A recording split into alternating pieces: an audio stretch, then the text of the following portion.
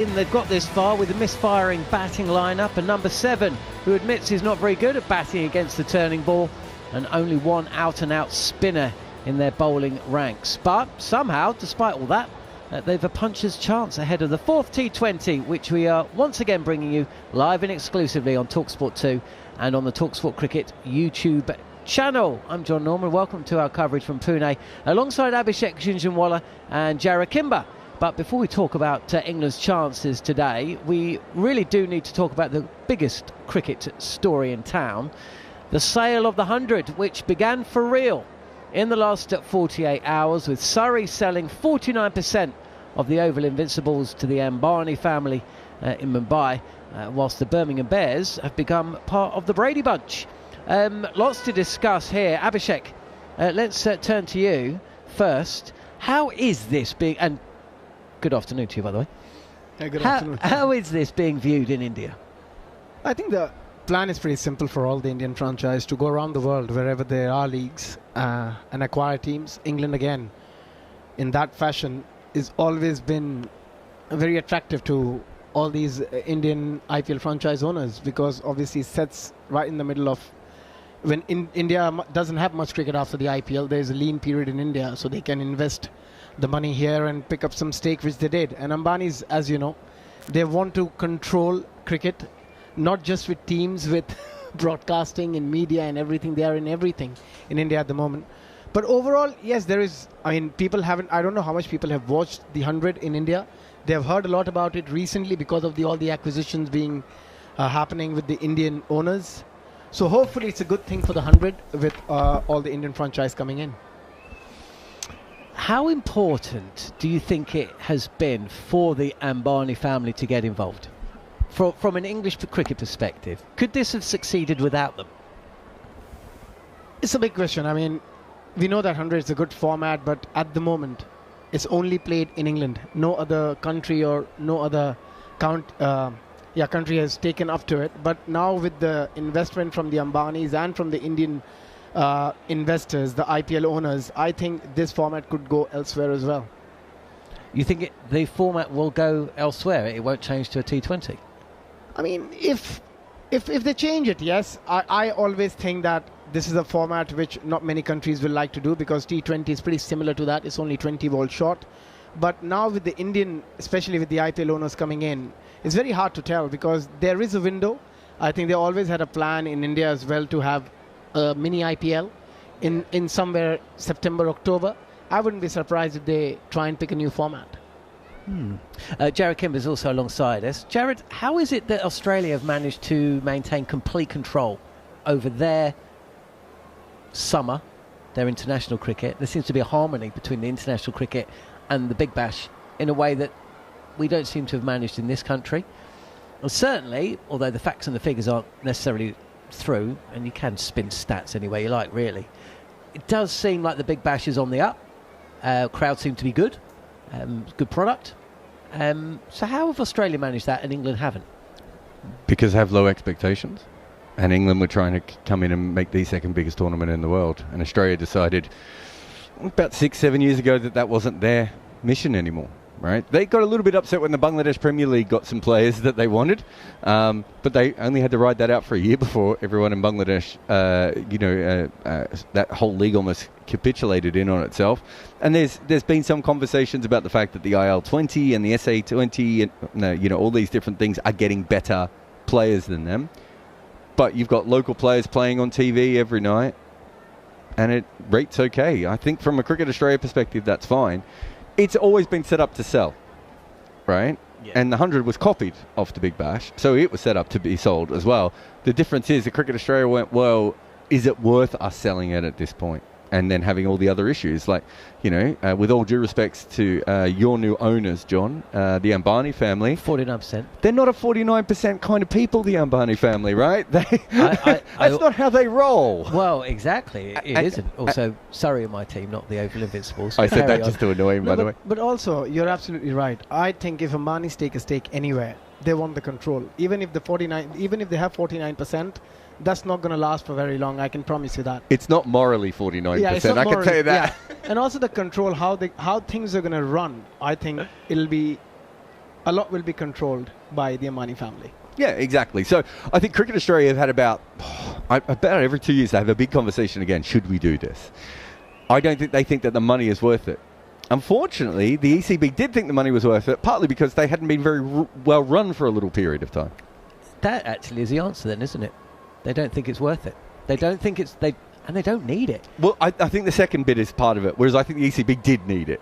The difference with cricket is, in Australia, is that it is a bigger sport, right? It's only a big sport for about 2.5 months, but you've been there, John. It's a big sport for those 2.5 months. It never has a period like that in the UK. It never has a period where it dominates the conversations and the general sports people are talking about cricket. You might get it for an Ashes, but that's about it, right? So Australia has that, and also everyone in Australia is available to play cricket and does play cricket, whereas in the UK we know it's very class-based, it's very based on where you might have come from if you're an immigrant and everything else, whereas you see the Australian side, that you don't have that same sort of issue again, so you don't have the desperation that the 100 had. I also feel that there's tribalism in Australia in a way that you don't get in England. We talk a lot about the Roses clash and a little bit about Middlesex Surrey. It kind of falls away. When you look at the Big Bash, I wouldn't want to be jumping on a plane and travelling 4 hours to go and play at the Wacker or now at the Optus. That's a tough team and a tough place to go and travel. The scenes coming out of Tasmania. I mean, I can't think of too many times in England where you have to essentially cross water to get to another team. So you have that inbuilt in you, and the distances between Adelaide or South Australia and Sydney, it just means that each territory seems to have that kind of, it's an organic rivalry rather than a manufactured one. Even when they tap into. Yeah, even when they change it from Shield to city, it's still basically the same, isn't it? Do you know what I mean? Like, Tasmania one's the only one that's maybe a little bit different because they've got 2 major cities, but no one else has 2 major cities in their state, right? Like, New South Wales cricket has never been anything outside of Sydney cricket, and then occasionally country people come in, right? And Victorian cricket is exactly the same, and Queensland cricket is exactly the same. So it was easier, but also it's set up, it's partly based on the IPL, which was based on American system. So, but Australia has city-based cultures. The UK doesn't have that again, right? And then you have the weird situation where, the only issues that we had in Melbourne and Sydney were when you had the second team, and everyone was like, well, what does the second team stand for? Like, that's the only issue that the Big Bash has ever had. That's not quite the same as the Glamorgan-Somerset team. Is it Glamorgan-Somerset? Have I even got the 2 teams right there? Like, do you know what I mean? Like, why would anyone from Somerset care about a Welsh T20 team, right? It's very different than Australia. The other, almost the elephant in the room for me, as this has gone on and on, because there's this kind of idea that the 18 county system has to be protected. The 18 county system does not pay for itself. And along the way, whether international cricket's gone behind a paywall, whether the value of bilateral cricket's gone down, whether the fact cricket's become less and less an urban sport and therefore the youngsters aren't watching it in a social media age of clicks and yada, yada, yada. We've heard all of the reasons for and why and against. But not enough beaches, I think John Lewis said. Yeah. But essentially, isn't it also true that in Australia, they do not have to support 18 domestic teams? They have to support 6, or was it 8? Well, it's 8 in the Big Bash, isn't it? 6 in Shield 8 in... That's kind of a massive difference, isn't it? Well, I think the bigger difference is, though, that county cricket is still run so that those counties can make money. And Shield cricket... not even make money, just survive. But how much does it cost to go to a county game? Is it 20 quid, I think? You can... Certainly in London, it costs about 20 quid to go to a county game. Most Shield games are free.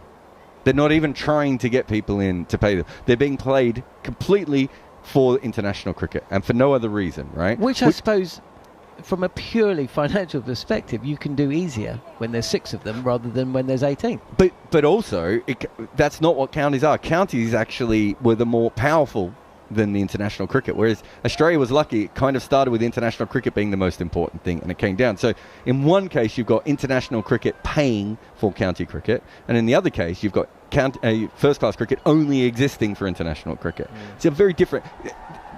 Then you've got the grounds, right? It doesn't matter how many people come to watch Victoria play in a Shield game when you're going to have 95,000 people see Collingwood Essendon at the MCG. Right, so the grounds are already subsidised, whereas how do the grounds in the UK make money? They have to have corporate events. They hope that Taylor Swift turns up at one of their grounds. Otherwise, they don't make any money for the rest of the year. Whereas, Adelaide Oval, WACA, Optus Stadium, all these places, the Gabba, all play Aussie rules football and sometimes rugby as well. It's interesting you say Taylor Swift because, of course, she wouldn't play at any ground in England because they're not big enough. But in Australia, she played at the MCG for the 4th time last week. I was listening to TMS commentary and Alex Hartley mentioned it. So that's the only reason I know that. But Coldplay recently played in Ahmedabad a couple of days ago. I saw Jay Shaw tweeting. 120,000 135,000 I think you'll find. people That's a shame. up. That's unfortunate. It's Yeah. 120,000 people having to see Coldplay. I mean, Do you ever mentioned- see a world, Abhishek, where the Indian players are allowed to play in the 100 or whatever it is? I just don't see that happening. They're never going to let Indian players. I mean, the new rule, which at least allow the retired players to play in all these leagues, like the Dinesh Karthik who's playing in SA20. So once you retire from Indian cricket, then you are allowed to play all the leagues around the world, like Shikhar Dhawan is going to do now. But unless you retire, which was not the case 5 years ago, even 5 years ago, even if you retired from Indian cricket, still you were not allowed to play any of these leagues. But at least that is coming in, and hence you see so many cricketers. Like, it was a very thoughtful retirement from Shikhar, because he thought, how much money am I going to get paid playing in the IPL? Probably say £500,000 But now with all these leagues and all these, there's a lot of Legends League happening as well. So he can make over $1.5 million just playing these 6 or 7 leagues. So just to, I'm right in saying this, Shikhar Dhawan can play in the IPL and the overseas, or once you retire from India, you can't play in the IPL Shikhar is not either? playing in the IPL anymore. So you he's have to retired retire from the IPL. You have to retire So you have from to retire IPL. from, because that's still a domestic You tournament, have to isn't it? retire from international and any domestic cricket. And you can't do what Raidu did, which was retire from the IPL, go and play in the other leagues, and then come And then back come from back. the IPL. So they came up with a rule to stop that. I do think Indian stars will play in the other leagues because the BCCI is still just about the most powerful thing in cricket, but it will be the owners within the next 10 to 15 years, and they're not investing all this money in these I other think it's leagues without more- getting their players in them. More than the owners, the biggest issue is the advertisement. If at the moment I'm taking the name of Virat Kohli or Rohit Sharma. At the moment, if they are playing just in the IPL, all the sponsorships, Indian sponsorship, stays in the IPL. But you need to think, the moment Virat Kohli goes and plays in an SA20 or the hundreds, they can get that sponsorship at a very, very cheaper price than what they are paying in the IPL. And hence, that's the only reason I think it's not going to happen. No, this is why I disagree with that. Yeah. Basically, there is no league like the IPL, and you are talking about maybe 1 or 2% of the overall thing. And when you're talking about billionaire owners who have political capital, they are going. You can't tell me that some of these people have bought these teams around the world on the thought process that no Indian players will ever play in them. They are buying them because one day they'll be able to do that. And I get your point. Like, I'm not saying, I can understand why the BCCI would make your point. Yeah. The BCCI is just holding on to the power, and within the next 5 years, they will not. The owners will have so much more power. Once you sell the game, it doesn't come back. There's not the NBA and the NFL are not run by the actual league. They're run by all the owners. Yeah. Right, and that's what will happen in cricket. Yeah, we'll have to wait and see on that, because BCCI, one thing I know about BCCI, they're never going to let the power go to anybody else. They'll try and control majority of the Try things. is the word. I think once you get to billionaires, So- good luck. Also, you were scarred, weren't you? No comment. No comment. I can't believe he didn't plug his 17 Legend League commitments in that last one when you talked about the old player league. He Well- plays in more Legend Leagues that actually exist.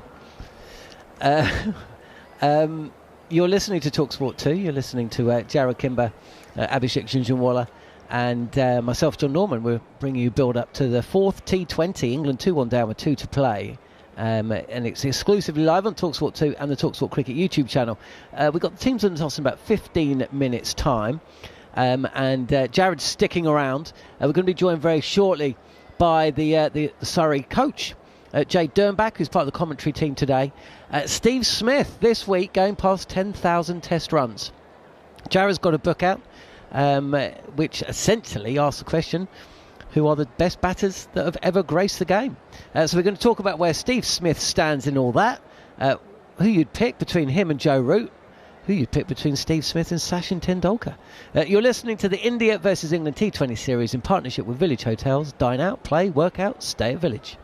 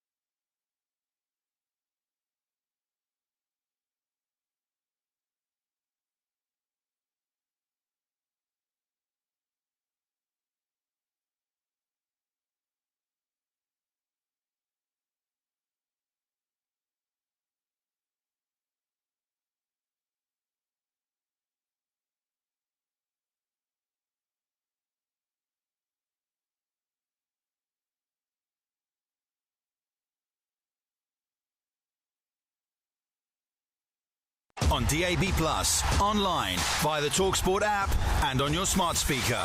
And it is out of the ground. Live international cricket, England versus India, exclusively on talkSPORT 2. That was effortless. Oh, that's a great shot.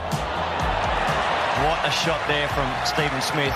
Well, that's beautiful. That's even better than the first. There's only one man who can hit a better shot than Tendulkar, and that's Tendulkar himself. He's clearly a special talent, and you know we were stuffed in terms of how we could get him out, and you know we only got him out when he had too many runs, unfortunately. Drives it beautifully through the offside.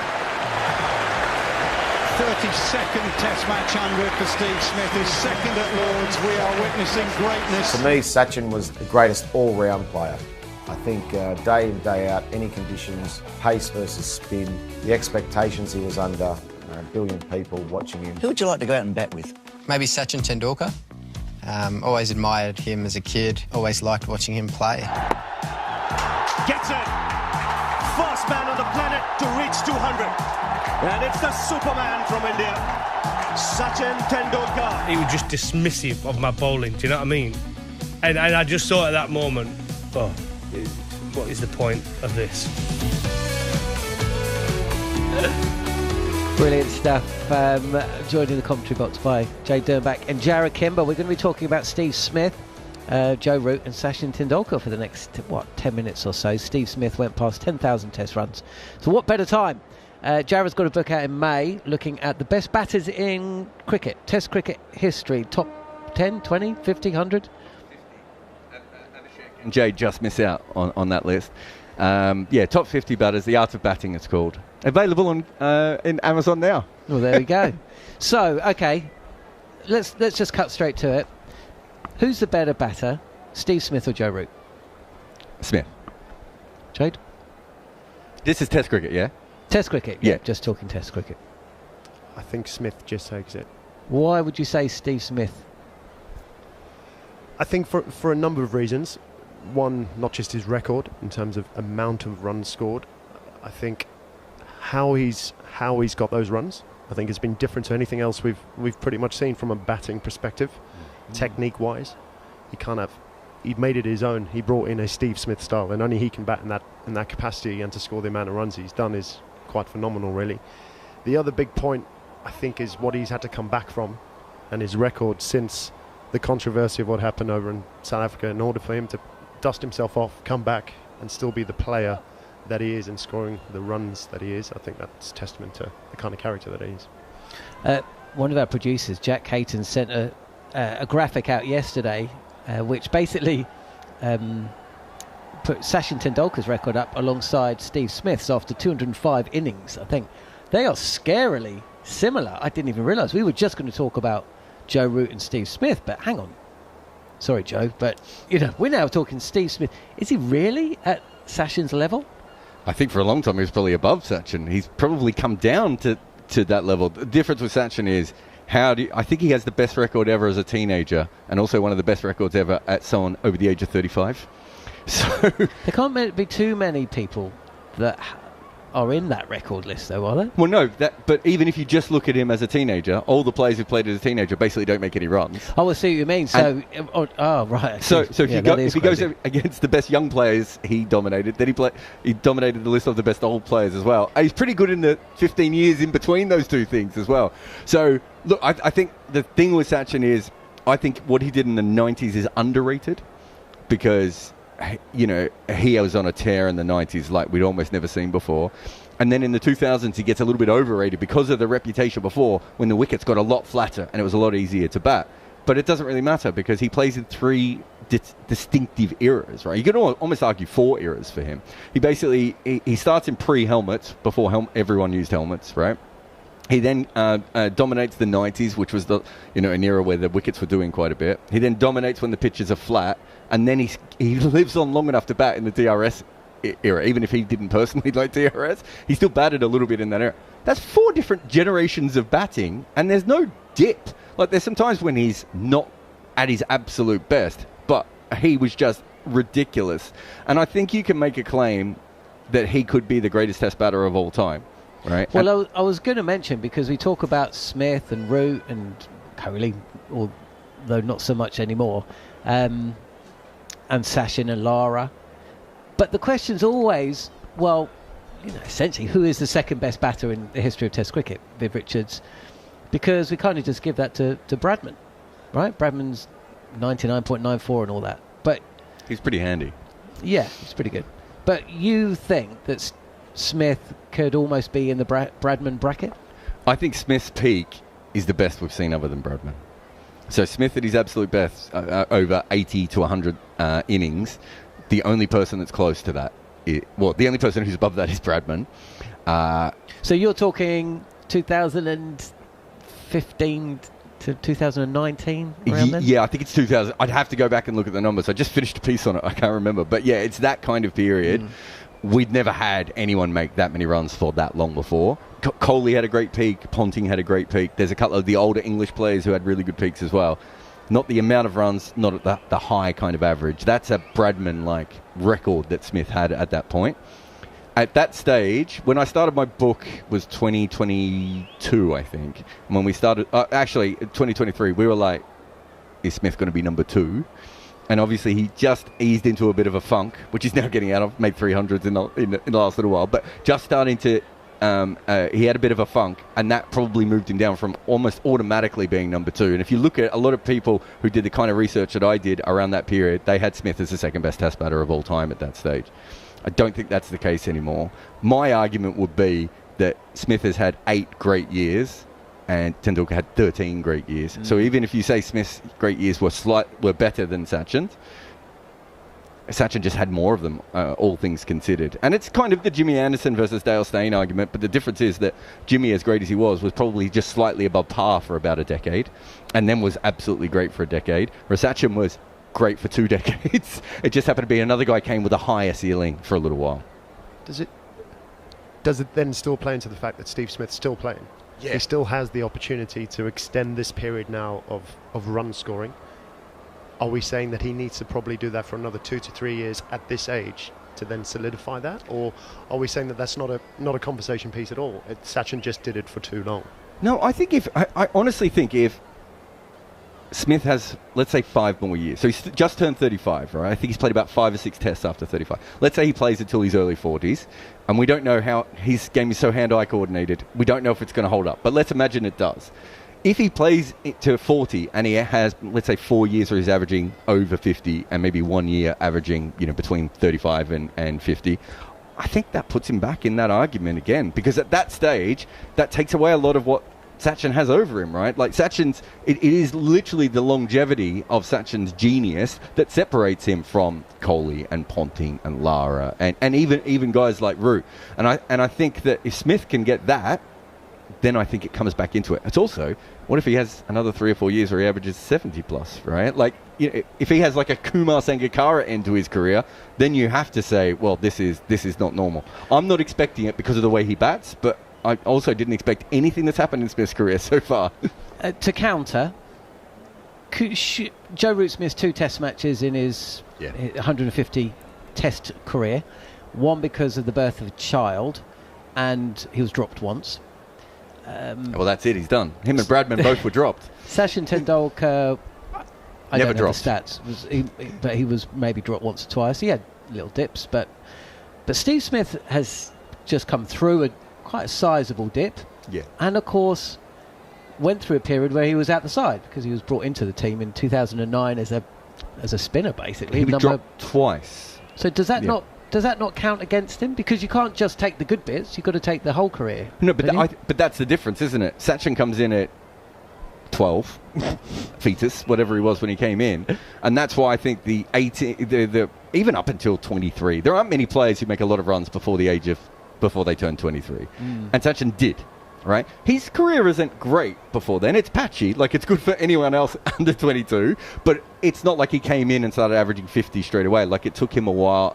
He showed that he could do it, but it took him a while. Smith didn't have to do any of that, right? And I think that's a really important thing. It's kind of the Matthew Hayden thing. Matthew Hayden's record looks incredible, but Matthew Hayden basically only played Test cricket when he was really good at Test cricket, and when he wasn't as good, he got drops regularly, right? So he has a 7-year period where he was incredible. And I think that's another thing that Sachin had. Sachin had to play the entire time, and Smith never had to do that. And so Root, again, I would say that's another reason why Root gets a little bit of an elevation in that argument. But I don't have Root. I don't want to spoil the book, but Root is not in the top 10 test batters of all time for me at the moment. He's not far off, and he might still get there if he plays for another 3 or 4 years. Brilliant stuff. And when's the book out? May. The Art of Batting, is that the book you're talking about? It's available on Kindle now, I think. Oh, well, I mean, pre-order. Is it? Well, I don't know. It's available somewhere. Is it? Just Google it. We got a break, I'm being told. Teams in the toss, and it's not just because of that. Teams in the toss coming very shortly here on talkSPORT 2. You're listening to India versus England in partnership with Village Hotels. Visit villagehotels.com. Live international cricket. England versus India. Exclusively on talkSPORT 2.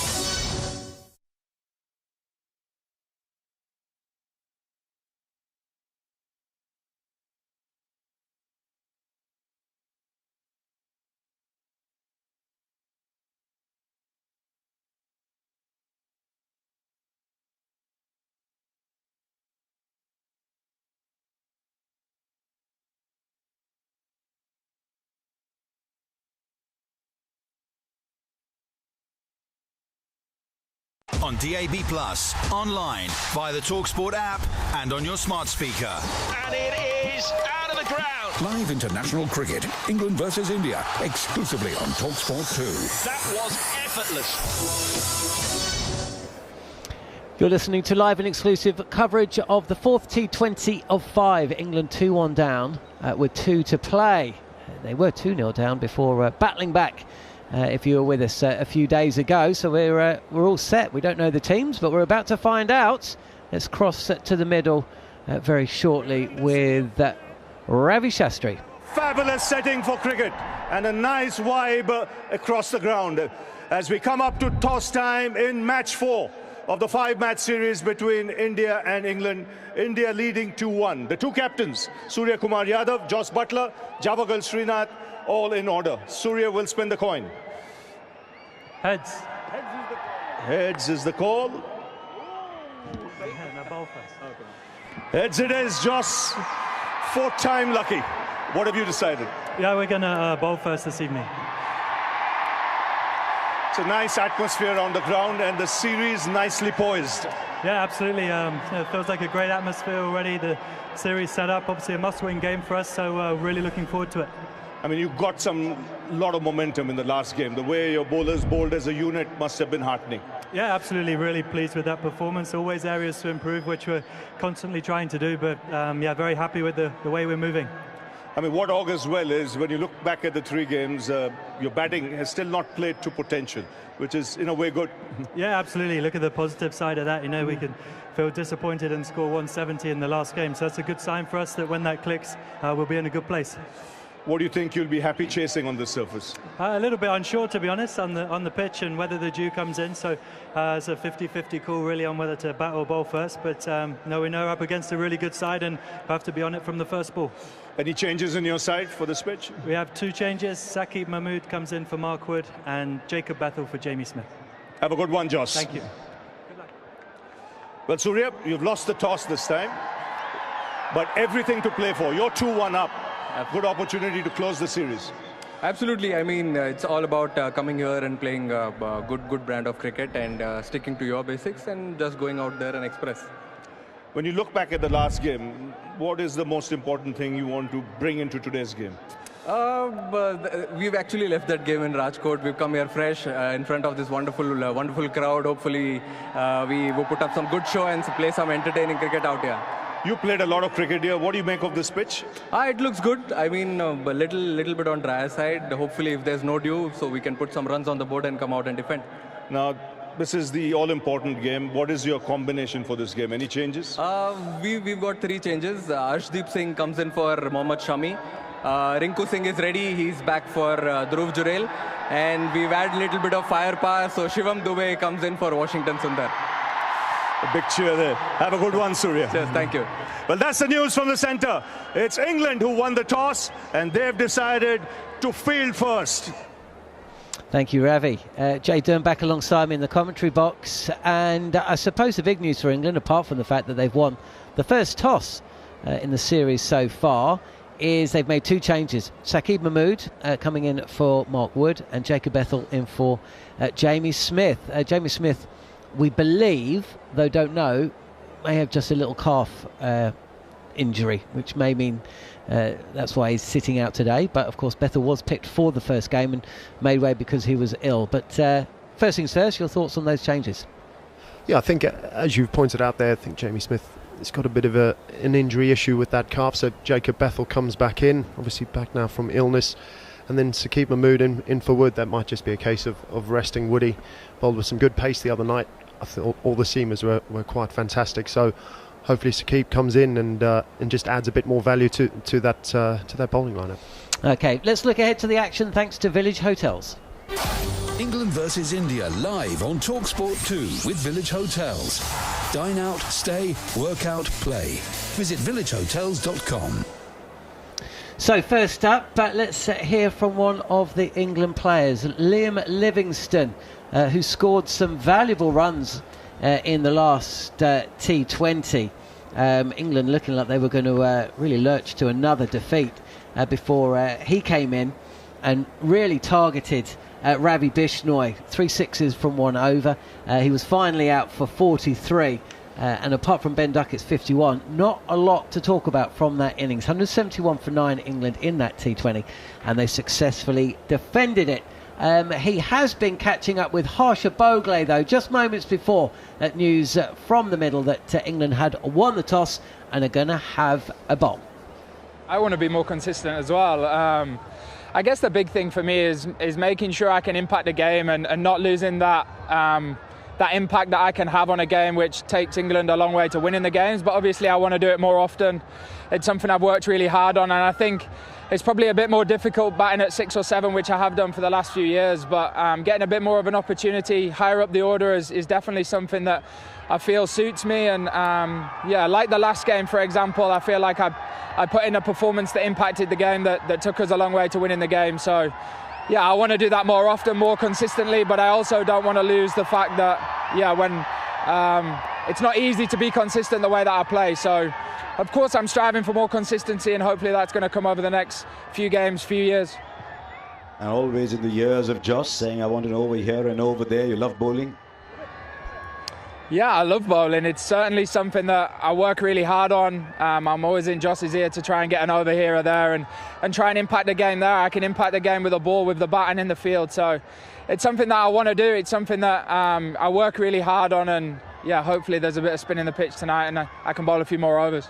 Looking forward to seeing you play today. Was yesterday the nets or the golf course? Golf course yesterday. We had a day off. We've trained a lot since we got into India, so yeah, a bit of a refresh and hopefully ready to go tonight. Liam Livingstone speaking with Harsha Bogle. I find it interesting, Jade, because whilst Liam wants to be batting at 5 and is talking about the consistency needed and he feels he can better serve the team there, it was interesting that those runs he scored actually came when he had to hit out. You know, there's no two ways about it. England were 127 for 8, and of course he's just going to have to try and smash the spinner, right? I almost feel that is his better role than coming in at number 5. And I'm not saying he's trying to be a batter, but essentially just stick with what you're good at.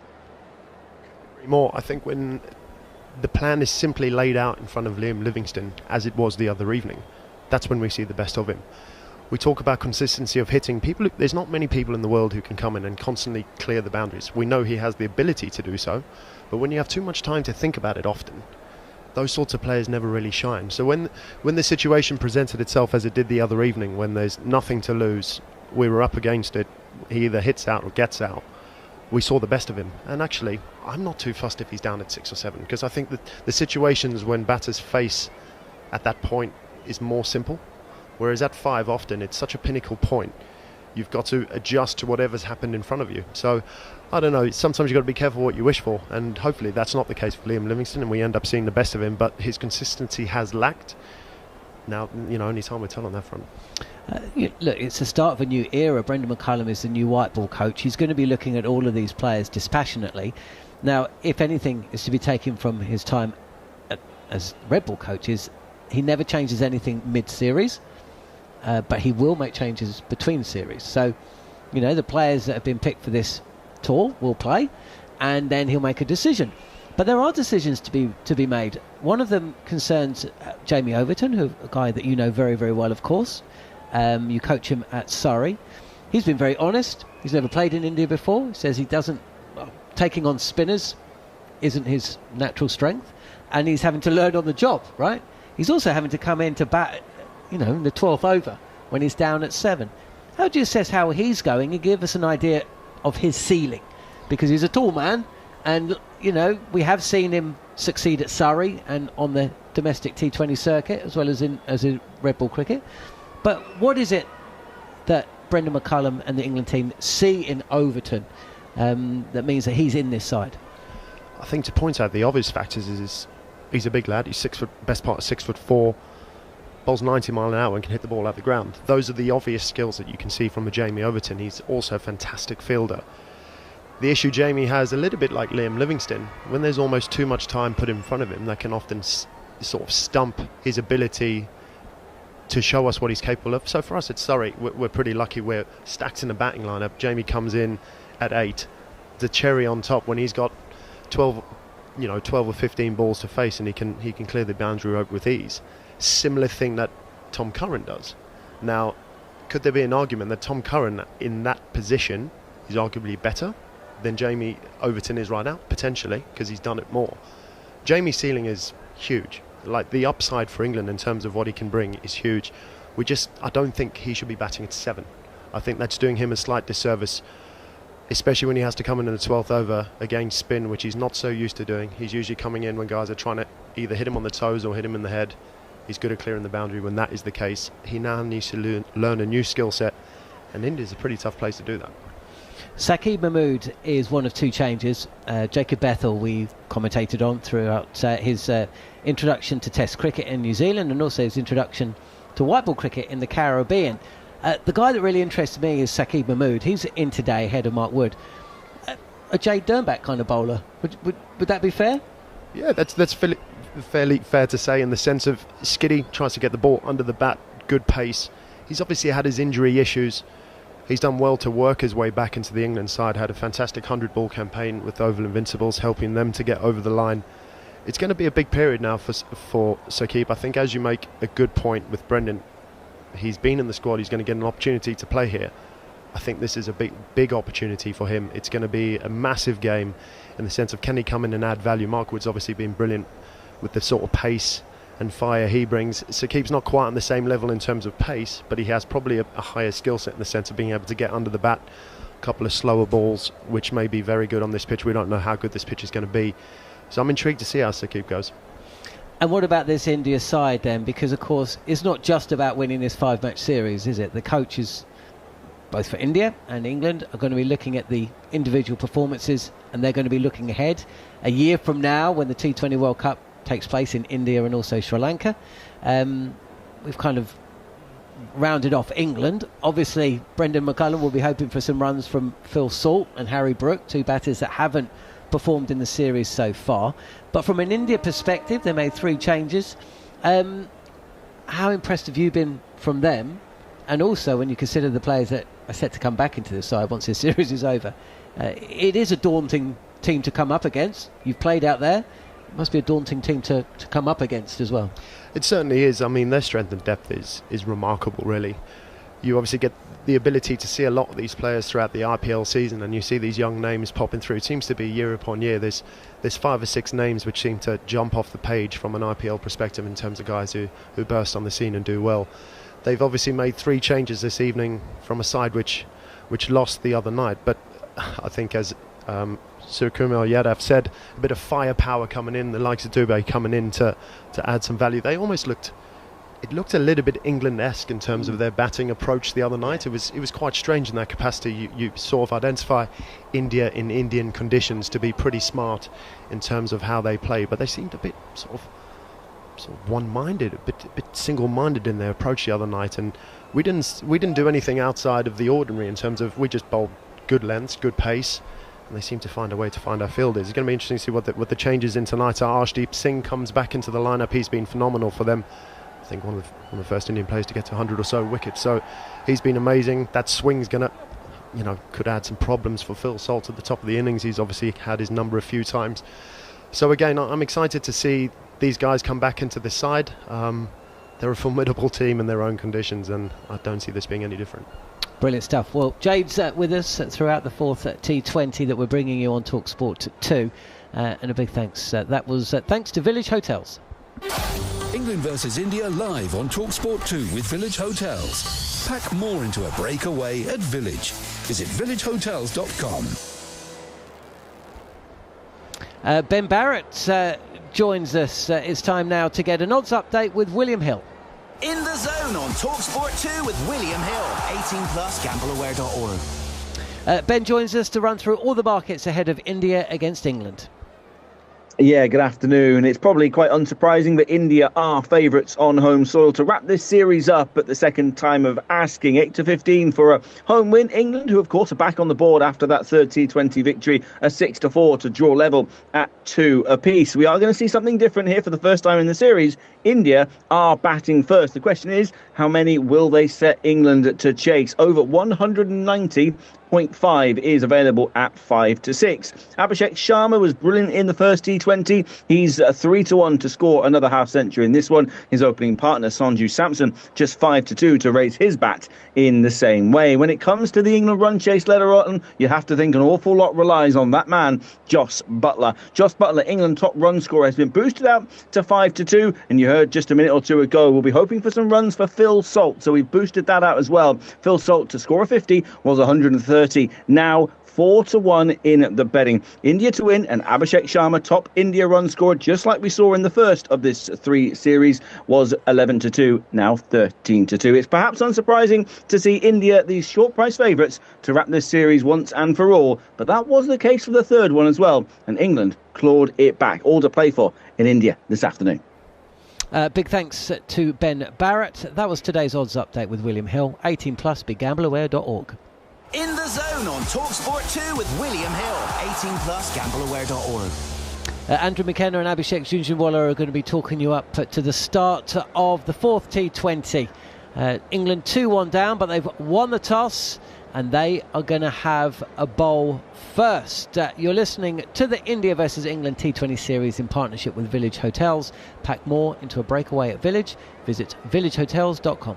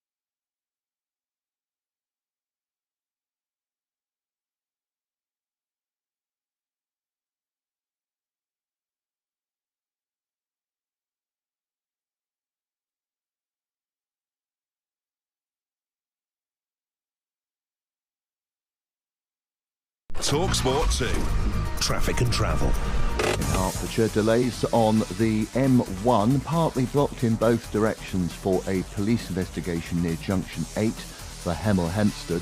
In Hampshire, the M27 eastbound is partly blocked after a collision. That's between Junction 5 for Southampton Airport and Hedge End at Junction 7. In Cumbria, the M6 southbound is partly blocked by a broken down lorry between Carlisle at Junction 43 and the turn-off for the A6 at Junction 42. I'm Adam Moore. Tomorrow, game day is go. A massive day, crammed full of high-octane Premier League drama, featuring two exclusive games. What a winner! Nottingham Forest versus Brighton. Kick-off, 12:30. On talkSPORT. An absolute corker. Newcastle United versus Fulham. Kick-off, 3 p.m. On talkSPORT 2. Oh, what a strike! 100% total football, each and every weekend. Game day. On talkSPORT and talkSPORT 2. On DAB+, online, via the talkSPORT app, and on your smart speaker. And it is out of the ground. Live international cricket, England versus India, exclusively on talkSPORT 2. That was effortless.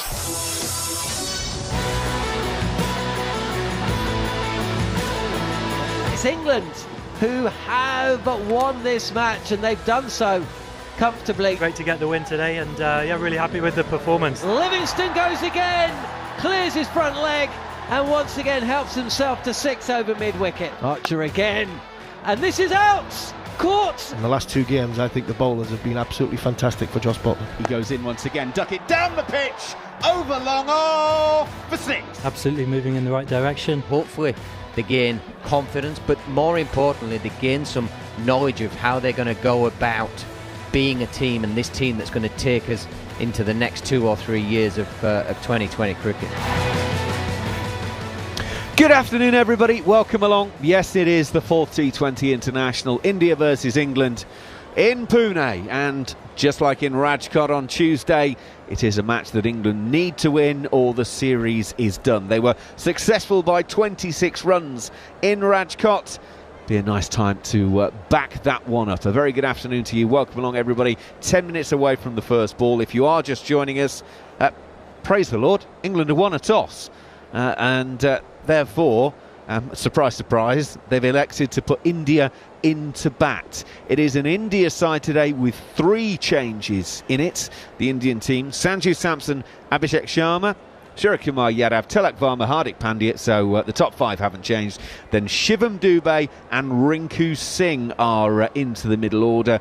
Akshar Patel, Arshdeep Singh, Ravi Bishnoi and Varun Chakravarti. So the men missing out are Shami, Washington Sundar, and of course it is the wicket-keeper batter Dhruv Jurel who misses out in the middle for India. For England, 2 changes. It'll be Phil Salt, Ben Duckett, Jos Buttler, Harry Brook, Liam Livingstone. Jacob Bethel is into the lower middle order.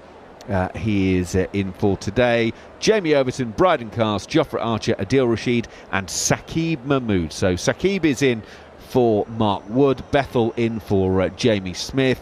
Jamie Smith we didn't have an official word from Jos Buttler, but bearing in mind the calf problem he seemed to have the other day, it would seem to be a fairly obvious like-for-like replacement. So those are the teams. To just listening to Ben there actually with the latest odds, him talking about 192, 100-ish. Well, the average score batting first in Pune is 166, so it is considerably lower than maybe where the odds were setting. Give you an idea, the average power play 45 for 2. So we're about halfway up the west coast of India. Abhishek Jhunjhunwala is alongside me at the moment. What are you expecting in terms of conditions? Been hot again today, potential for dew later on. So generally speaking, what is Pune like as a venue? It used to be one of the best cities in India when we were young to go and play cricket, because the weather used to be pleasant throughout the year, a bit like Bangalore. And that has clearly changed over the years, and now it gets very hot. But the conditions I've played a lot of cricket there with the IPL as well for the Pune Warriors. That was our home ground. And it's a beautiful ground. It's a great condition to play cricket, wonderful pitch to bat on. I'm a bit surprised with the average score 166. I was expecting a bit more than that, around that 180 mark. But India, if they get going, they would be looking at around that 180, 190 mark on these conditions.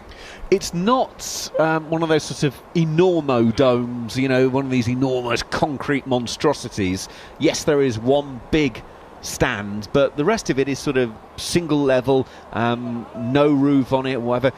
There's some character about this place. Yeah. Would that be a good word, character? Yeah, I think so. And also because this is newly built. It's one of the new stadiums which was built in India around that 2011 period, and hence not massive towering towers. So it's got a great atmosphere for cricket, and hopefully we'll be able to see some brilliant cricket as we have seen so far in this tournament, in this series. In terms of India, obviously coming off the back of a defeat, and all sides need to react to defeats, but the fact that they are batting first today does make a difference, doesn't it? It suddenly feels like a very different game, this one. Yeah, I think it'll be interesting to see how they approach. I think all of us know how they're going to approach the game. Both teams, they're pretty straightforward. They're going to go out there and play their shots. They're going to be attacking. But it's a different scenario now. England winning the toss, and if the dew does play a role later on, it will help them. But I'm just excited to watch Jofra Archer operate again. And the fast bowling, they have been absolutely brilliant. And both teams have played very different games, haven't they? India has gone spin heavy. England have gone pace heavy, and both has worked. That actually is a really good point, because lots of people have picked up the fact, well, hang on, if we're playing 4 seamers, they're playing 4 spinners, someone's got it wrong. Well, why has someone got it wrong? Because if that is your strength, I mean, obviously, unless it's an absolute raging turner when there's no point playing seamers at all, it can work like this, can't it? Yeah, I think the conditions have been very good. It's been perfect cricket conditions for both batting and bowling, and it's all about who can execute their skills better. When the batters have done well, they've managed to score runs. I think the bowling have been exceptional from England and India as well. from the spinners of India and the fast bowlers. And also, I think somewhere they have found a bit of, how do I put it? If there is anything within India batting, they struggle against fast bowling, and real fast bowling. Not somebody bowling at around 140, but somebody can bowl around 150, 155. And we have seen that with Jofra Archer and Mark Wood, and especially the short stuff. Sanju Samson has not found an answer so far in the first 3 games. And the strategy is going to again be the same, that just try and dig the ball into the surface and try and get the ball chest height. And let's see what India does. Yeah, it's not been easy for Samju. Obviously, then Abhishek Sharma has sort of... It's been a bit like a roller coaster for him. Suryakumar Yadav as captain. 3, 0, 12 and 14 in the series here. When they're in South Africa, we've mentioned this before in a previous game, when they're in South Africa, he went 24, 4 and 1, dropped himself down to 4, let Tilak go 3. Batting first, do you think there's a case here for saying, well, if Abhishek is the man out, then Tilak goes in and we keep the left-right going? Or does Suryakumar Yadav bat 3 regardless? But I mean, what's the pressure? What's the feeling in India? I think that's what they did in the second game, didn't they? When Abhishek Sharma got out early, Tilak was sent and he played brilliant knock. He's batted beautifully so far in the series, and I think that's how they like to keep it, the left and right hand combination. And you would know it makes bowling a lot harder, especially when there are 2 attacking batters out there and the bowlers have to change their length and line on every single delivery. Yeah, it can get difficult. So I think they will go with that same sort of setup today as well. But in terms of Suryakumar Yadav, you're absolutely right. In the last 7 innings, he hasn't really scored.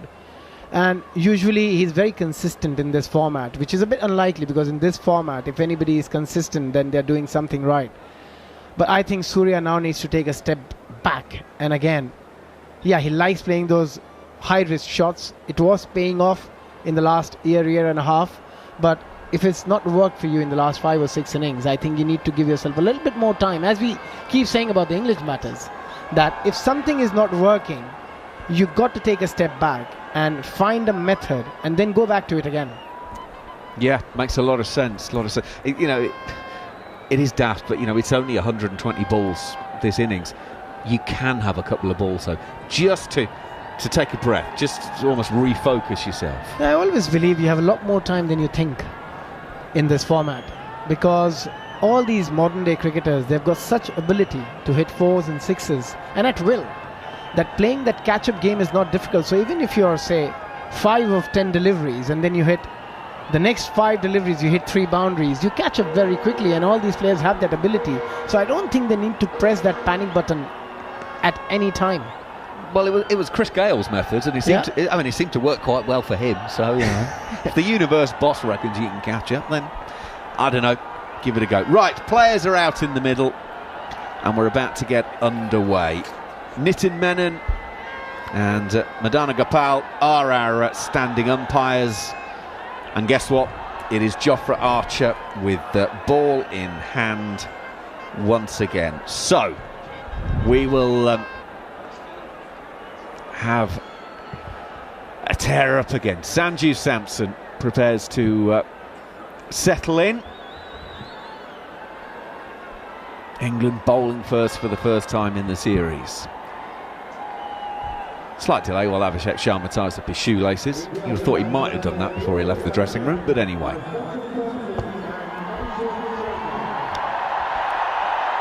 Now, I gave you the details in terms of average score, Pune. Just to let you know, the sideways boundaries, square either side, are slightly shorter than straight. So, square boundaries about 65 metres, longer, straighter boundaries just over the 70 odd. So the longer boundary is the straight hit for those strategists amongst you.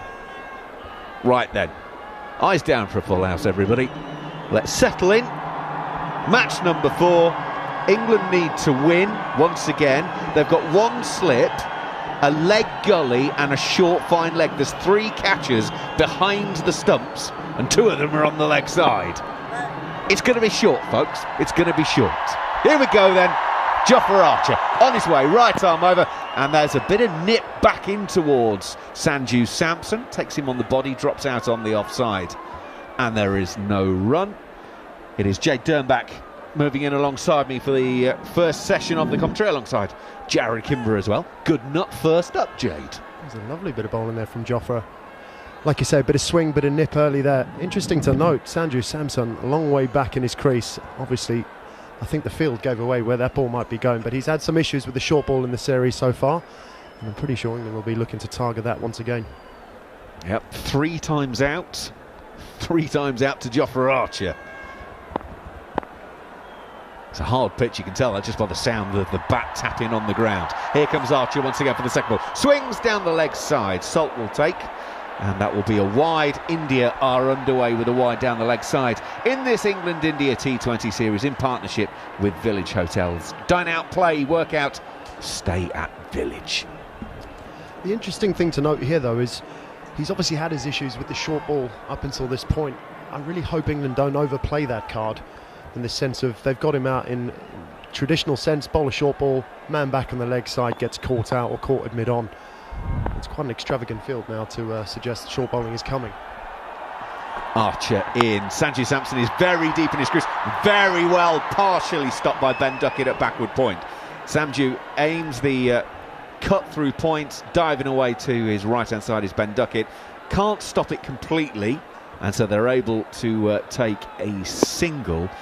Sanju's back foot is about 5 centimetres away from the stumps. That's how deep in the crease he is.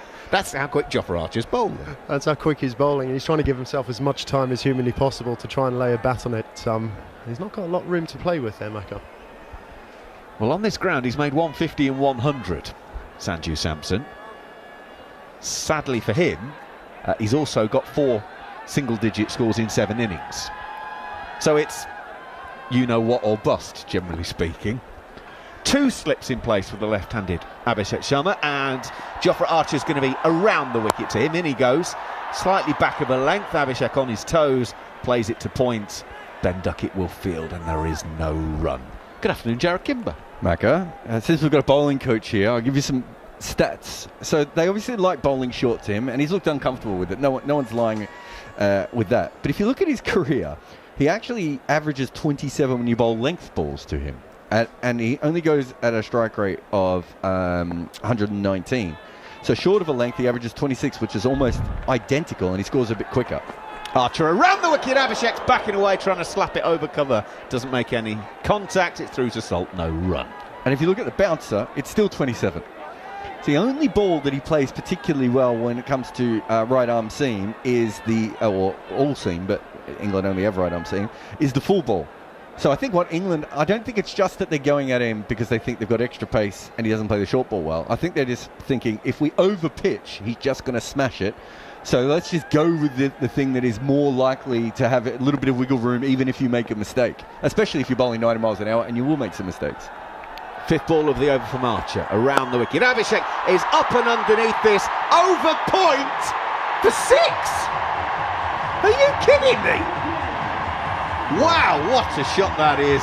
First boundary of the evening. It's a maximum. India 8 without loss.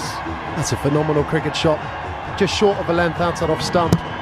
He's kind of rocked onto the front foot and just thrown his hands at it. Wonderful hand-eye coordination there. Back over backward point for 6. It's a phenomenal cricket shot. Difficult to know where to bowl to this young man. The previous delivery, he's run down the wicket outside leg stump trying to carve it over cover, and this time more of a length ball, and it's disappeared. Final ball of a very eventful first over. It's flat batted straight by Abhishek. It beats Livingston at mid-off and will go for 4. Now, he didn't get all the timing that he wanted on that, but he's basically clubbed it past the bowler. So what was a decent over finishes 6-4, and India are 12 off at the end of the first. Oh, this is T20 cricket. It's bonkers at the best of times. I was just about to say that. It's T20 cricket in a nutshell right there. Jofra Archer setting the tone beautifully with a bit of shape, bit of seam movement away from the left-hander, but he's there just chanced his arm with a couple of good shots, couple off the back foot. It's difficult to know where to bowl to him when lads are coming with this sort of intensity. Only 2 men allowed out in the power play, but yeah, India off to a flyer, 12 for none. Most of this series they've been going with the deep backward point, which is what is Aaron Finch calls it, the chop out man, I think is the name. I'm hoping that takes off, by the way, Macca. So traditionally we would see third would be the player out, and now you have deep backward point and you have other players up. That's where they've had someone. They've had him caught there once and almost had him caught there a couple of times. They've gone specifically here, Maka, with the third down on the boundary, and of course he's hit the ball. And he probably hit the ball exactly when it went up. When you were calling that, I was like, that's going to be caught, because that's where the man's been all series. I was like, there's no man. Well, are they thinking the pitch is slightly quicker and therefore anything will go a bit more backwards? He has edged a lot to third and got away with it in this series as well. So maybe they just have changed their tactics. It didn't work. No. Saqib Mahmood in for his first ball of the series, and in, right arm over, Sanju Samson pulls him out to deep square leg, man doesn't have to move, catch taken, India lose their first. Saqib Mahmood strikes with his first ball of the series. India are 12 for 1, and you can just hear the air come out of the balloon as several thousand people get considerably less excited than they were a moment ago. It's obviously a complete replay of what we've seen in the series up to date. Sanju Samson's short ball proving his undoing. Looked remarkably uncomfortable there, like he was cramped up for room. It's not looking like a particularly comfortable shot for him at the moment. It's one of those things you might think he needs to put away for the foreseeable, but a lovely return to international cricket for Saqib Mahmood coming in there. First ball, first wicket. That's going to settle some nerves. But India 12 for 1. That's not going to help Sanju Samson at all. Also, no one's going to pitch up to him for the next foreseeable future. Arguably there, it's a good point you bring up. I think if you look at that slow motion replay there, he's just finding himself in a very awkward position. He's almost crossing over with his front foot, which is giving him no space to free his arms. He's cramping his own self. Usually when you want to play the pull shot, that was more kind of stomach height. You need to be able to free your arms. The way he's going across the crease is just cramping him for room. He's finding himself a bit stuck and obviously not finding the middle of the bat. He kind of punches it even when he hits it well, and it's almost like he kind of flicks. He's at his best when he almost plays it like a tennis shot and he's just looking for one and he's trying to time it. Almost every time he's gone out is when he's tried to, as you say, play the pull shot, but from that cramped position, and it's almost like he chokes the bat a little bit at that point. It's really interesting. Either way, that's all he's going to be seeing from here on in, right? Like that this is now the template. Tilak Varma walks to the crease. So as they lose the early wickets, and Tilak is a slightly slower starter maybe than Suryakumar Yadav, they send him in, give him a bit more time to build up. And he's got one slip and a short mid-wicket, and he comes down the pitch, hacks away, and he's caught at third! Jofra Archer! India lose 2 in 2. Saqib into the side, and he's on a hat-trick. Well, I said Tilak could take slightly bit more time to get going. He ran down the pitch first ball, has a hack, outside edge, caught Jofra Archer at third. Wow! This is going exactly how England wanted. In fact, they probably didn't even think it would go this well. I've had to give my eyes a rub there, Macca. Not really sure what I'm witnessing at the moment. I thought the other night the Indian performance was a little bit strange in the sense of that's not what you usually see in their home conditions. As you put it, smart in the way they go about breaking down a total. Here they've come out with some real intensity. Sanju Samson forced the short ball, and here we are, Tilak Varma being in some form throughout this series, and he's run down the track to Saqib Mahmood and plonked it straight down third man's throat. It's an interesting start from the Indian 11 here. You said just before he played that shot that he might start a little bit slower. Yeah, nailed that one, didn't I? I wondered if it's more just because Sky has been starting so bad and they thought, well, we've already lost an early wicket. Tilak Varma's been the informed batter, we'll get him in. It seems like an odd decision first ball. Like, I get it. Like, you know, if that's your way, that's your way. But, yeah. I tell you what, if I don't get this hat-trick and I'm on mood, I'll probably say, oh, hamstring's a bit tight, guys. you just finish, mop it up from here, my job's done, right? Wow. He's been doing all the training, he's been doing the warm-ups, but he's not got picked in the first 3 games. Mark Wood takes a seat, Saqib is in, and he's on a hat-trick. England have only had 1 hat-trick before. Chris Jordan in the World Cup last year against the USA. 2 slips, short leg, gully, and a catching mid-on and a short mid-off. In goes Saqib, into Suryakumar Yadav, full and straight, in towards the toes, almost clips in the direction of Jacob Bethel, lands about 3 metres in front of him. So hat-trick negotiated, but India are still in it, 12 for 2. Yeah, a bit of an anti-climax there from what we've seen from the start of this over, but Yeah, good start from Saqib Mahmood. That's certainly going to settle some nerves. I think it's going to be interesting to see how Sky plays now. As you said, struggled in this series to date, but with those 2 early wickets, he's going to have to take a rebuild phase here and try and play himself in to set a platform for India to obviously accelerate and get a score. 2 for 0. Saqib's figures goes in, and that one stands up a little bit on Suryakumar Yadav, drops it down into the offside, and there is no run. I mentioned earlier, by the way, the average score batting first in Pune is 166. However, in the last 6 games played there, average batting first 180. So in recent times, it has been a better batting surface and scores have been that bit higher. However, to come back from 12 for 2 in the second to get to 180, someone's going to have to play well. So maybe that 160 region is maybe where England are looking. 5th ball of the over from Saqib goes in. Bowls, dead straight on middle stump. Played back down the pitch, Suryakumar. 0 from 3, India 12 for 2 here on talkSPORT 2. One thing Sky struggled with of recent times is starting. So if you look at his average in the first 10 balls, last year it was down to 24. The year before that, it was 54. Right, so he struggled a lot. And of recent times, even more so in the last 3 games, he's been averaging about 8.66. I think last game he actually looked a little bit more comfortable early on and then got himself out. But in general, it has been the first 5 or 6 balls where, and we see this sometimes from very attacking batters, when they go through even a slight dip, they just get themselves out really quickly over and over again. So India clearly needs something quite different from him today, but generally he would have already tried to scoot one of these over fine leg for 6. Still 2 slips in place like this from England, not just the hat-trick ball. Oh, it's clipped straight to Bryden Carson mid-on. India are 12 for 3. Suryakumar Yadav stands there, hand on hips, complete dismay. Just think about this for a second.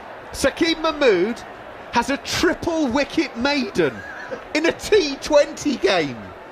India are 12 for 3. Saqib Mahmood's bowling figures, 1 over, no runs, 3 wickets. It was full, and it's just been clipped.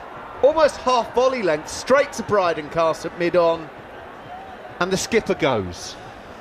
Finding it hard to understand whether that was just a really poor cricket shot or whether there was just a slight lack of pace with the ball coming off the surface, but that's so unlike Sky. Just chips one to mid-on there, straight to the field that was set. India under enormous amounts of pressure here, 12 for 3.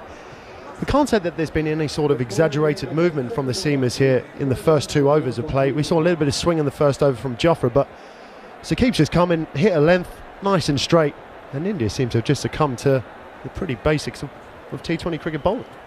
So Rinku Singh strides the crease, not been involved in the series so far. Good luck, mate. Usually bats a lot further down the order as well for KKR. He's getting nosebleed going that high up in the batting order. Wow. 18 overs to go. Jofra is going to bowl the second one, but those figures are absolutely incredible.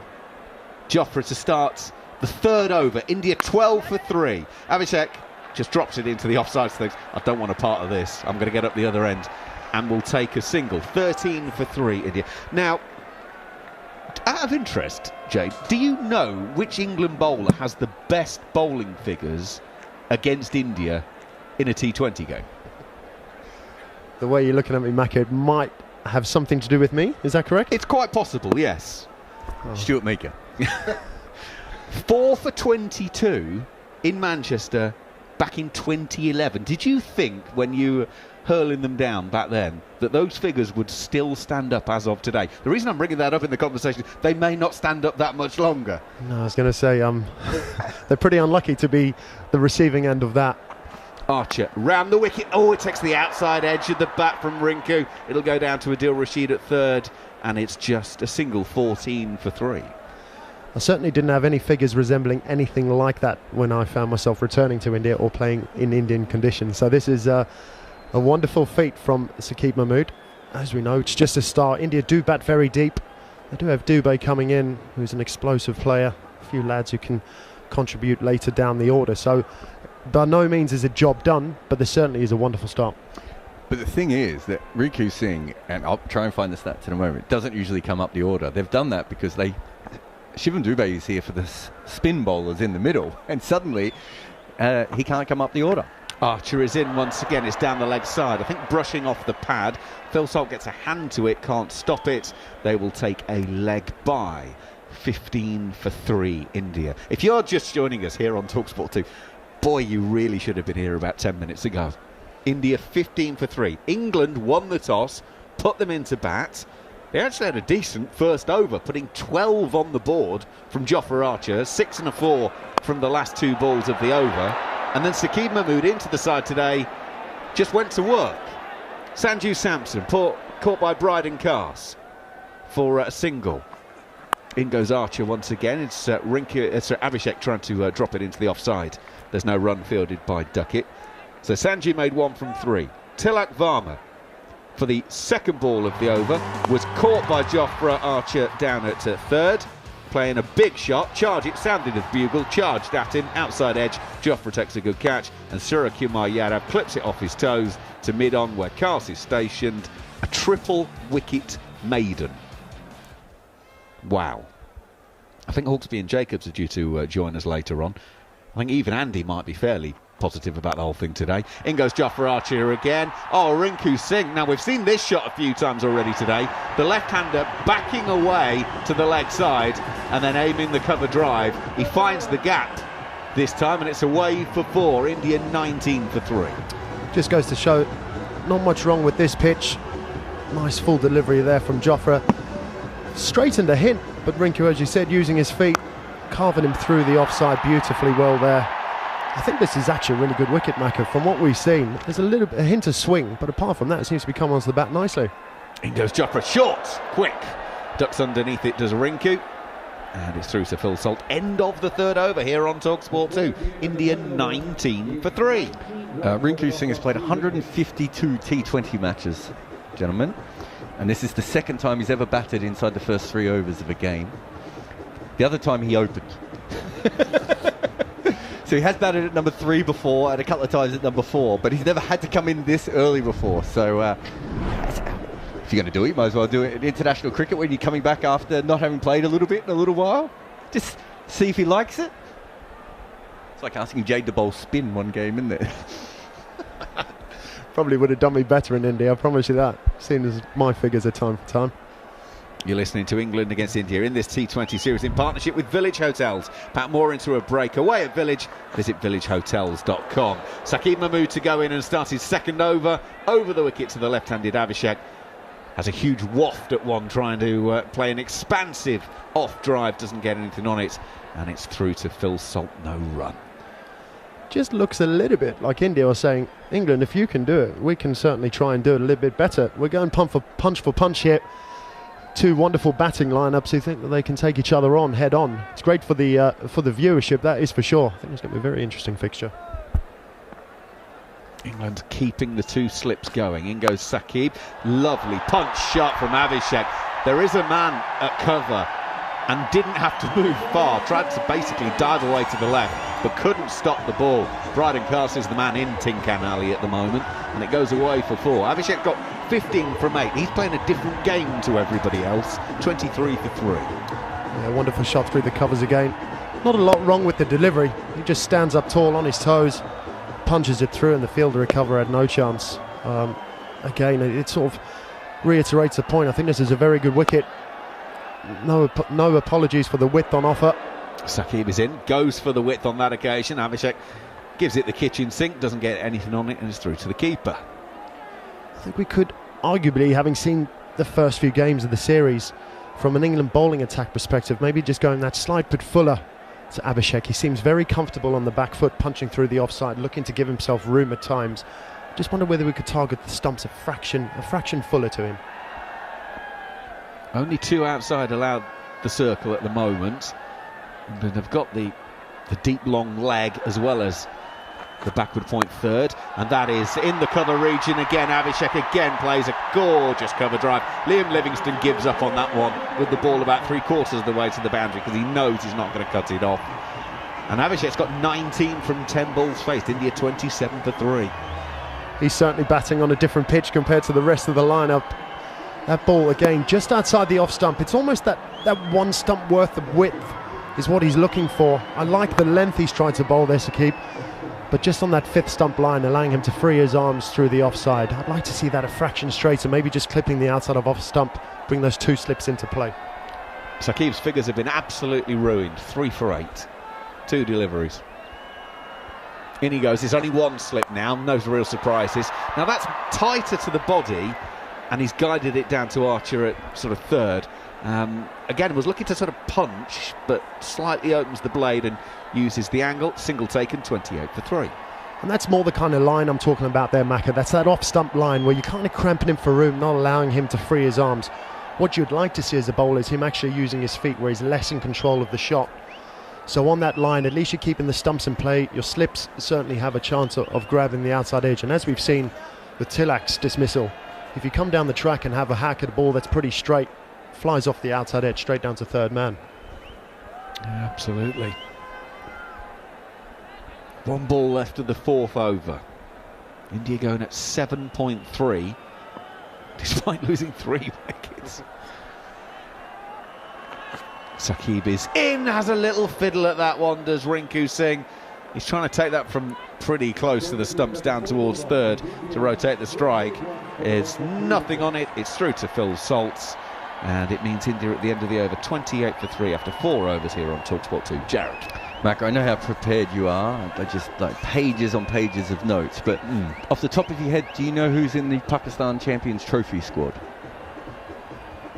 Do you know, of all the questions you could have asked me at that point, that was possibly the one that I wasn't expecting. Because they hadn't announced their Champions Trophy squad. Would you like to know when the deadline to announce your Champions Trophy squad was? Probably knowing Pakistan about 2 days ago. 12th of January. It's now the 31st of January, and we finally have the Pakistan Champions Trophy. I'm not going to announce it, I'm just saying, just a little bit behind the times on that one. I mean, that's the sort of thing you usually fixate on, Mac, so I thought you might have been going, I thought you might have been there, but yeah. I just wonder if they might have had the hump about the whole thing with India, so we're just not going to announce it. Bryden Cass is going to take over from Jofra Archer, and straight away he's chopped down to Jacob Bethel at deep backward point by Abhishek, and there is a single taken, 29 for 3. But yeah, kind of, I know that cricket teams can be a little bit weird with deadlines and dates that you have to submit things.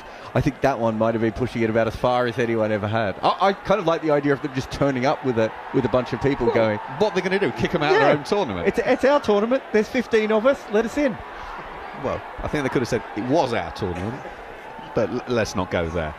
That's just a world of pain. We don't want to get into it. It's Friday afternoon and England are going well.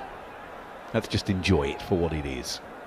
Harry Brook is still stationed at a pretty wide slip for Bryden Cass. There's a man on the drive at short extra cover who is Overton. In goes Cass, very full, landing around about the crease line. Opens the face of the blade, does Rinku. Guides it out to point, and there's no run. I've seen this now 3 times. Rinku pushes the ball on the offside and then just takes off. And Abhishek is not. Abhishek's a hitter. He's not really always alert to that. And these two would almost never have batted together, certainly of recent times. And it just looks like there's a bit of an issue there with the running between wickets. Where one of them is like, yeah, there's singles on. The other guy's like, I'll slog it when I get on stroke, mate. Cass over the wicket. Rinku comes down the pitch, has a huge yahoo over the leg side. At least that's where he was aiming. He got an outside edge that flew over the keeper, and it goes away for 4. He's got 9 from 7. 5th boundary of the innings. India 33 for 3. Yeah, once again, showing some good intent, using his feet. Bryden Cass bangs that into the surface, kind of back of the length, cramped him for room once again, and he's got the top edge. Good to note though, Bryden Cass up at 144 k's an hour, so there's some good pace on the surface, nice bounce as well. Just got a little bit unlucky there. I see as well he's changing his field between Abhishek and Rinku. In goes Cass once again. Rinku this time over wide, mid-on, back-to-back boundaries.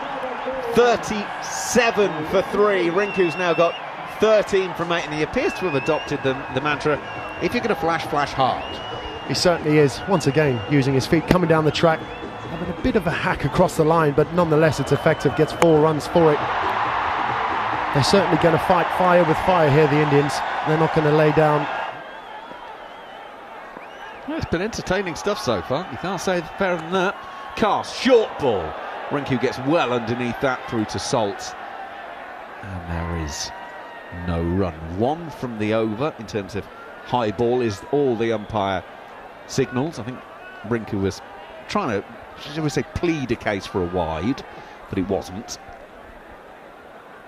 Carse's first over has gone for 9 so far, and there's 1 ball to come. And good entertainment, this. Let's hope it carries on for the rest of the day. Carse goes in, round about the off stump, driven to Jamie Overton at short extra, on the bounce, straight into his hands, and it'll end the over. So the first 5 of the innings are in the book. India are 37 for 3. Sanju Samson, Tilak Varma, Suryakumar Yadav all dismissed. Rinku Singh's got 13 from 10. Abhishek Sharma 21 from 12. Jade, Dernbach and myself are moving out the way because Jon Norman and Abhishek Jhunjhunwala are coming in to pick up the commentary after Jarrod. So we've already seen a couple of times in this series that Jofra Archer has been kept on for the his 3rd over inside the power play. Perhaps with England on top, they decided to make a slight change here and went with Carse instead. But now we've seen Mahmood. So it's obviously a clear plan for England to use a front line or an opening bowler for as much as possible at the top. So it's something that we've seen occasionally. It does leave you a little bit more wide open at the end. You don't have the flexibility at the death, Jon Norman. Mahmood again, and this is dabbed down to Jofra Archer, who's just inside the circle at 3rd, and Rinku Singh is halfway down the track. Archer is alert to that, hurls the ball towards the non-strikers, but Singh is home, and the ball doesn't hit the stumps. Anyway, maybe the fact that Mark Wood isn't playing as well. Do you think they're just holding back the out-and-out pace? But I suppose Overton can bowl at 140 odd. Yeah, I mean, Overton's been bowling towards the end. That's the 4th time, by the way, that Rinku Singh's been halfway down the wicket, and Abhishek Sharma hasn't moved. We've just been purring at some of those shots displayed by Sharma as this drifts onto the pads by Mahmood, and there's a firm push through mid-wicket for another couple. Just talking about Abhishek Sharma's suitability for Test cricket, we did a piece before the game, before match day 2. You can go and check that out, Abhishek and Jarrod, and we were just talking about whether Abhishek Sharma is the epitome of the modern T20 player. When you look at the way he constructs innings, the consistency, not just for India but also for Sunrisers Hyderabad. But a couple of those shots through the offside, Jarrod, were extraordinary. They're just so well timed. And it's Abhishek facing up, and Mahmood, I think, as he bowls over the wicket to the left-handed opener, just trying to cramp him up and not give him anything that he can drive. And also the fact that he plays, majority of his shots are conventional shots. He doesn't really dance down the track or try and do anything different. His just ability to pick the length early, and then most of the time full face of the bat as well. He presents full face of the bat, and that's where I think he's so successful, because we see players who are very good at this format, but if they're, most of the time they're using horizontal bat to play those shots, the chances of getting an outside edge or getting out is a lot higher than somebody who's presenting full face. Got 3 balls left to the power play, still a slip in place as Mahmood over the wicket, and once again Rinku Singh just tries to deftly steer this past that short 3rd fielder, goes straight to him, so it's fielded, no run, 40 for 3. Abhishek mentioned a player that Abhishek Jhunjhunwala mentioned a player that Abhishek Sharma reminded him of. I don't know what you think, Jarrod. Yeah, I thought he looks a bit like Sadgopan Ramesh, if you remember him, Jarrod. The way he used to play, the way he used to stay tall, same sort of a back lift, and doesn't really used to move his feet much, and played quite successfully for India in Test cricket. Mahmood again, who had an extraordinary 3-wicket maiden. He's going to be pulled or flicked over deep square leg by Rinku Singh. Very little foot movement on show again, but with hand-eye coordination like that, timing as well, and a little dose of audacity, that is a quite brilliant way to hit a maximum. Pressure being put back on the England bowlers towards the back end of the power play. That is extraordinary. How quickly does he pick the length and the areas he can hit, Rinku. Last ball of the power play down the track, and Mahmood just possibly drags his length back a touch, Rinku takes his hand off the bat. It's just a single to cover point. And at the end of an extraordinary power play, which saw 3 wickets falling in Saqib Mahmood's first over, including 2 wickets from his first 2 balls of the tour. And Abhishek Sharma and Rinku Singh taking the counter-attack back to England with some audacious stroke play and also some classically timed shots as well. Both now in the 20s, and India back not quite to parity, but certainly at 47 for 3, they've repaired some of the early damage. I mean, you've got to love modern day cricket for lots of reasons. 3 down in the second over, 3 wickets in an over, and from there to come out and play the shots they have, both of these players, it just shows the amount of talent they have, and also the self-belief, the faith they have in their ability, and also the freedom which has been given to them by the team management. And it's just brilliant. I think for a minute I thought that they might struggle, they might take their bit of time, losing 3 wickets, but nothing changed. Their mentality is still the same, that we're going to play our shots. Jamie Overton is being brought into the attack. He's certainly done his part with the ball, and he's going to be needed, as this is pitched up first ball and driven straight to a fielder inside the circle at cover. 47 for 3 then. You're listening to the India versus England T20 series in partnership with Village Hotels. Dine out, play, work out, stay at Village. And also for Rinku Singh, who didn't play the last couple of matches because of a niggle, played the first game, didn't get to bat, and then come under such pressure where the team was 3 down and still play with such freedom. Amazing to watch. Overton again. This is pitched up a touch, and there's a misfield at point. It's going to allow a run. Harry Brook coming in. One of the differences from the 4th T20 to the 3rd is that India are 48 for 3 in the 3rd T20. You've got Dhruv Jurel and Washington Sundar. Hardik Pandya already in, and he was going at a strike rate of 90 for much of his innings in that fourth game in Rajkot, 3rd game in Rajkot. Now with Rinku Singh coming in, as well as some of the other big guns returning, as this is pushed at by Abhishek Sharma, loses his shape, he's onto the board, touched too soon, possibly a slower delivery going across the left-hander, and it's fielded at point by Ben Duckett. Yeah, one thing, the pitch looks an absolute belter.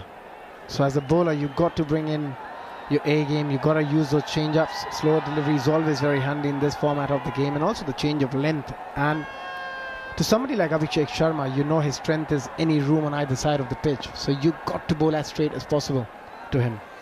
Yeah, no width at all. As Overton again, this is a shorter delivery, and it's been pulled. It goes area, it's clothed really by Abhishek Sharma, and it's Harry Brook who's about 10 yards in from the long on boundary. If he's 15 yards in, it goes straight to him. I think he got a bit lucky. He wanted to go towards mid-wicket, but ended up going straight at Harry Brook, who was standing at least 10 to 15 yards inside the boundary rope. Absolutely no chance for him there. Big divot when that ball hit the ground, wasn't it? Touch pitched up this time from Overton, and Rinku Singh, the only times he's looked slightly inconvenienced is when he's trying to kind of flick. He's on the back of a length delivery, and he's trying to steer the ball possibly to 3rd or along to point. He misses, comes very close to the outside edge, collected by Phil Salt, who's got the gloves today. No run. It's been an excellent over. He's really used those conditions well so far, Jamie Overton, with the slower deliveries, with the quick shot one as well in the middle. Starts his run up to Overton, but he's going to have to turn around and do it again. There's movement behind the bowler's arm. Jarrod, you look like you've got something to say. I just think he bowled really well when he's been allowed to bowl in this series so far. Like, I can kind of understand your frustration for Abby and John when he hasn't bowled, and it's like he's batting at number 7 and they look shallow. And their batting quite often looks shallow when he's there, but his bowling really is quite special at times. Last ball of the over, pitched up again. Rinku Singh takes one hand off the bat. He's on the drive, and a despairing dive from who is that? It's Jacob Bethel running around at deep extra cover. Can't stop the ball from hitting the boundary, so good end to the over. Overton goes for a boundary last ball. Hence in T20 cricket, it's all about how you finish, not how you start. So the final delivery is often said the most crucial delivery of the over. He's bowled a brilliant over still. It's only gone for 6, and that is as good as you can get in T20, but still, you have to find a way to give a single in the final delivery if you have not gone for too many in the over. But that was a wonderful shot as well from Rinku. Both batters, Rinku and Abhishek, on 25 from 17 deliveries. Came together with a score 12 for 3.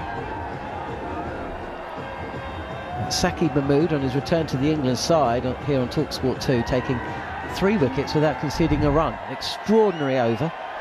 And that'll be up on the talkSPORT Cricket YouTube channel before long. Andrew McKenna commentating. You can hear him all across the country.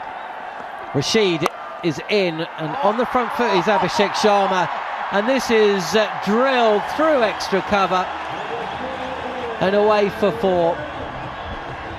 I mean, you wouldn't watch many better shots than that in a T20 cricket or any format.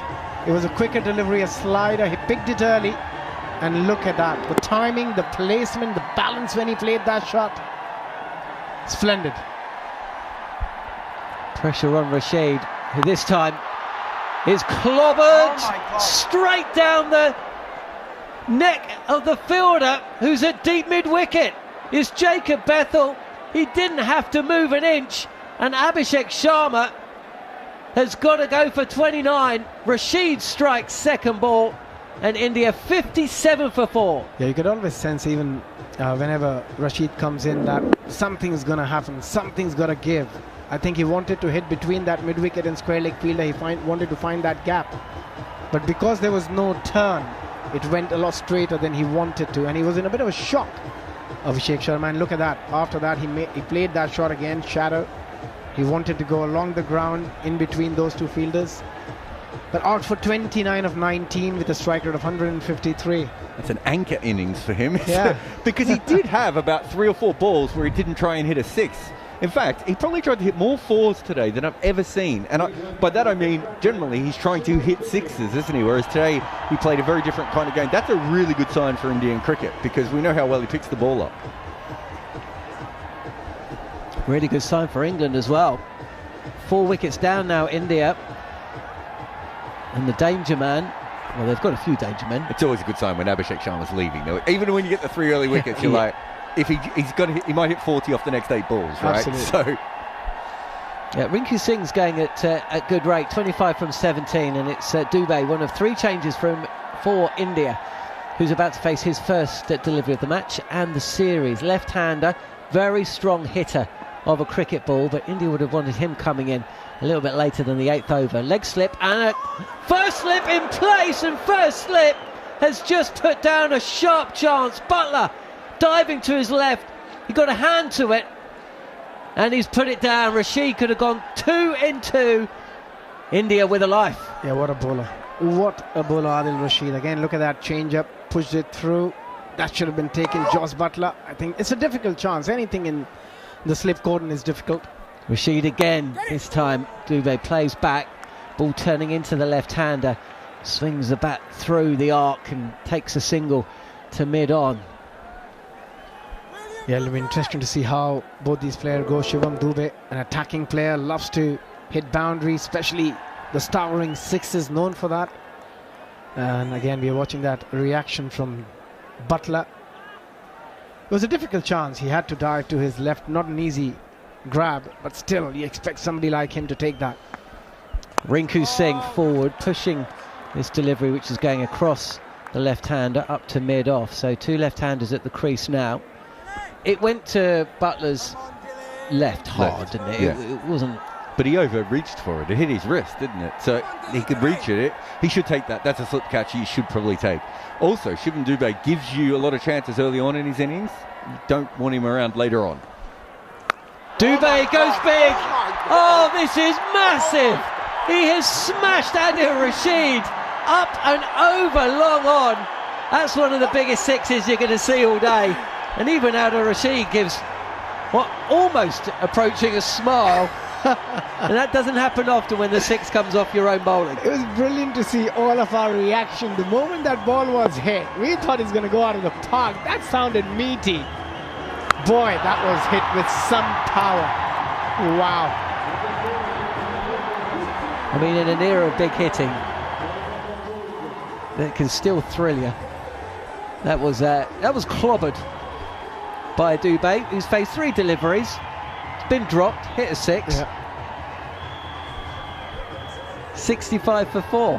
What a T20 we're bringing you on talkSPORT 2 via the talkSPORT Cricket YouTube channel. You're listening to the series in partnership with Village Hotels. Visit villagehotels.com. Ooh, Jofra Archer's been brought back, Jarrod. That surprises me, might not surprise you. It's going to bowl round the wicket on the pads of Rinku Singh, who clips this square and will just take a single. 66 for 4. This is Shivam Dubé. So I think if it wasn't for Shivam Dubé coming out and it was Hardik Pandya, they would have gone with a part-time spin. But because it's Shivam Dubé, they don't want any part-time spin, and they specifically want to bomb him with short balls. He, to be fair, sometimes gets away with it. He still hits 4s and 6s, but he hits them up in the air a lot too. Also has improved immensely in the last year. Oh, with his compared short to ball how play. he used to be, yeah, definitely. Where he used to be, he could not play a short delivery, but he has worked really hard on the short ball. When he first came in, I remember Rajasthan Royals didn't know how to use him, and I said, if you just get him in for the 7th to 11th over, it'll take a while for teams to work out how they should bowl to him. Okay then, first ball, it's not a short delivery, it's a full toss on leg stump, and it's cloth to mid-wicket. He's going for the Yorker. He was so surprised by that, Shivam Dubé. So was I. He just knocked it to mid-on. He was like, wait, that's a... what? Yeah, everyone was expecting a bouncer then. And it's going to come. It's going to come. It's just how he handles it. It'll be interesting to see how he handles it. Obviously, he has improved his short ball play, but I don't think he's improved his short ball play against 155 km an hour. That's what I would say. And you know, that's the thing that England's advantage is. They've got 2 or 3 guys who can do this to him, right?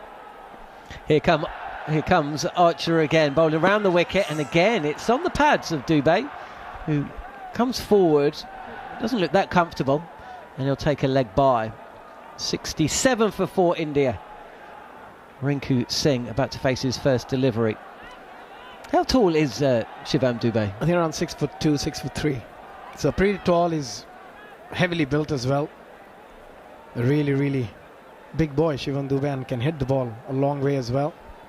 As we saw from that last Adil Rashid over. Archer again. It's Rinku Singh facing up, who swivels and pulls. He'll only get a single. So decent over from Archer, but so much time left in this innings for India.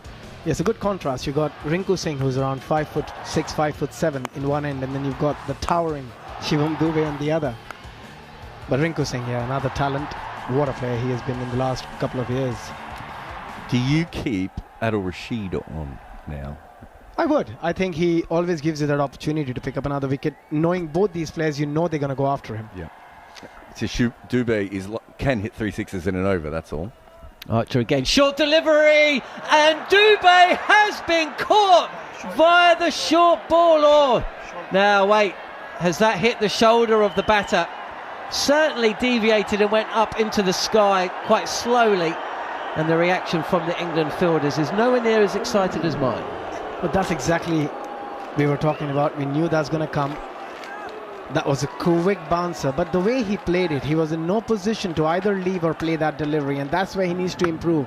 And we said, yes, he's gone better against short bowling when it's bowled at around 135, 140 kilometers, but when it comes to you at around 150 kilometers, it's a completely different ball game. Look at that for a position. Yeah. So, little moment. He's all over the place. Well, he's so late onto it, isn't he? He would have been very unlucky to hit that because he was so far from the ball, even his gloves. Last ball of the over, another short delivery, and Dubé's down the track and to the leg side. He swings, he inside edge the ball onto his pads, and Archer's got a big smile on his face. 147 kilometres an hour. Dubé didn't like it. India 68 for 4, and in that one shot, it's essentially what you two... Oh, hang on a second. Free hit time because Jofra Archer's overstepped. Slow ball, full toss. I think either going to be a Yorker or a slow delivery. I think I'd just go bouncer again and just say, let's see how you go. Give him a free hit, maybe take his glove on the way through. But yeah, more likely it's going to be something wide or something slower. Oh! I mean, it's probably a no ball, but you know, there ain't much in between. Certainly no daylight. Okay, free hit then. It's Dubé and it's Archer. It's already been a compelling matchup. Archer is in. Round the wicket. It is a short ball. A swing and a miss from Dubé, collected above his head by Phil Salt, who dashes down the track because there would have been a slight concern that possibly that was going to be called as a wide, but it's gone the way of the bowler. India 69 for 4 after 9. I just think as a batter you've got to be smarter.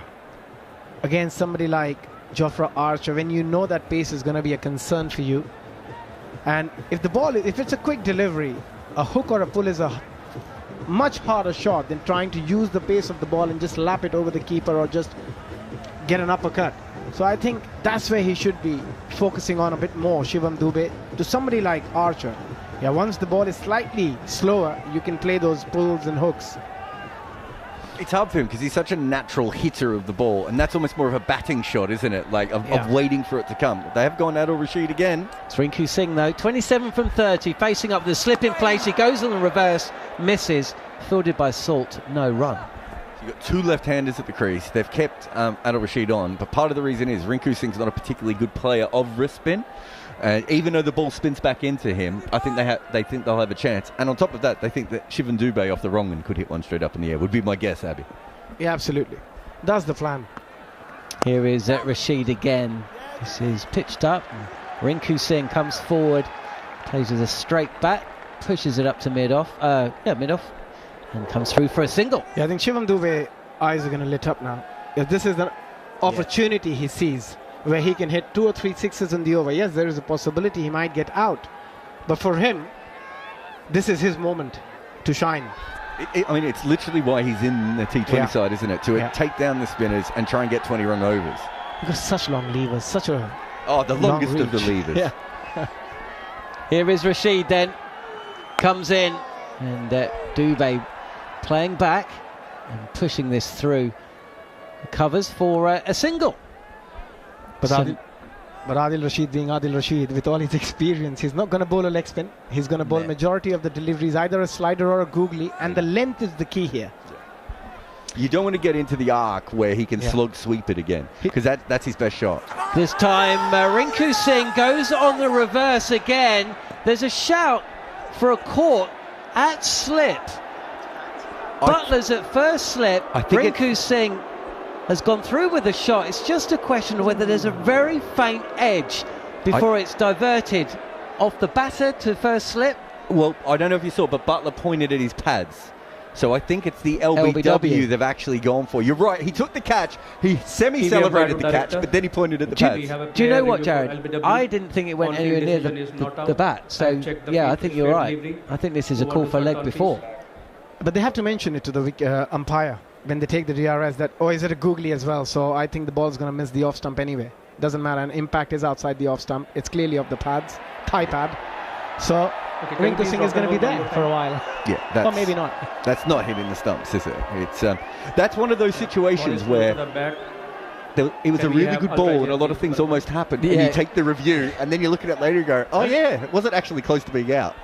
The shot didn't help either. Yeah, keep rolling. Gap between bat and ball. Flat line. Keep rolling, keep rolling. It's almost like the fielding team believe that they morally should have taken the wicket. It was a good ball. It should be out. No bat involved. That's my favourite kind of review. Bad shot, terrible technique. Could have been leg before, could have been caught. Pitching in line. Not out. And also he's a good player. He can hit the ball down the ground quite well. So I don't understand the reason of trying to play that shot twice in an over. Not out. And England lose a review. Rashid is in. And this is on off stump and pulled. Harry Brook long on. Bounces just short. No timing there at all. Good over from Rashid. One ball left of the 10th, 72 for 4 India. I was just going to say, he didn't get that wicket with a very good delivery. He's going to bowl a long hopper rank shot and the batter's going to hit it right down the throat of the long on. It really happened. Is there a psychological boost to it? Keep showing the guy the really bad shot he just played on the screen. Have a look at that. I can't believe you played that. Last ball of the 10th. Rashid is in. This is pitched up and it is in Dubé's arc, but it just goes on A huge mow from Dubé, connects with nothing but air, taken by Salt. What a 10 overs this has been, by the way.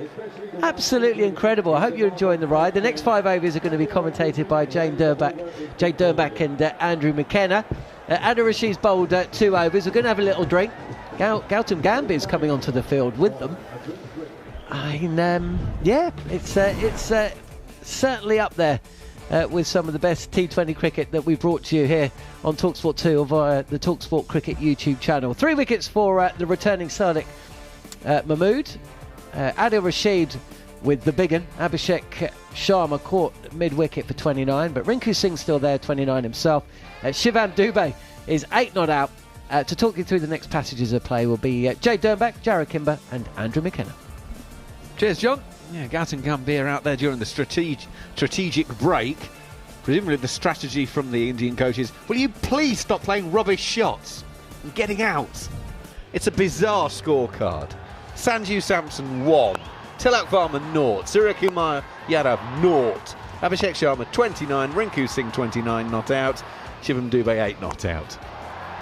It has been all the fun of the fair. The bowling figures: Jofra Archer's 3 overs, 0 for 20. Saqib Mahmood, 3 overs, 1 maiden, 3 for 19. The wickets all coming in that first over. A triple wicket maiden. Bryden Cast 1 over for 9. Jamie Overton 1 over for 6. Adil Rashid 1 for 15. Of course he's taken a wicket. He's brilliant from 2 overs. So at halfway stage, 72 for 4, Jade Dernbach. It really is all the fun of the fair, this one. Certainly is exciting. It's not been a lot which has gone amiss here in this first part of this T20 fixture. There have been wickets, there's been runs, there's been sixes, there's been reviews, there's been everything. It's certainly been exciting for the viewers. But yeah, nicely poised now at 72 for 4. Shivam Dube's played some shots since he's got to the wicket, looking to take down the spin of Adil Rashid. It was very effective the other evening, only going for 15 runs in his 4 overs. So this next passage of play before getting to the end of the innings is going to be an important one for both teams. If England can get a few wickets leading up to that point, it's going to make that job a whole lot easier when it comes to closing the innings. Adil Rashid didn't go for a boundary the other day in Rajkot. He's gone for a 4 and a 6 this evening. The 6 was quite interesting because that ball, he knew he was bowling to Shivam Dube, and I think he thought early on, he slid one across him, got the edge, got him dropped, and then he bowled the big leg spinner to him, and it went into his arc. He has not bowled another ball spinning back in. Everything has been spinning as far away from his swing arc as possible since then. So it's quite clever bowling after one mistake, and he probably thought early on, he's a chance of hitting it straight up in the air. It will be Bryden Cast to start the second half of the innings, bowling to Rinku, right arm over. Oh, and he cramps Rinku up. He, to be fair, plays it well. Hands were really tight in towards his chest, and he just guides it down to Adil Rashid at third, and they will take a single. So Rinku goes to 30 from 25. India 1 ball into this 11th over. 73 for 4. So obviously doubling that, we're in the sort of 144 region. If they can get to 1.5 a ball, you're into 161, 11 and over, 181, 13 and over from here on in for 201. When they were 12 for 3, I'll say even 160 would have been wishful thinking, but you never know. In goes Cast. Oh, it's brilliantly played by Shivam Dube. Stands tall, and again, there's no width on that really. It's all made by the batter, who gets it past Rashid at third, and he goes away for 4, 77 for 4. As you've said there, no real width on offer, probably ever so slightly. It's only a stump outside off stump, but he's got wonderful wrist, gets on top of the bounce there from Bryden Cast, uses his pace beautifully well. It's probably good to add there. The third man was very fine, but I think that's because Dube's coming out playing with some intent and hoping that the edges might carry down to third man, but in this instance he couldn't quite get round to make the stop. Now Cast responds by coming around the wicket, straight in towards the toes, but it's down the leg side. Dube has got a gentle touch on that one, and it goes down to fine leg where Saqib is stationed, and they will take only a single. That one could have been trouble, but it's only a single. Arguably this is a better angle for Bryden Cast to Dube in terms of trying to cramp him up for room The only thing you've got to be aware of is you don't have much room leg side. If you come one stump straighter, it kind of comes into his flow of his hands, his batting arc in terms of where he's trying to target between mid-wicket and mid-on. So under pressure here a little bit, Cars. So he's got Rinku back on strike, stays around the wicket, and that is down the leg side. Now there's a sound, and Phil Salt appealing, and the umpire has stretched his arms for a wide. Now Phil Salt is saying, I definitely heard something, and I thought I heard something through our stump microphone. I wonder if that's brushed the thigh pad on the way through. I can't see how he's got something on it, but if there is a brush on the thigh pad, then it shouldn't be a wide. Yeah, it's usually one of the keeper's antics to try and get them team away from being awarded a wide, but in this instance, I think he's correct. Cast goes in again. Rinku has a huge hack and will caught down at third. Cast again has gone around the wicket, cramps him up with a slightly backward of a length delivery, and Rinku is swinging really hard to the leg side. Rashid will take the catch down on the boundary edge. Half of India's innings is gone. 79 for 5, and Rinku perishes, much like some of his teammates, playing an attacking shot. He was coming down the pitch to meet that, ended up making it slightly shorter ball on himself and carves it down to third. He's gone for 30 from 26. It's 79 for 5. Almost a similar replay to the second, I think it was the second delivery he faced to Bryden Castle in his first over when he's come down the track. He's had a swipe across the line, top edge over the keeper, got lucky in that instance, but his luck is run out there, as you said. Bryden Castle cutting down his angle from round the wicket. Another delivery tight into the body. He's tried to create some extra room, which wasn't really there, and the ball has flown down to third man. Good catch from Adil Rashid. Came with quite an awkward height, sort of chest high, but he's made it look pretty simple, and as you say, the Indians are now 5 down. All 5 caught as well, so read into that what you want. I mean, different types of catches, but all 5 have been caught, and it brings Hardik Pandya to the wicket. We've had 2 catches to third though, so it does tell you a little bit, and the other one to deep backward square, so short balls, getting some good pace off the wicket, so there's certainly an angle there. Hardik Pandya, slip in place, cast over the wicket to the right-hander, homing straight in on middle stump. Hardik can only play defensively to that, and there is no run. I think a couple of things to take into consideration there. We obviously said about the dimensions of the ground being slightly shorter square here at this ground in Pune, but what they have done, the England bowlers, is keep it nice and tight. There is a bit more pace in this wicket, which is why I think we've seen the straighter third man as opposed to that wider man that we were speaking about a little bit earlier. That extra pace, guys coming down looking to be aggressive, that's often where the top edges will go, and we've seen that happen today. Hardik is again facing Cast, beats the bowler in his follow-through. Jofra Archer will field well at very straight mid-off and will prevent a run being taken. So 11 gone, wicket for Cast in the over, 79 for 5 here on talkSPORT 2. Of course, Hardik made 40 in the game in Rajkot the other day, 40 from 35 balls. The reason he's sort of slid down to number 7 is he's one of those players that you don't want facing too many balls, but it's a case of needs must now. It certainly is when you've lost that bulk of wickets so early. It's almost what we spoke about earlier on in the show in terms of England's, not necessarily issues, but we've had Jamie Overton coming in slightly early, or Liam Livingston as well coming in early when we've lost wickets, maybe not suited to their game as of yet. But now we're going to see Hardik with a few extra deliveries to see what he can do. There's still Axar Patel to come in next, who's a more than handy cricketer. Yeah, he certainly is. Rashid for his third over then. In he goes and bowls. Shivam Dubey stays in the crease and just allows it to come to him, guides it out to the deep cover fielder, and will take a single, 80 for 5. That was the slider, that one, just across him again. So still not spinning it back, but I think England very happy to have Hardik Pandya facing Adil Rashid early on in his innings.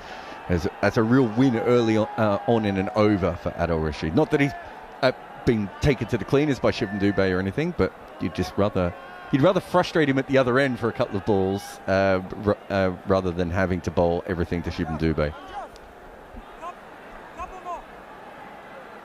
Out on the leg side is a deep fine leg mid-wicket, And a long on almost all the way to the boundary to Hardik, as in goes Rashid. There's a bit of air on that one, and Hardik allows it to spin away from him, punches out on the offside. Bethel will come in about 15-20 metres off of the boundary, and will keep it to a single, 81 for 5. So in the England huddle at the end of that over, are they talking about bowling India out here? Because that's the best way of keeping the runs down, isn't it? As we always say in this form of the game, taking wickets is your best option. Rashid again gives that one some air. That could have been a leggy. Dubé will hit it straight down the throat of Harry Brook, all along the floor at long on. It's just a single, 82 for 5. It certainly should be their mindset. Taking wickets here is going to make that job a whole lot easier, as I pointed out a bit earlier. When you get to the back end of the innings, if India have 5 wickets in hand, they're going to be able to accelerate that fraction bit sooner. Rashid gives this one some air to Hardik. Hardik allows it through to the keeper, no run. In a T20 game, in the 12th over. You don't get many of those for the pound. No, I think Adil Rashid would be very happy to see that. Dot balls almost like gold dust in this version of the game. It's a good period of play for England. Rashid to come in and bowl the 5th of the over. Hardik staying leg side of the ball, opens the blade, pushes to Livingston at cover, and will take a single. So far so good for England. 4 singles from the over, 83 for 5. Big ball this one coming up. Arguably you ask yourself, does Rashid dangle that cherry one more time to Dubé, maybe give it a bit of flight? Because if we get him out here, India's 6 down, all of a sudden you're staring down the barrel with still 8 overs to go. They're going to have a rebuild phase and bowl him out for less than 140. Well, let's find out. Final ball of his 3rd over from Rashid. He's got Butler at a shortish mid-on, but he's dropped that one short, and it has been slammed into the leg side by Dubé. Nitin Menon, our umpire, is signalling for. They might just check whether it landed flush on the sponge for a maximum in the background, but it's 4 at the moment. It's 87 for 5 here on talkSPORT 2 after 12 overs, and it's England against India in this T20 series in partnership with Village Hotels. There are 33 locations across the UK. For a great breakaway, visit villagehotels.com. Yeah, that looks like it's just bounced short of the boundary rope, and therefore meaning 4 runs. Well, the slightest of margins there, but a bit of a shame there. A poor delivery from Adil Rashid. Dropped it into the surface, seemed to stay in there. Came up quite slow. Dubé, being a big man that he is, could just rock back onto that back foot. Kind of place that wherever he wanted. Would have been good to see him give it a little bit of flight with the field England set. Dangle that cherry. If we get him out here, we're in the driving seat. Cast to start the new over. Hardik is using his feet to the big seamer, and it is driven straight to Jos Buttler at short extra, and there is no run. Yeah, that last one was a Google that was pulled down. Just didn't quite come out how Adil Rashid wanted it. It wasn't a planned delivery. Well, if it was a very bizarre plan, but I can't imagine anyone elects to bowl a half-tracker. I mean, Jarrod does it, but just... No, they're all on purpose. Yeah, okay. Cast goes in, bowls once again. Hardik gets this one into the leg side, and it's away for 4. He's gone on the pull. He looked relatively high on the bat at first look, but he's got plenty of it. The 11th 4 of the innings has been hit, 91 for 5. Yeah, an on-pace delivery, back of a length again from Bryden Cast. But Hardik certainly showing some intent at the start of this over, using his feet first ball, that ball staying in his crease, but capitalising on that back of the length delivery. I think he's going to, again, like the rest of the Indian team, fight fire with fire here and try and take the attack to the England bowlers. His scoring rate indicates he does prefer pace to spin, and Cast is outside of off stump, and that's gone for 4 again. High flowing follow through from Hardik Pandya as he hits this one through extra cover, and 95 for 5. India halfway through the 13th. Hardik's to double figures, and that one was just a bit too full and gave Hardik the opportunity to throw his hands at it. There certainly is, and that reflects in his strike rates. Striking nearly 150 to seam bowling and just a fraction over 100 to spin. So we're certainly seeing him putting his foot to the metal now.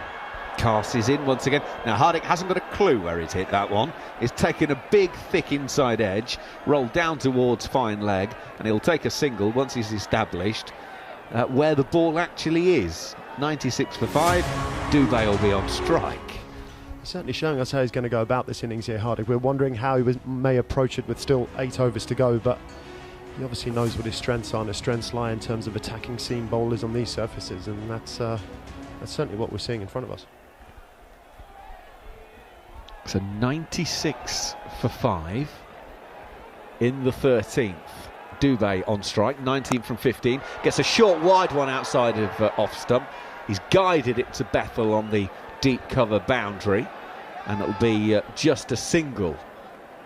141 kilometres an hour out from Bryden Cast, so decent pace. He's gone well in this series so far, Cast. He's a good bowler. I like what he does. Hits the pitch hard. A couple of change up here and there. But as you say, his speed is up there over 140, so causes his fair share of issues. But Hardik Pandya, as you said, likes the ball coming onto the bat, so maybe that plays into his hands a little bit. Let's hope we can get another wicket here. Final ball off this Cast over, and it's in towards the thigh pad. Hardik just rides it down to fine leg, just guides it down there, and that will be the end of 13. So 98 for 5. 13 overs of a T20 game have been completed, and you still haven't reached 100 yet. So England just finished the job off. 7 more overs, 42 more balls, and whatever India put on the board should be manageable. I know you're a bowling coach, so you don't have to answer this, Jade, but it'd be very interesting to see what happens in the next over. If Adil Rashid does bowl, it's Shivam Dube's last chance to hit 2 or 3 sixes off the spinner. But they're 98 for 5. So do you take the big chance against your matchup, or do you just say to yourself, well, it's too early for us to go? I mean, they kind of went in that over, but not very recklessly. Well, it will be Rashid, but it will be Hardik on strike to the first ball. In he goes, and out from off stump, it is punched to Harry Brook at long off, and we will therefore find out the answer to Jarrod's question. Dubé will be back on strike with India 99 for 5. I like this play from England. I like the fact that Adil Rashid is bowling to Dubé, because I'm absolutely for playing T20 cricket on the front foot as a bowling attack, trying to take wickets, forcing the game. If you just sit back and wait for something to happen, teams tend to capitalise when it comes to the back end of an innings. Here we go then. Game within a game. Rashid to Dubé. Now that was a ball that barely bounced, but Dubé stays down on it, pulls it through backward square leg, and the Indian 100 is up. 103 for 5 after 13 overs and 5 balls. The only time that this works, though, unfortunately, with every great plan, is if Adil Rashid is going to bowl to Dubé and they're looking to get a mistake out of him, I think he needs to be a fraction braver in terms of the line he's trying to bowl in length. You've got to entice him to play that cross-batted shot. There was a little bit short into the surface. It stayed up, allowed him to rock back and whack it away for 4. I'd love to see him get one up in the air, a little bit outside off stump, encouraging that slog sweep we've seen him play so often before, enticing hopefully a top edge, and we get the wicket. Good afternoon, talkSPORT listeners who've joined us as well as here on talkSPORT 2 as India are batting against England in this game, and Shivam Dubé has just launched into Adil Rashid and hits him for 6 back over his head. Shivam Dubé is going to have to do a lot of heavy lifting in the remainder of this innings. He's got 30 from just 18 balls faced, 109 for 5 in the 14th over. Rashid has been hit for 4 and then 6 in consecutive deliveries. The former England fast bowler Jade Dernbach alongside me. The beauty of sitting here, Macca, is to suggest that maybe we should have stayed with Seam and Shivam Dubé at the crease after seeing that wonderful shot. But I still like this play. I do, from a bowling coach perspective, from an England perspective. I like Adil Rashid being on there. He's our wicket taker in the middle of the innings. There's nothing to suggest that changes. He's allowed to get it wrong every now and again, and we're allowed to have some quality shots played. He's allowed to prove he's human. Hardik Pandya 13 from 11, Dubé 30 from 18, after India were 12 for 3 earlier on. Rashid goes in, now that one again stays fairly low, but deliberately so by Rashid. He's not going to give Dubé any space to free his arms, and it's going to be a single taken there, so Hardik Pandya will be back on strike. Yeah, 12 for 3 inside 2 overs. Sanju Samson, Tilak Varma, Suryakumar Yadav, all dismissed by Saqib Mahmood. He'd taken 3 wickets without conceding a run at one stage. Rashid goes in. Hardik comes forward, takes the outside half of the bat, drops into the offside, no run. Interesting to note not much turn on offer actually here. Adil's had to change up his speed through the googly quite often so far in his 4 overs, so there's not a lot of spin on offer, which has obviously made it difficult to the left-hander Dubé, and he's certainly capitalised with 31 from 19. It's also interesting, bearing in mind how much spin India potentially are going to be bowling. Rashid is in. Now that one does spin to Hardik. That's a traditional leg break. Hardik with an enormous stride forward to play a defensive shot. He decided very early on in proceedings there that was going to be a dot ball and will end the over. 14 gone here on talkSPORT, and talkSPORT 2 India 110 for 5 in this 4th T20. It's also very smart from India. I think it's very apparent they've identified the fact of Dubé being almost the enforcer against spin, and Hardik knowing that his strength lies with attacking the seam bowlers. His approach to Bryden Castle's previous over was running down the track first ball and showing some aggressive intent, but they're just playing out the back end of Rashid's over. Well, I think what they really did was they made it into a situation too where England felt they had to bring the spinner back on, because when Hardik went after pace, it's like, well, you can't bowl pace from both ends now. So it kind of works quite well, that little partnership, and the way that they've got it going together. So it's quite clever of them. Jamie Overton to bowl his 2nd over, goes into bowl to Dubé, stays leg side of the ball, slaps it to deep backward point. Bethel will field, just a single though. Oh, hang on, no, wasn't the best of throws back into Salt, wasn't able to deal with it. Fortunately, backed up though, so no overthrows. 111 for 5 India. Well, nice to see Jamie Overton back into the attack, but as we just mentioned, I think Hardik's certainly going to look to target him here. It's a pivotal part in the game, 6 overs to go. England could certainly do with another wicket here just to break up the slight bit of momentum India have created in the last 2 to 3 overs. Yeah, the last wicket went down, 10 overs and 4 balls. As Overton goes in, and Hardik plays almost like he's swatting a fly. Quite belatedly as well, out towards the offside. He gets nothing on it, and it's through to Phil Salt, no run. It's almost like he was beaten for pace there. Just played this little slappy shots. That's the best I can describe it, I'm afraid. I can't give you any more than that. 3 out on the leg side, sweeping. A 3rd and a deep point on the offside, as Hardik again gets himself a bit tangled up here to Overton. And a single and 2 dots. Yeah, it's a nice start to this over from Jamie Overton. Just back of the length, cramping Hardik for any room outside that off stump, and he's obviously got the 3 men out with protection for anything that may stray a bit straighter. But it's interesting to note, I think the ball's just staying in the wicket ever so slightly here. There was mention of dew at the toss, and whether that comes in as a factor in the 2nd innings of this game.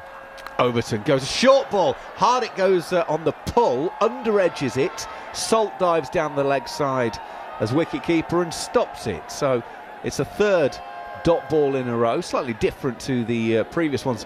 Overton really bent his back on that. Do you know what? Hardik's not missed his own stumps by very much there at all. No, it's a cross-seam delivery from Jamie Overton, which might actually tell us as to why the ball's coming off at different paces. Maybe the seam grabbing the previous delivery, and that one maybe skidding off the shiny side. Overton then for the 5th ball. Oh, this is a sort of knee-high full toss, and Hardik turns it to Bethel at deep square leg, and it will be just a single. So 112 for 5. As it is, India are posting round about 150 at this scoring rate. As I mentioned earlier, the average batting first on the ground is 166, but in the last few years, average 180. So 150 odd is plenty short of par. But Hardik and Dubé both have the ability to hit a long ball. England want to shift one or both if they can. In goes Overton, outside of off stump. That looks close to the line, and Phil Salt is absolutely disgusted because umpire Madana Kapal raises his arms for a wide. Dubé sold it hard. He didn't play a shot and basically tried to stare it down and force the umpire into the decision. And it's quite telling we've not seen a replay on the screen yet. It was actually a nice piece of bowling from Jamie Overton, taking all the pace off of it out off stump. I'm not sure Dubé was necessarily expecting that with the 3 men back leg side. I thought it was a smart piece of bowling. Very, very unlucky to be called wide there. That's well inside the blue line. So, and the bloke is about 6'27". So, yeah, anyway. Well, now the next delivery. He's got in a real tangle, Dubé, here. And both Overton running in as the bowler and Phil Stolt running in towards the stumps as keeper. Neither could get there. It landed almost next to the stumps and he's not out caught. But Shivam Dubé was trying to play to leg, got a leading edge, the shoulder of the bat, and it landed between the two fielders who were coming in on the ball, and England do not have that next wicket that they are so desperately looking for. I'm going to get out the way, get some more thoughts from Jade and Abhishek, and Jon are coming in for the last part of the innings. Yeah, very lucky to get away with that. There's Shivam Dubé. Good pace from Jamie Overton, 145 kilometres an hour, really cramping in for room. Sort of changing it up there with the change of pace outside the off stump. Very unlucky to be called a wide, and then coming back in with a good sharp back of the length ball. It's a good comeback there from Overton, just as there was a bit of momentum from India with the back end of Dubé taking down Adil Rashid. It's a pivotal part of the innings. Last 5 overs to go, India 113 for 5. Saqib Mahmood to bowl his final over. What an introduction he had earlier today. Hardik Pandya down the track, and he has spanked at Mahmood. First ball, up and over long off for 6. That is some shot from Hardik Pandya. Again, the game awareness shown by him with the mid-off inside the circle. Picked it early, a little shimmy down the track. Boy, that was a good shot. Well, 3 wickets in his first over, but Mahmood will want people talking about that over, his first over, rather than his 4th. In again, short delivery, and this is almost jabbed by Hardik Pandya. Thick outside edge, flies up and into the turf. Another little moment going the way of India. Fielder back on the circle at extra cover. Otherwise that would have been wicket number 4 for Saqib Mahmood. Good change up there. Moral wicket, moral victory for the bowler, but Hardik's still there, 21 not out. Yeah, interesting, he just changed his field, that delivery. He had mid-off up the first ball, pitched it up, disappeared back over his head for 6, and then decided to go short into the surface with his mid-off back on the rope. Dubé then, 32 from 21. And Mahmood, right arm, over the wicket. This is a length delivery that's clobbered to Harry Brook. No timing, fields at short extra cover, and it's no run. Last 5 times batting first, India have averaged 55 runs in the last 5 overs of an innings, so that even with those early wickets, still looking possibly at a total around 180, Abby. Yeah, I think if they get anywhere close to that 180, they'll be very happy after losing 3 wickets in the second over. And that's what it does. When you have such depth in batting, there's still Akshar Patel to come who can throw a punch or 2 as well at the back end. Mahmood again, this is going to have to be bowled again. It's 2 leg side and no arguments there. 121 for 5. And we have seen that, Jon, in international T20. Anytime you get around that 165, 170 with the bowling India has, they will put some pressure on England. England got 160 once. They managed to win that game on a good batting track. So there's always pressure. Yeah, we've got a game here. 121 for 5 then.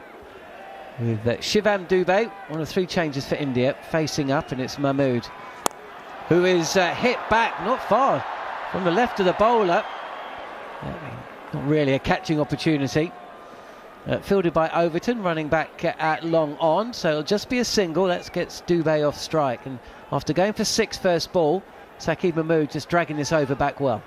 Yeah, he certainly is. His return to the international side here, returns of 3 for 28 so far with 2 deliveries left of his evening's work. If he can close this out, it's been a good return for him. He'll settle a few nerves, certainly give him a lot of confidence leading into that last T20 of the series. 2 balls left of the over then, just showing a breakdown, the TV director, of where Dubé's runs have come from. As Hardik Pandya takes on the short ball. Harry Brook at mid-wicket was interested all of the way. He jumps, but the ball just evades him all the way for 6. But I tell you what, Abhishek, I'd like to see how close that came. And that's the Hardik Pandya India wants to see. Attacking, positive, and look at that.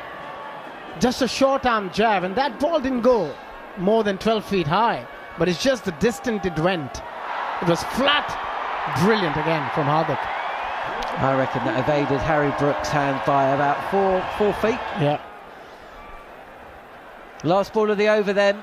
Mahmood is in. Yorker, dug out, on leg stump by Hardik Pandya. Good riposte from Saqib, and that's the end of his 4 overs. India, though, 129 for 5, 2 set batters at the crease. They're still on track for a good score here. You consider the 3 wickets they lost as a score on 12. That's some comeback. The fight back is on from India, but England still have Jofra Archer. Bryden Castle's still got a bowl. Jamie Overton's been excellent.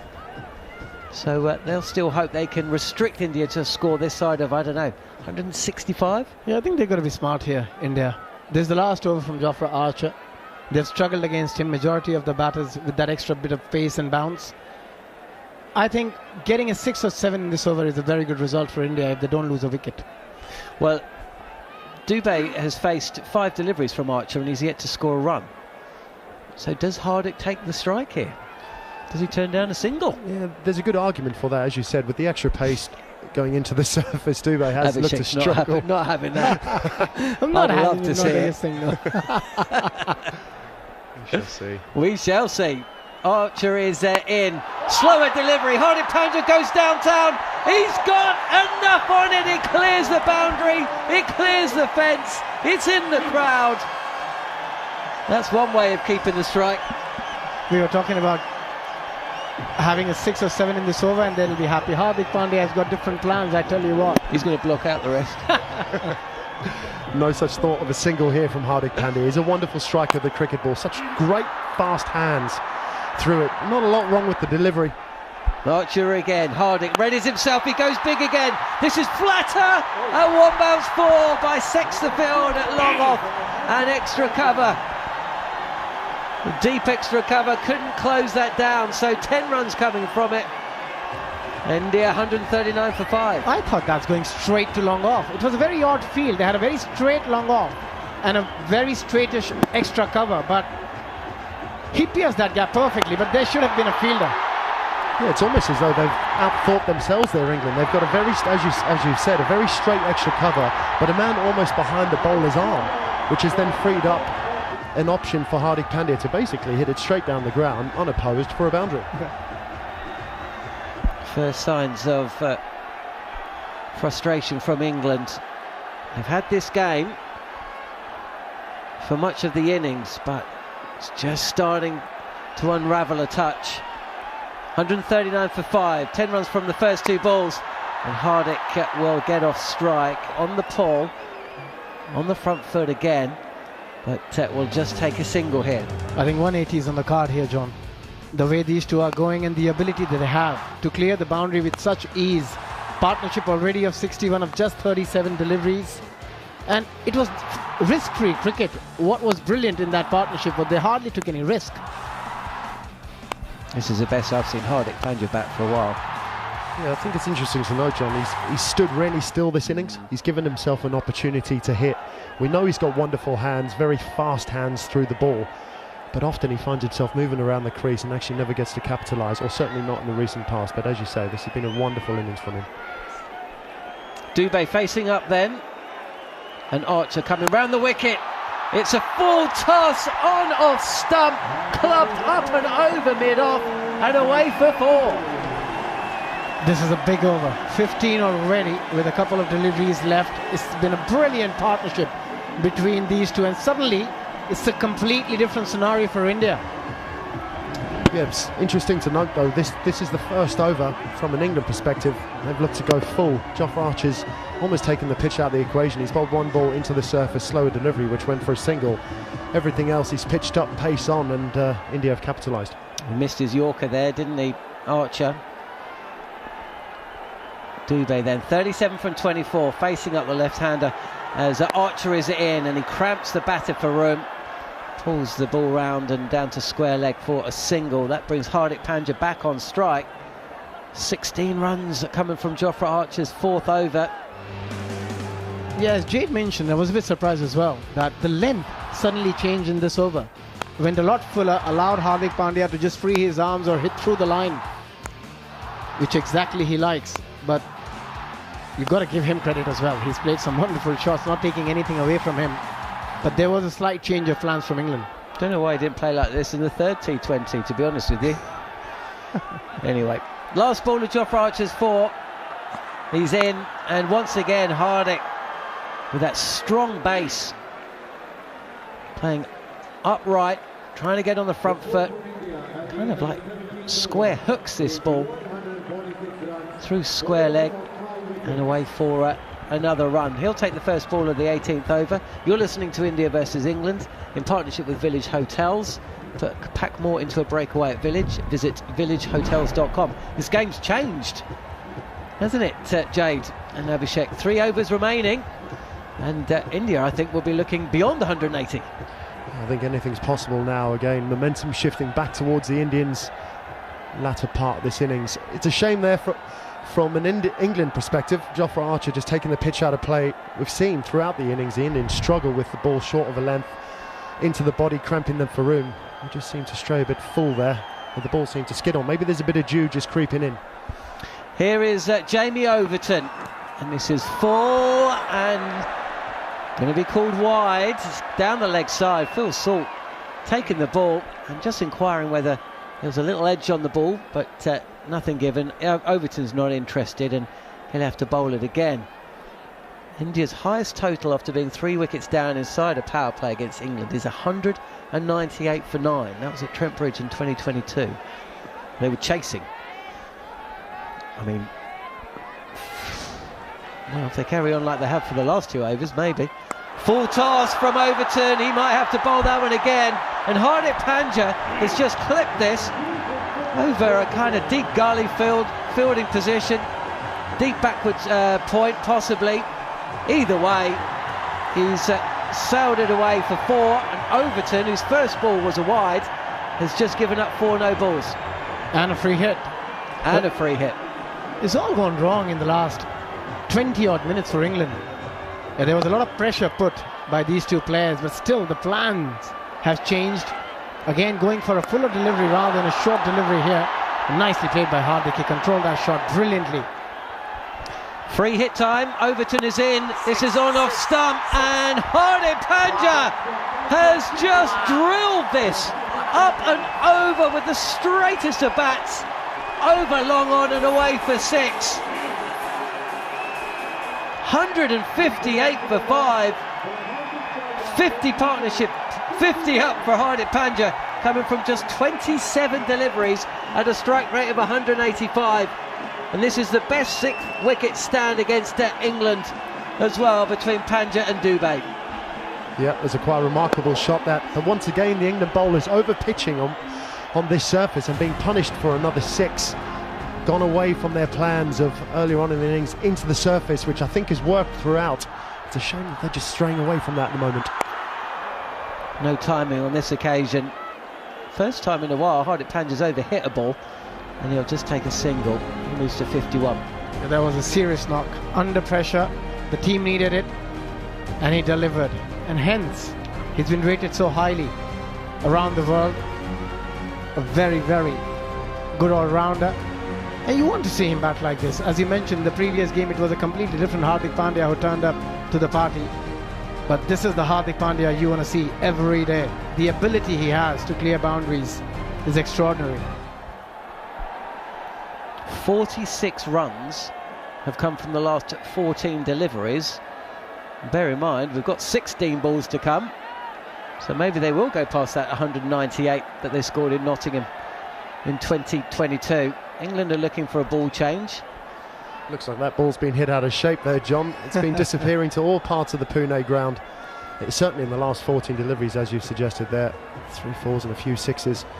But again, I hate to sort of go back to the original point, but it seems the shift in the innings, it seems to have coincided with the change of plan from the England bowlers. I just wonder whether Jos Buttler can go over to Jamie Overton and just remind him of what he's been successful doing up until this point in the evening, and certainly throughout his career, and that's smashing the pitch hard, cramping batters up for room, because it all looks a little bit too easy for Hardik to be able to free his arms through the full-length deliveries. One of the interesting things about Owen Morgan's captaincy was that you wouldn't really know what was going on in terms of the game, just judging purely by his body language and the cues he gave facially. But with Jos Buttler, he's now, you can see he's ticking now. Yeah. And you two have played under many different captains. Overton again. This is helped up and over for a one bounce four. Slower delivery from Overton. The line though was on the body of Dubé, and he just eases this up and over square leg and away for four. Yeah, I think with Shivam Dubé, you've got to go pace on short delivery. We have seen him struggle all day. I don't see a reason why you would go slower delivery. And again, the line wasn't right. He had enough time to just swivel. There was no fielder at deep. Fine. Kind of a free hit, really. Still Gambier doesn't smile. Pitched up and driven by Dubé. Doesn't get hold of it. It was actually there in the slot again. After two fantastic overs from the Surrey man, this over is just starting to spiral off. 164 for 5. Yeah, that can certainly happen in T20 cricket. Certainly when this whole change of momentum happens in an innings, and over in India, having played there before and experienced the wonderful atmosphere, it can all get a little bit too much sometimes. And the ball in your hand, you don't quite have the same thought processes, the same clarity of thought. Short delivery, and Hardik Pandya is going to pick up runs here. It's a no-look flick, almost like a periscope shot. He's played this so late, deflected the ball essentially up and over Phil Salt and away for another couple. Do you think the dew might be playing a factor here as well? What we haven't seen, John, so far is the people with towels, or they are giving it a proper rub. Look, he wanted to leave it for a second, then at the end he just managed to dab it or uppercut it over the keeper. Good game awareness. Last ball of Jamie Overton's third over. His figures, unfortunately, have taken a little bit of a pasting. Pitched up, and Hardik Pandya might be in trouble here. Two fielders converging, and Buttler takes the catch in the outfield. Wow! England needed a wicket, and they've got one. And it's thanks to Overton and a smart catch from Buttler. Hardik Pandya's 30-ball 53's come to an end. A huge sigh of relief from England, no doubt. 2 overs remaining, England back in the game. Yeah, big wicket for England there. Momentum, as we suggested, was with the Indians all the way. Lots of boundaries, a flurry of them to be exact, but Jamie Overton comes up with the goods with the last ball of his over there. Hardik Pandya departs for a wonderful 53 off 30 balls, but again, big 2 overs now to close out the innings. We're talking about them scraping over for a 150, maybe a 160. They're certainly still on track here for a 180 plus score. Yeah, absolutely. I think he's done his job. He's batted beautifully, gave the impetus the team needed, gave the momentum the team needed. And now still, with Akshar Patel out there, he's got the ability with the bat as well. Shivam Dubé set on 43. Yeah, 180, 185. India would be happy with 180. India would be happy with 166 from where they were. 185 is a bonus. Dubé it is to face the first ball of the 19th over. Bryden Cast, 1 for 27 from his 3. Bowling round the wicket, very wide. That's a very good take by Phil Salt. It was angling down the leg side, and Dubé got a little touch on the ball. Salt did well to scurry to his right and field cleanly, and that prevents a run from being taken. 166 for 6 then, India. They were 12 for 3 at one stage, but they've battled back. England will have to bat well though, and that's not something that we've seen from them in this T20 series so far. Cast continuing, shorter delivery, and Dubé on the pull will take a single to mid-wicket. Fielder runs in. So good start to Bryden Cast. Over, 167 for 6 India. Yeah, we'll have to see how big an impact Hardik Pandya wickets make, because in the last couple of overs they've managed to get 39 runs. So if they can get anything close to that in the last 10 deliveries, 2025, they will be very happy with the score. Average score being 166, and with England batting not being up to the mark so far in the tournament, India will think they have a great chance. Cast again. Axar to face his first delivery. It's on the stumps. He leans back and will take 2 runs to mid-wicket. Still, England will take this. 169 for 6. A good start to the over here from Bryden Cast. Again, good to note that he's going into the surface, changes of pace. I think the dew might be playing a part, just creeping into the innings ever so slightly, seeing those fuller balls sliding onto the bat. But good to see they've gone back to what's worked for them throughout the innings. That's slightly short of a length, and Dubé's clocked a couple, but Axar to face his second ball now. This is who England want to be bowling at. Axar Patel readies himself. This is on-off stump. He's not going to pick up a boundary. It'll be another 2. Oh, actually, no. Is that just the 1 run? Dubé not interested to come back.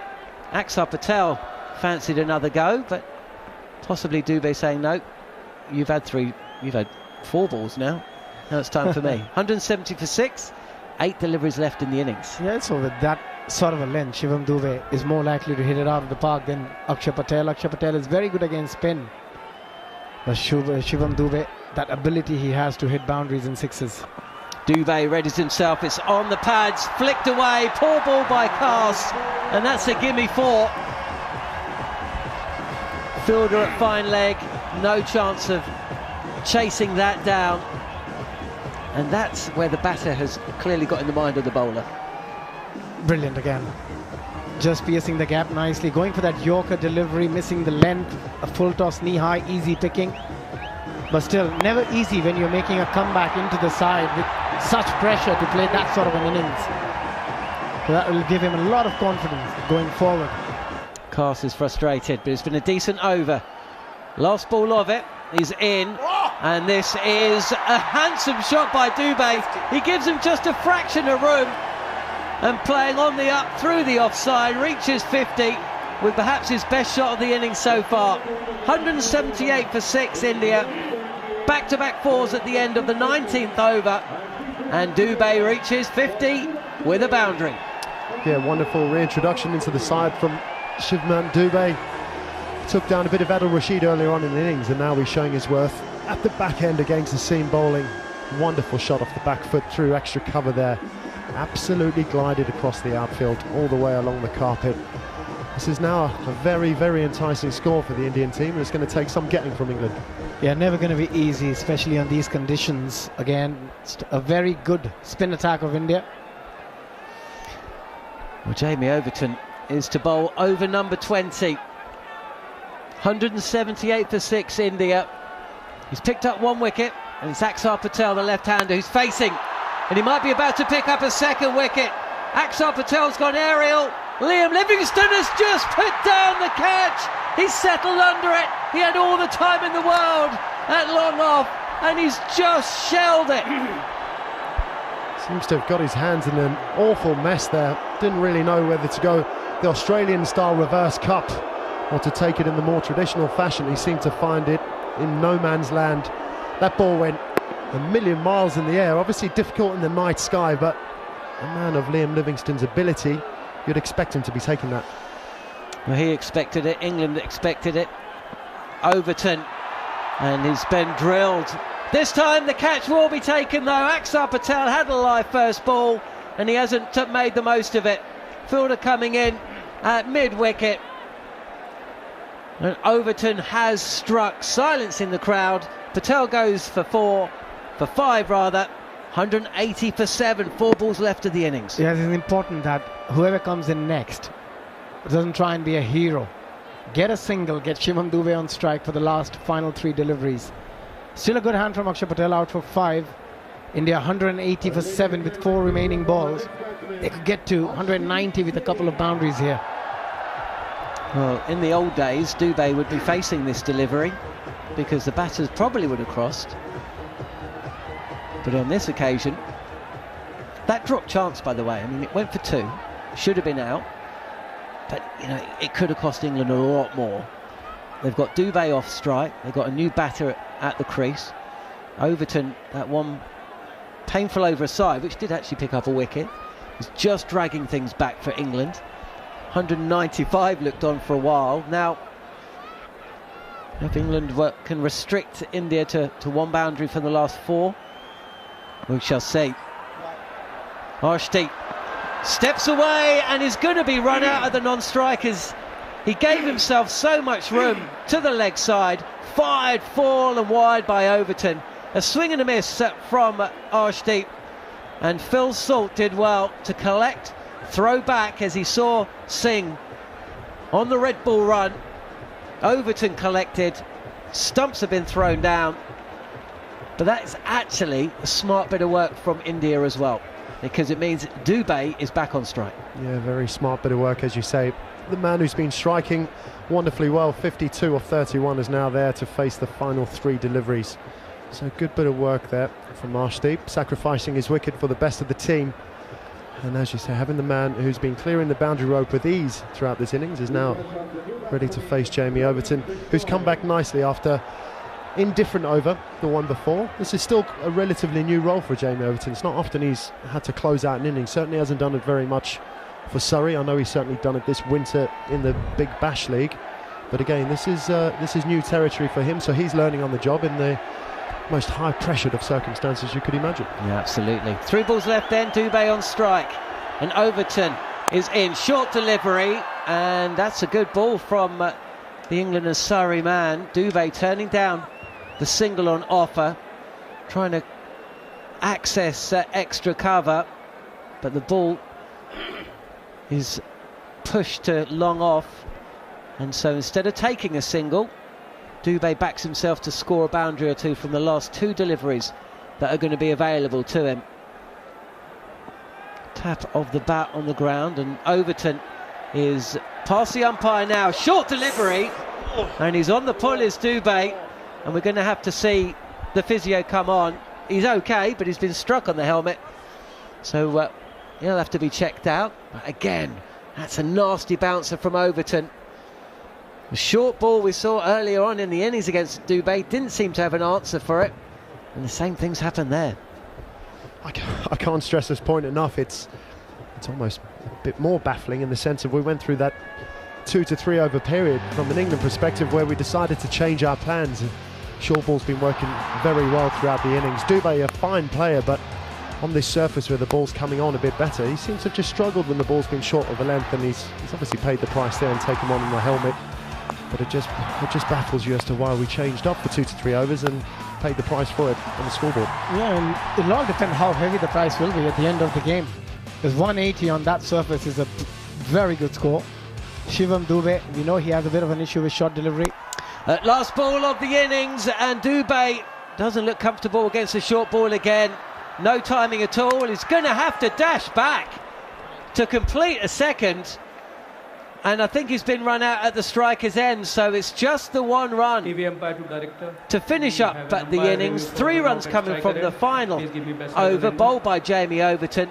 We're going to go through and have a look to see whether Dubé was run out or not. But wow, what a 20 overs we've had here. Oof, I tell you what, I'm not sure who threw that ball in from the boundary, but it's hit the stumps at the striker's end on the flush. Butler? Yeah, I think it was Butler, the captain, coming up with the goods there. Final ball of the innings, and that 1 run, you never know, in the grand scheme of things, could really make a difference. As we've said, average score being mid-160s, but of late more around the 180 mark. So in all fairness, India getting a par total, but at one stage at 12 for 3 in the second over, nobody thought Indians would get anywhere near this. Well, it was an incredible 20 overs. I hope you've been with us throughout on talkSPORT 2 or via the talkSPORT Cricket YouTube channel. For the second time in the match, 3 wickets fell in an over. So it is quite incredible that India have put a score on the board. 181 for 9. They were 12 for 3. Saqib Mahmood with 3 wickets in an over, 2 from his first 2 balls back in the side. A recovery between Abhishek Sharma and Rinku Singh before Abhishek Sharma was dismissed with the score on 57. 57 for 4 at that stage. 79 for 5 when Rinku Singh departed, with still 9 overs remaining in the match. To suggest that India will go on to score 181 from that point, well, they would need big runs. They got it. Hardik Pandya with a quick fire 50. Shivam Dubé ending up with the same score, actually, both of them scoring 53. And it was that partnership and a 2 or 3 over spell where England really changed their bowling attack plans, and it cost them. You know, they could be looking at a score around 155, 160, but it's because of those two, and credit to the batters because they both batted extremely well, Hardik Pandya especially, and then England came back again with those 3 wickets in the last over. You're listening to the India versus England T20 series in partnership with Village Hotels, by the way. Pack more into a breakaway at Village. Visit villagehotels.com. We're going to look at the innings in its entirety. Andrew McKenna will be coming back into the hot seat, but your thoughts as the players make their way from the field, Jade Dernbach? I think you make a good point there. At one stage, England certainly looking like they could dismiss India for less than 150. I think at the 10th over, India was 79 for 5, all pretty evenly poised. And then England have gone on to go at nearly 10 and over, or just about 10 and over for the final 10. But within that, there was a change of strategy, a change of plan for 2 to 3 overs, where the ascendancy certainly then slipped into the Indians' camp, where England decided to go a bit full up. Hardik Pandya came in, was able to hit through the line, get a few boundaries. We dragged it back towards the back in the last couple of overs, where we went back to our original plan of driving the ball into the surface. We're coming off of different paces. We've suggested there might be a bit of dew. We see them going around the outfield now, the groundsmen, with the towels and trying to dry things. So whether that's going to play a part in the second innings, we'll have to wait and see. Brilliant stuff. Jade will be back for the second innings. Abhishek will continue a considered look back at the 20 overs that we brought to you and ahead to the 20 to come. But you're listening to the India versus England T20 series in partnership with Village Hotels. Pack more into a breakaway at Village. Visit villagehotels.com.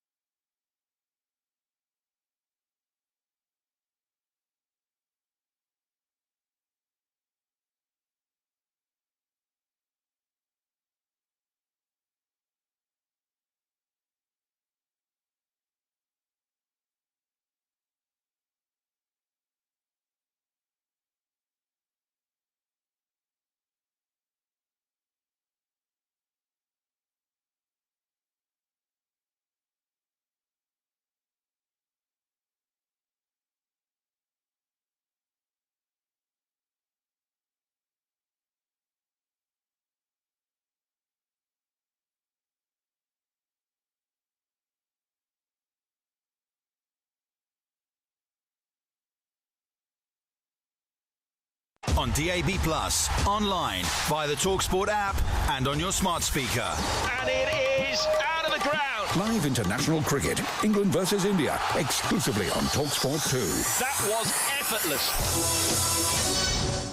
Well, full disclosure, at 12 for 3, I wasn't necessarily expecting India to post 181 for 9, but they did, thanks to Village Hotels. Let's take a recheck on that first innings. England versus India live on talkSPORT 2 with Village Hotels. Pack more into a breakaway at Village. Visit villagehotels.com.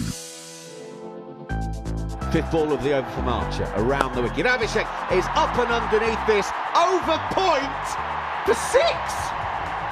Are you kidding me? Saqib Mahmood in for his first ball of the series, in, right arm over. Sanju Samson pulls him out to deep square leg, man doesn't have to move. Saqib Mahmood strikes with his first ball of the series, and he comes down the pitch, hacks away, and he's caught at third! Jofra Archer! India lose 2 in 2. Saqib into the side, and he's on a hat-trick. Oh, it's clipped straight in. Bryden casts at mid-on. India at 12 for 3. Surya Kumar Yadav stands there, hand on hips. Complete dismay. India under enormous amounts of pressure here, 12 for 3. Clobbered straight down the neck of the fielder, who's at deep mid-wicket. Is Jacob Bethel. He didn't have to move an inch. Dubé goes big. Oh, this is massive. He has smashed Adil Rashid up and over long on. That's one of the biggest sixes you're going to see all day. Hardik Pandya down the track, and he has spanked at Mahmood. First ball, up and over long off for 6. Archer is in. Slower delivery. Hardik Pandya goes downtown. He's got enough on it. It clears the boundary. It clears the fence. It's in the crowd. This is on off stump, and Hardik Pandya has just drilled this up and over with the straightest of bats. 50 up for Hardik Pandya, coming from just 27 deliveries. Pitched up, and Hardik Pandya might be in trouble here. 2 fielders converging, and Butler takes the catch in the outfield. And this is a handsome shot by Dubé. He gives him just a fraction of room, and playing on the up through the offside, reaches 50 with perhaps his best shot of the innings so far. This is now a very, very enticing score for the Indian team, and it's going to take some getting from England. So it is quite incredible that India have put a score on the board, 181 for 9. They were 12 for 3. Yeah, what an incredible effort that was by India, from 12 for 3 to 181 for 9. It's a weird looking scorecard. 3 out of the first 4 batters single figures. Abhishek Sharma 29, Rinku Singh 30, Shivam Dubé and Hardik Pandya both making 53, have basically done all the work for the rest of the side, and they've set in England 182. That is 9.1 and over. All thanks to Village Hotels. England versus India live on talkSPORT 2 with Village Hotels. With 33 locations across the UK, Village Hotels have everything under one roof for a great breakaway. Visit villagehotels.com. Well, we've been talking about the possibility of dew during the second innings of this game being a factor. I think we can officially say it is here and properly having an effect, because during the interval, the ground staff had 2 super soppers out there. That's the things, those mechanical devices that they drive around normally when it's been raining to actually get rid of the standing water. And there's also been a rope going around as well. So Abhishek Jhunjhunwala, how much of an effect is that going to have then? Because quite clearly the dew is in the game. Factor in India, and we have seen it on so many occasions in the IPL that it could be a deciding factor, the toss. Hope that's not the case here from England's point of view, but you can see there is dew because the amount of towels you can see on the back of the players' trousers, it just shows that there is plenty. But again, 181, I think a very good total.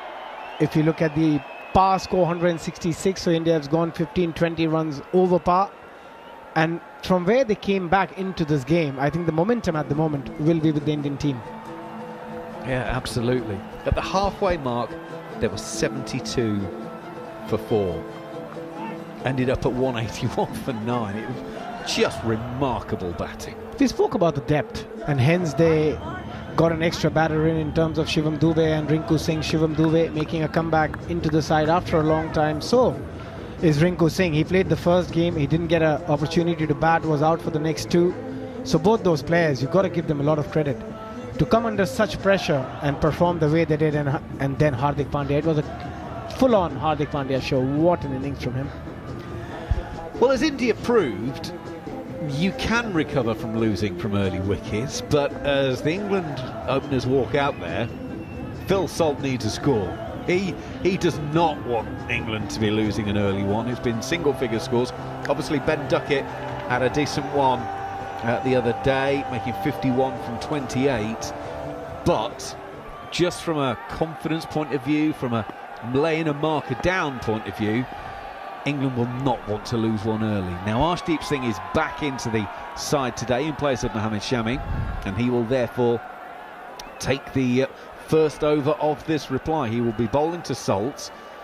He's been swinging it in, causing Salt problems. Then he gets the odd one to go away as well, which then just makes it that little bit trickier as well.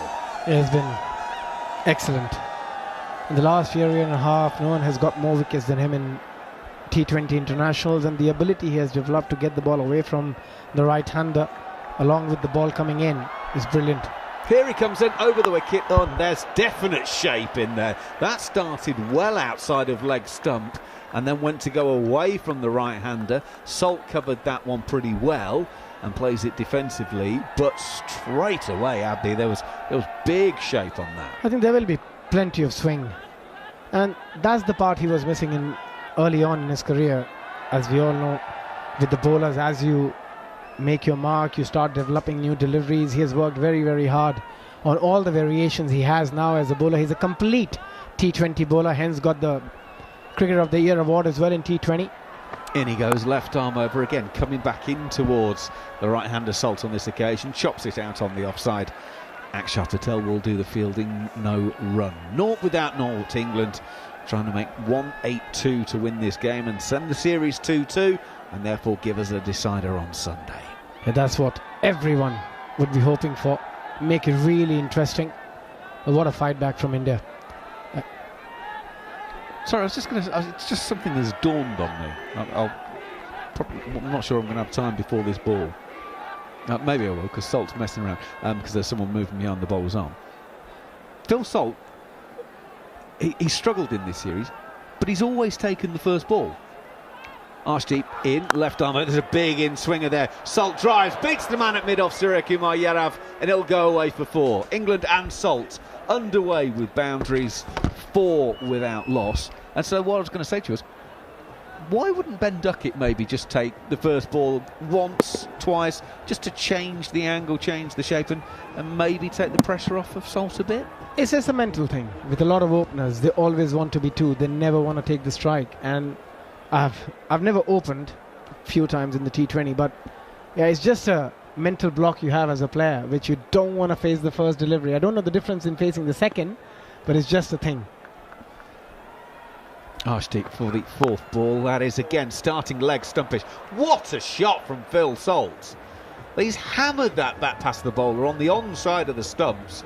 And mid-on was 10 metres wider than that, and simply turned around and walked around and went to retrieve it. That is a beautiful shot from Salt. They always say that the on-drive is the hardest shot in the book, and if you're playing that, you must be in decent touch. He looks in good form at the moment. But again, I feel Arshdeep Singh trying to do too much. We have seen 4 deliveries. He has tried to bowl something different every time. Stick to the basics, hit that back of the length hard, and bring the ball into the right-hander. And he goes once again, doing exactly that. Salt plays defensively, and there's no run. Bowler fields and his follow-through. But that can happen. That can cluster a bowler's mind when he has the ability to do both, and he's got Salt out in similar fashion, taking the ball away and then getting him out another time with a short delivery. Probably that plays in your mind when you've got the upper hand on somebody in the series so far. But still, I feel he should just try and avoid swinging the ball either ways on every delivery. Closing in on to become the first Indian bowler to get to 100 wickets in T20 internationals, Arshdeep. In he goes, and he gets close to getting another wicket there. Salt, it's sort of running in on his hands a little bit, and he bent his knees, trying to sort of back cut it. Doesn't get anything on it. Through to the keeper, Sanju Samson. First over gone here on talkSPORT 2. England 8 without loss, trying to make 182. Jarrod. Would you like to know why Phil Salt faces the first ball and Ben Duckett faces the second ball? I would love to know if you've got the answer. Ben Duckett, in his career in T20 cricket, has only ever faced the first ball 13 times. Now, of course, he hasn't always opened. He's played 200 games. Only 50 of them are opening, but very rare for him to face the first ball when opening. Phil Salt has played 275 T20 matches, and in 192 of them he has faced the first ball. And when he's opened, only 37 times has he not faced a new ball. So I think it's just a pattern thing. Both of these guys prefer that pattern. And so, you know, we saw it with Rory Burns in the Ashes. Yes. Where he always takes the first ball, Yeah. and then he went out a couple of times and he swapped it. It's very rare, though. People usually stay with their pattern. Hardik Pandya to bowl the second over of the innings, and Duckett gets it just between keeper and Chakravarti at short third, and it's away for a 4. England 12 without loss, but Duckett was looking to play that, let's say, backward point-ish. It was across the left-hander. I think it's gripped in the surface, but wherever, that was not the shot that Ben Duckett was playing. It flies away for 4. Yeah, a bit surprised there are no slips. There is a flying third fielder. Yeah, no slips, but a short third and a backward point on the edge of the 30-metre. This time on the legs of Duckett. He turns it down to long leg and will take a single, 13 without loss. Yeah, Phil Salt in the previous game got out to Hardik Pandya trying to drive a ball through covers. It was a slower delivery. Hardik has been very impressive. The first time he's playing this role where he's opening the bowling, and also he has to bowl at the back end of the tournament, a bit like Jamie Overton, who doesn't necessarily bowl in the back end of the innings for England. So both doing a very different role. And at the moment we're just seeing that camera going around the ground. Not much. We haven't seen a lot of dew in the tyres, so maybe that has changed a little bit. Let's hope. Here is Hardik in bowling an off cutter. Salt hits him over extra cover, and it will go for 4. Salt's into double figures. 12 from 7. England 17 without loss after 9 deliveries of this innings here on talkSPORT 2. That was again a slower delivery, similar sort of delivery, very similar shot, but the only difference, it was in the gap. It was aerial, it was catching height, but just in the gap for Phil Salt. A perfect start from him. 3 boundaries so far of his 7 deliveries, no singles yet. But Hardik Pandya has just got to go back on the stumps here. In he comes. It's full. Almost landing on the crease line. Salt ends up chopping it to Abhishek at mid-wicket off the inside half of the bat. And there's no runs. It is this England-India T20 series in partnership with Village Hotels. Visit villagehotels.com. 182. The target for England. At one stage, 130 was looking like the potential target for them as they were doing all kinds of crazy things to the Indian top order, but Hardik and Shivam Dubey changed things completely. Hardik's to bowl the 5th ball of the over. Salt will try and beat the fielder Akshar at backward point and can't, and there is no run. Mexican wave currently going around the stadium, which is the cheer you can hear. Getting very excited by all of that. Good crowd in, actually, should be stated. There are not many seats spare in Pune this evening. Great atmosphere. It's such a beautiful ground as well, as you said, no towering multi-towers. It's just one tower there in the ground, so you don't have multi-levels. Hardik Pandya goes in. It's a pull shot by Phil Salt. Can Rinku Singh field? Yes, he can. And Abhishek will do the fielding. And there's no run. That's not Rinku out there. That's a 12th man, isn't it? So who would that? Maybe Shivam Dubey is just off, getting a bit of treatment after his innings. He often does. Shivam Dubey. Not very nimble out there. So always been used as an impact sub in the IPL. Majority of the time just comes and hits his 4s and 6s, and then he puts his feet up. What a life. Absolutely. Not bad old world, is it? Final game of this series on Sunday. Same time as off to Mumbai, Wankhede Stadium. Will it be a series decider at 2 apiece? or will India have it wrapped up ahead of time? Well, from an England point of view, they will hope it's a decider. And it'll be an absolutely cracking end to this series. Arshdeep's to bowl the third over. Ben Duckett, weight coming forward, but without really much foot movement, just plays it back defensively to the bowler. In his follow-through, no run. I don't remember seeing Ben Duckett play a defensive shot in a Test cricket. Forget T20. I'm not used to seeing this from Ben Duckett. Usually loves playing his shots. Pretty much every delivery he's got some shot. Which just shows that it's a slightly different approach. Yes, they've got 19 on board, but they're not being careless here. Yep, it's not reckless, is it? If it's there to be hit, it's being hit, but it's not wild slogging. Arshdeep goes in. It's in towards the knees of Duckett, and he clips it just over the head of the fielder at square leg, and it goes away for 4. 23 without loss. Duckett's got 9 from 4, and that is the 5th boundary of this innings already. That's a good shot. Not an easy shot to play. He was cramped for room. There was a fielder in square leg, but just managed to get it enough up and over. Yet another boundary. That's the 4th boundary so far in this innings for England. A good start, a perfect start. Yeah, from India's point of view, they needed early wicket to make those early inroads into this batting order, which has struggled so far in this competition. This has been one of the best starts for England. Arshdeep thought he was in business there. He wasn't. He goes in again. This time Duckett whips him with the bottom hand over the infield, and it rolls through mid-wicket for 4. Duckett goes to 13 from just 5 balls. It's amazing how 2 boundaries can suddenly change a player's stats. All of a sudden he's 13 from 5, England 27 without loss. It was not a bad delivery at all. Was swinging away from Ben Duckett, was around that off stump, but still managed to use his bottom hand and flick it over the infield. That's the advantage you get batting in the first 6 overs. All you need to do is hit the gaps or get it up and over the fielder. So far, so good from England. Arshdeep goes in, shorter ball. Duckett goes on the pull and gets it between the 2 fielders out on the leg side. That's 4 more. 3 in a row from Ben Duckett. 31 without loss, England, as we're 4 balls into the 3rd over.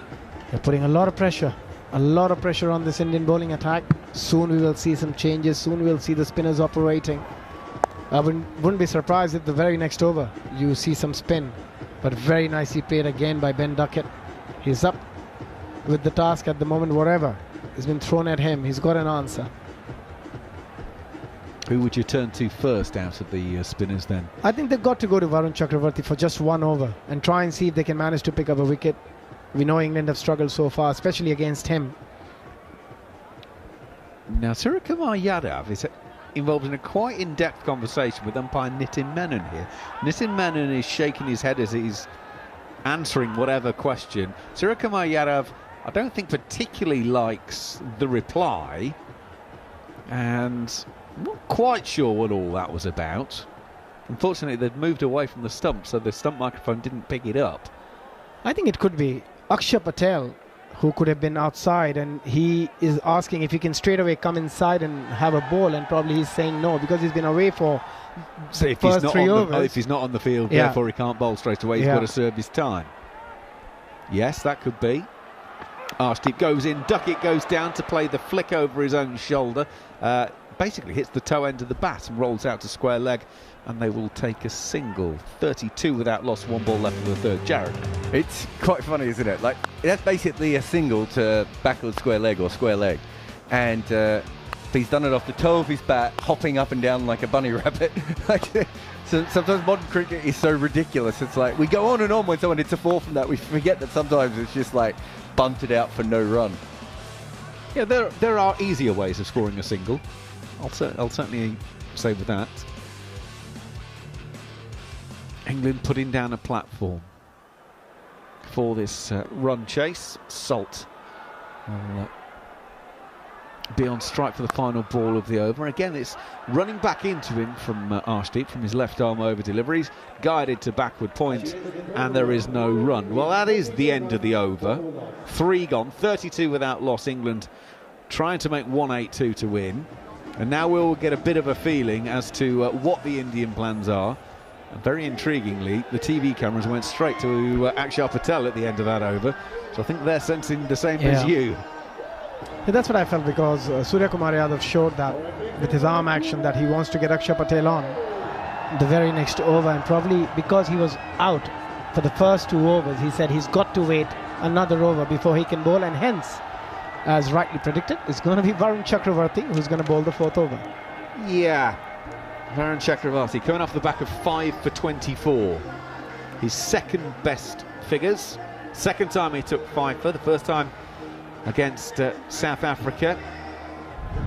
In South Africa, 5 for 17. However, the quirk is on both times he's taken 5 wickets, both times he's been on the losing side. But he's taken a bag full of wickets this series, and he's straight into the attack, and he's finding the middle of Ben Duckett's back defensively, and there is no run. Yeah, knowing Ben Duckett, he's going to try and play some shots. Reverse sweep is always on the card, along with the conventional sweep whenever he's on strike. It's going to be a tough one against this guy. Well, of course, the key is we're inside the power play, inside the first 6 overs, which means only 2 fielders outside the circle. Now, Duckett backs away massively to leg there. Hits straight to Surya Kumar Yadav at extra cover, and there's no run, though. Yeah, this is going to be very interesting. You can sense something's going to happen. The boundary's on the card. There's wicket on the card every time Varun Chakravarti has bowled in this series so far. Yeah, England haven't really got to grips with him at all. In he goes once again. Now Duckett goes on the reverse and hits it a 1 bounce for what started off as point, becomes square leg. Duckett plays that very well. He goes to 22 from 10, England 36 without loss. He absolutely nails that one. Again, it's the ability to pick up length. He tried to do that in the first game. He got out, but never shy, never worried, because they practiced so much, all these shots. And it's all about the percentage, how many runs you're scoring versus how many times you're getting out trying to play that shot. Chakravarti around the wicket. Duckett again steps away to leg, has a big swing at it. Now, I thought I heard an edge through the stump microphones there. It's a difficult one for Sanju Samson. He's not able to hang on to it, but that sounded like a nick to me. It did. It was a quicker delivery. It was almost seam up. That's his swing ball. He quite often bowls it early on. He tries to get the ball to swing a little bit. Yeah, he got Joss Butler out with a similar delivery in the previous match as well. And there was some shape on it. Chakravarti around the wicket again. Duckett again goes on the reverse. Bishnoi will field at point. Can't prevent the single being taken, though. 37 without loss. That's been an issue for India. If the fast bowlers go for runs in the first couple of overs, they don't know who to go back to, because they don't have the third seamer. Yes, Shivam Dube can bowl, but I don't think Surya Kumar Yadav is going to bring him on, especially in the power play. Maybe in the middle period, he can use a couple of overs from him. So now the big question is who's going to bowl the 5th over. Is it going to be Hardik, or they stick to Arshdeep Singh for yet another over? But England have been brilliant so far. Do you think one of Bishnoi's in? They have to go to a spinner, or Akshar Patel. I think Akshar is a better choice because the way he bowls. In goes Chakravarti. Big swing at this one from Phil Salt, but it's straight to Surya Kumar Yadav at mid-on, and there is no run. So 4 overs gone, 37 without loss are England. The required rate is just over 9, which is basically where it started, so England going along where they need to at the moment. Duckett 23 from 12, Salt 14 from 12. So far in this series, I think I include some of this over. I didn't think I get all of it, but Varun Chakravarti has got an average of 8.9. The rest of the Indian bowls at 25.8. So in some ways they've solved the problem of being too over-reliant on Jasprit Bumrah of recent times, and they've moved it on to Varun Chakravarti. It's an easy job. Akshar Patel. Yeah, we were thinking it's going to be Akshar Patel, because just the way he bowls, the line he bowls, the trajectory and the pace he bowls with. So he's done what he needed to do to be available to bowl. Having served the time. Still inside the power play, so the 2 men on the leg side are long on and backward square. Duckett therefore hits through mid-wicket to the first ball and gets a 1 bounce 4. Yeah, I think this is going to go. This over is going to be a big one for England and Duckett, because if the ball is not turning with his pace, if he doesn't get his length right, he's going to keep on doing the same. The slog sweep or the reverse sweep is going to come as well at some point. Akshar around the wicket to the left-handed Duckett. Duckett swings hard, misses it with the bat, hits him on the pad, and they will take a leg by down to short, fine leg. 41 without loss. That's a much better result for Akshar Patel. He gets to bowl right-hander. Now Salt. This is going to be easier for him. Phil Salt, he's looked good. He's been struggling so far in the first 3 games, but today 14 of 12. Mid-wicket and long off, the 2 men outside the circle for Salt, as Akshar is around the wicket, and Salt hits hard to the long-off fielder, who is Ryan, and there is just a single to be taken. 43 without loss. If I was Akshar Patel, I'd probably have 2 men out on the leg side, have a deep mid-wicket and a long on, leave it open for the single. If Ben Duckett wants to take a single, that's absolutely fine. But at the moment, he just had one. Yeah, this time around, he's got a deep square leg and a deep mid-wicket. So he's got a big gap. Anything straight is a boundary. There's a mid-on and a mid-off inside the 30-yard circle. In he goes then, a left arm around, but Duckett gets down on the reverse and hits it perfectly through point away for 4. 47 without loss. Duckett has now got a strike rate over 2 runs for every ball. He's got 31 from 15, and that's the 3rd or 4th time that he's played that shot so far, and he's nailed it every single time. Yeah, exceptional batting. Again, the game awareness. He's gone down to play it again. This time it's a bit of a top edge, and it will fly all the way for 6. He's dropped by one of the ball boys, who's over the boundary edge. It brings up the England 50, and Duckett's got 37 from 16, and England are 53 without loss. You could sense this over is going to go. Ben Duckett was eyeing this the moment he saw Akshar Patel coming. These are easy shots. Even if he gets half a bat, that ball is going to go over the infield. There are no fielders in the boundary on the offside. Poor technique from the ball boy, though. Got to do better than that. Terrible drop. It's only a 62-metre hit, that one. 15 from the over so far.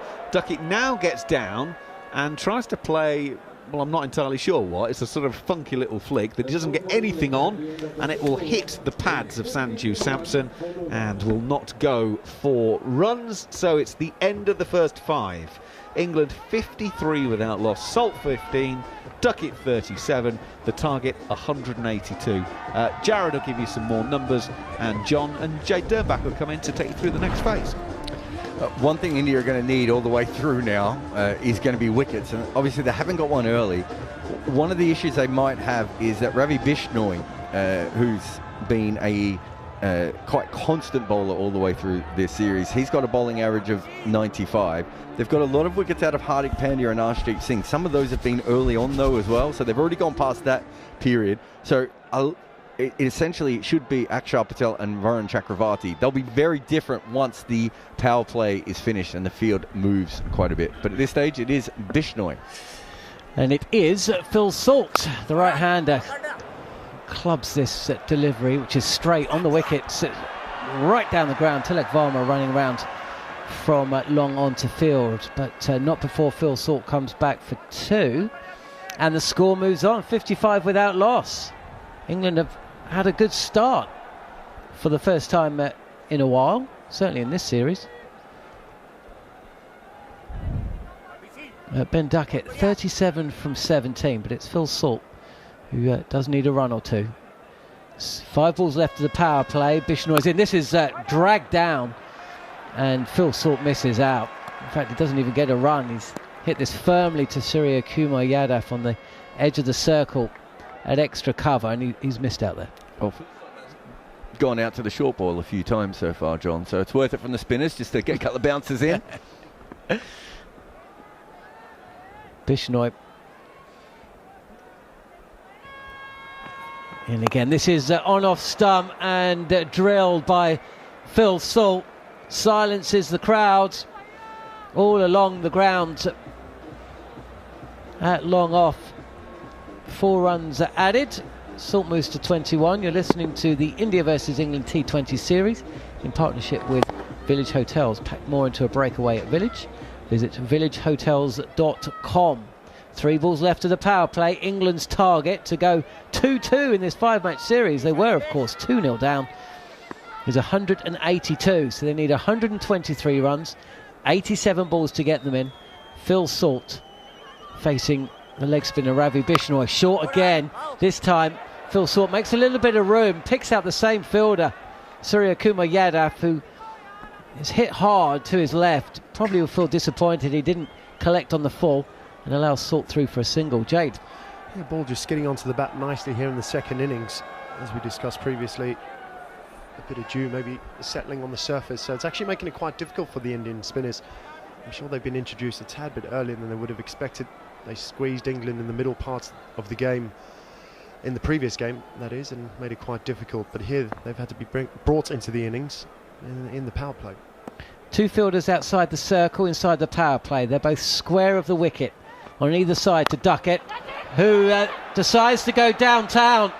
He's playing the field. There's a shout for catch it, but the 2 fielders at mid-off and extra cover, they're inside the circle. So even though Duckett hasn't got hold of this and it's not going to reach the boundary, it's a relatively safe shot. 2 more runs to the score. How would you bowl to Ben Duckett, Jade?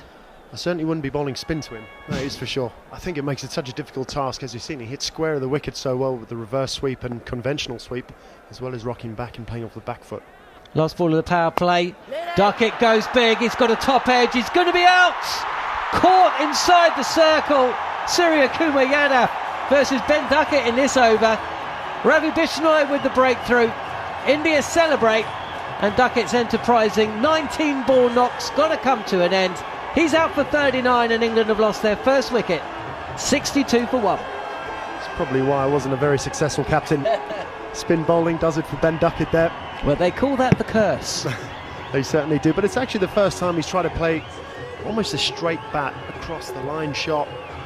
His reverse sweeps have worked so well in this innings so far, and he's sort of strayed a little bit away from that and paid the ultimate price. But he's gone for a brisk 39 off 19 deliveries and set the platform up nicely for England to chase down this total of India's 180.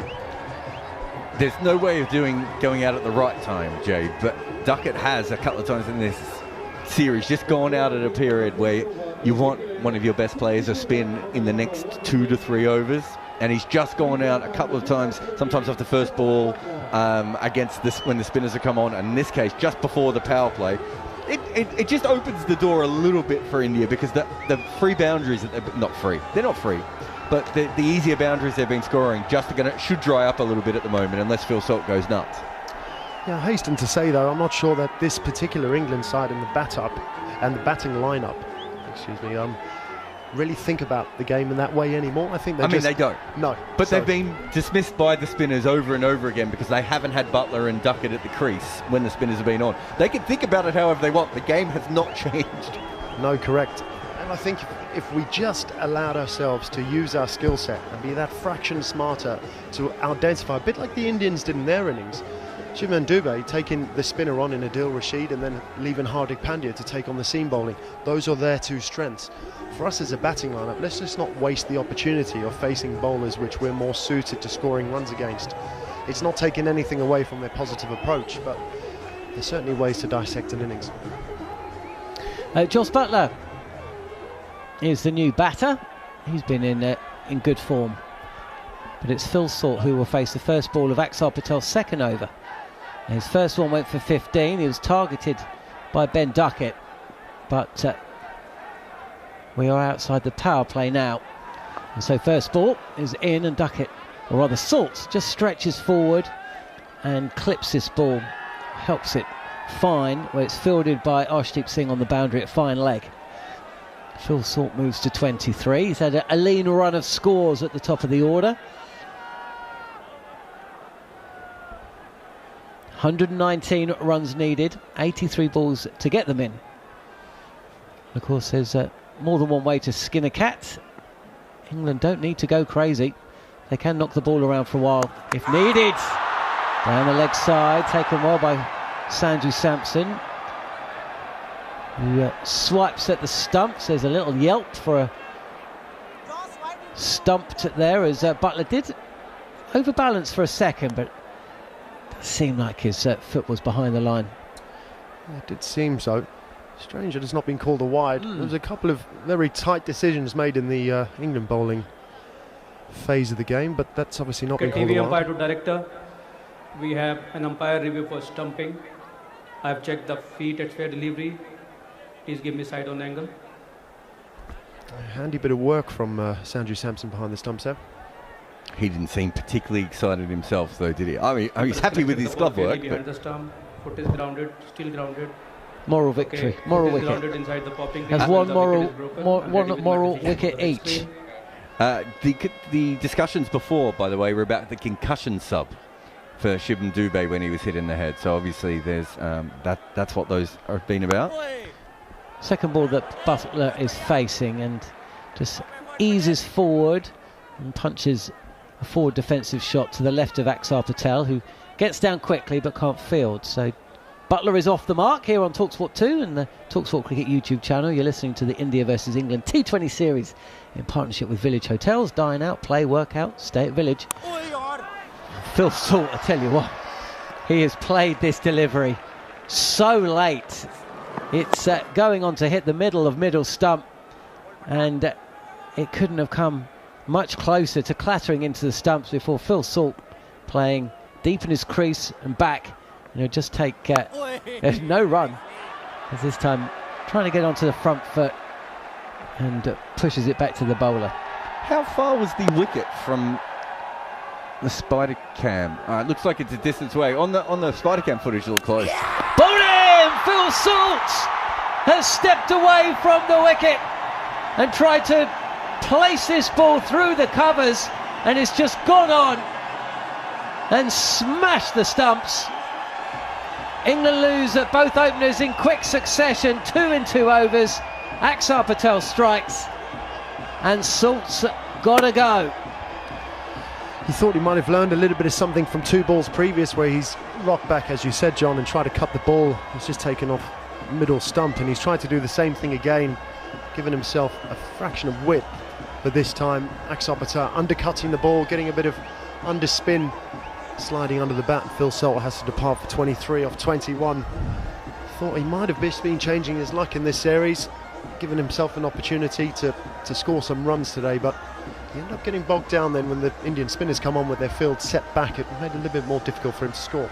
Yeah, I think it just changes the way he bats, because I remember working with Marcus Stoinis years ago, where Marcus Stoinis, when the power play was up, he just had to go, okay, well, I'm just going to chip these down the ground, and then they're going to put long on and long off up, and I'll flick it over the leg side, and if I get any width, I'll go that way. And the minute the fielders would go out, when he'd been batting for a while, it was like it completely changed his batting, because he was like, well, now all the options are gone. And that's what it looked like with Salt. We've seen it against quick bowling, it doesn't matter, because he'll try and hit sixes, but against the spinners, felt like he was suddenly trying to manufacture things. Harry Brook, the new batter, another guy who needs a run or two. And he comes forward and plays this final delivery of the over back to the bowler, Axar Patel. No run, 65 for 2. England have lost 2 quick ones. Brook, who's sporting a sharp haircut, isn't he? It's very sharp. That's not even razor sharp. That's a buzzer cut. Is it 0.5? Is that the Yeah, I was going to lowest say, ranking it's yet? less than a 1. Yeah, it's not a 1. What's that Vietnam film, Full Metal Jacket? It's one of those, isn't it? It also strikes me as a haircut of someone who's maybe not trusting his original barber or particular barber, and he's over in the subcontinent and just taking what he can get. It's when fades go wrong. You can get haircuts on the street in India. You sure can. My favourite kind of haircut. They end up like that. that might have been what happened. They do your beard with the razor blades too, don't they? Didn't trust that. Okay, England. Where are we? This game in the balance. Bishnoi is back and Buttler is forward. Big gap at point. Arshdeep Singh on the boundary and Buttler finds him. I think India will be quite happy just to give Buttler a single for a bit, get the other batter on strike, because there's quite a few batters in this England lineup who need a run or two. Brook yet to get off the mark. He hasn't scored many in the series. Can India get through a tidy few overs? Can they take another wicket or two?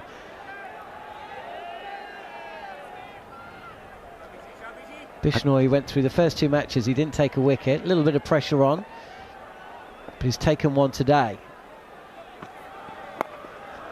Brook is forward and clipping this delivery on off stump to square leg, and he gets off the mark. Worth noting that was a wrong end.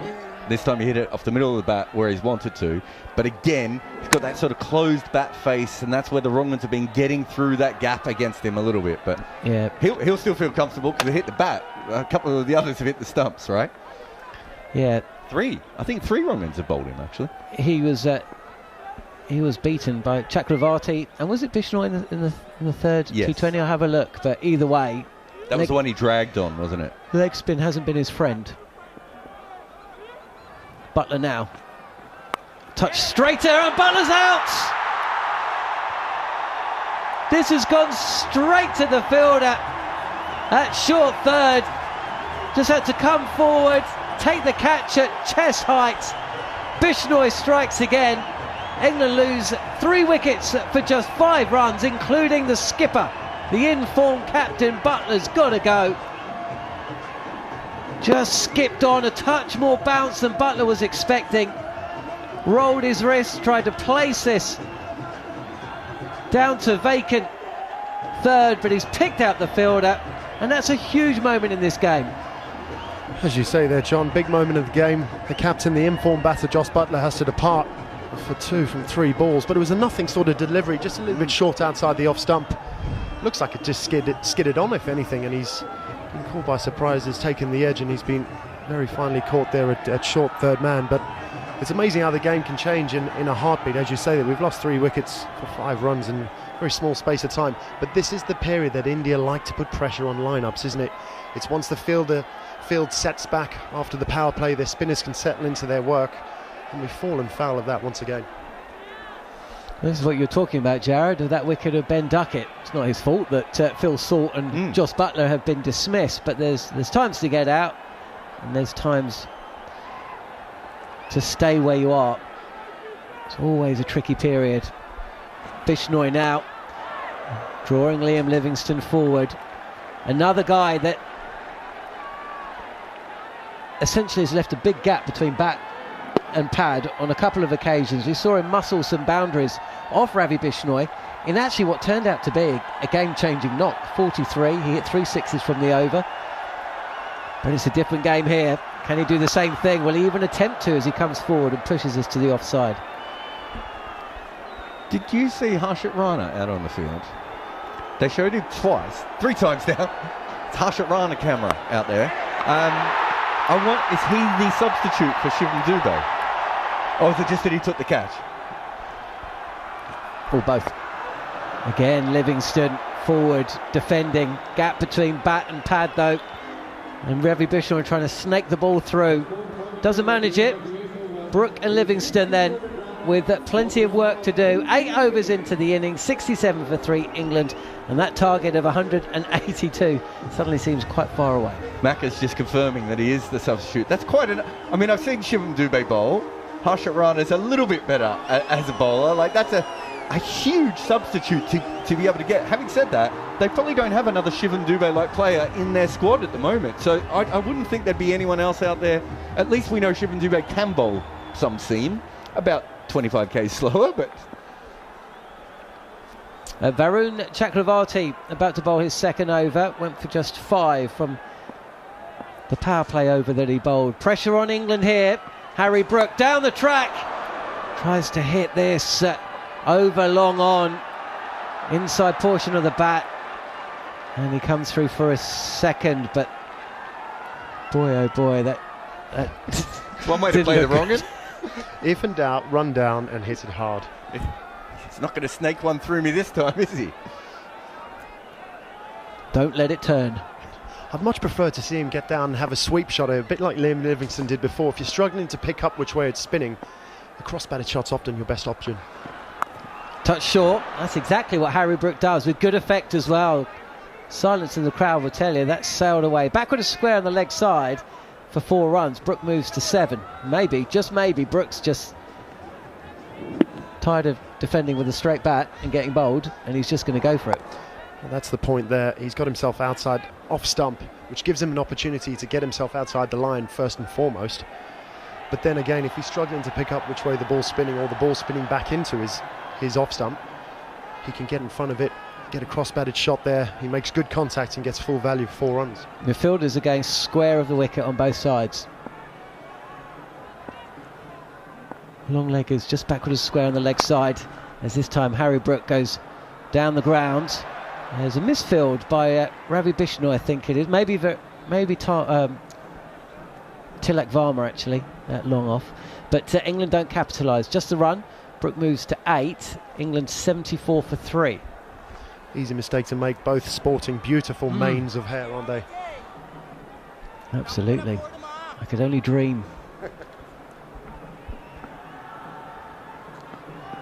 Livingston coming forward and pushes this to the leg side. He's a bit unsure of the second run, but he's called through by Harry Brook, and 2 runs taken.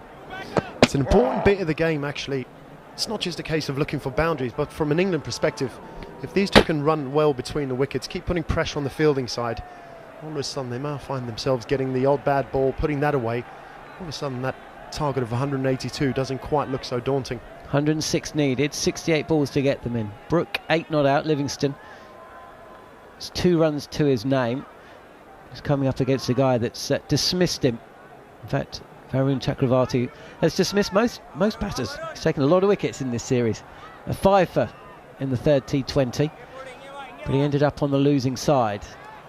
76 for 3 then on talkSPORT 2 as Chakravarti is in, and Livingston goes on the sweep.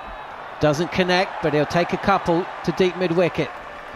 Without wanting to put any extra pressure on Liam Livingston out there in this situation, but it's this sort of situation which, if you want to bat at 5 and define yourself as that player who wants to have more balls, these are the sorts of games you've got to come to the forefront and take your team over the line. So today I think we're going to answer a lot of questions, I think, in the sense of, is Liam Livingston the answer for us in these sorts of situations where he's got a bit more time on his side but needs to carry the team over the line.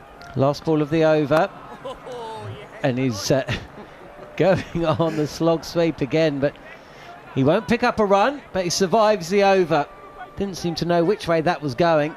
78 for 3 then, and India really hitting back. 62 without loss has become 67 for 3. Duckett, Salt and Butler all dismissed. 2 wickets going the way of Ravi Bishnoi.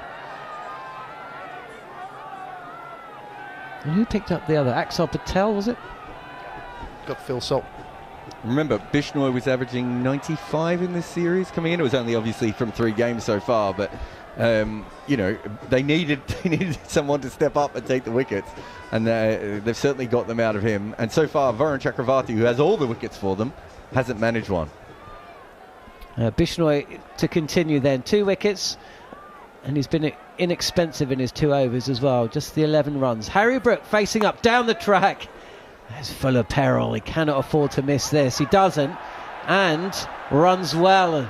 2 runs. I'm not sure there was 2 there. He's wristily slapped backward of points. Brook moves into double figures. Good that from Harry Brook, and good awareness from Liam Livingston, helping his mate out there the other end. Putting the Indian fielders under pressure, obviously not finding the boundary quite as often. So these singles are going to be very important. Yeah, they don't have to do it in boundaries. On the reverse is Harry Brook. There's a shout for leg before. Fielded inside the circle.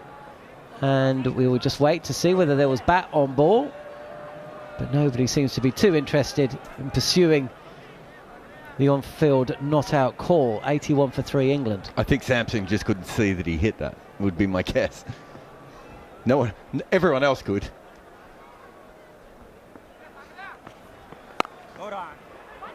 Livingston this time, again trying to get on the front foot, squeezing the ball past cover point, and that's again good running. These 2 are in sync. 2 more runs to the score. 83 for 3, the target's under 100. They've really run well in this little period here, and they stole a 2 a minute ago that had to have been a single, Jade. It seemed like he hit it straight to the sweeper. So India have just got to wake up that they're they're not just going to play big shots at this moment, although they'll play a big shot right here. Livingston doesn't play a big shot, actually plays this fuller delivery on the pads quite nicely. Pushed to wide mid-on, and it's another run. Livingston 7, Brook 11. 2 balls left of the 10th over. England chasing 182. Need 98 from 62 balls or less, or fewer, to win the match and square the series with 1 to play. This is a little tempter for Harry Brook. It's pitching well outside off stump, and Brook just comes round on the sweep. It's aerial, but sails into vacant mid-wicket, and comes through for another single. 85 for 3, England.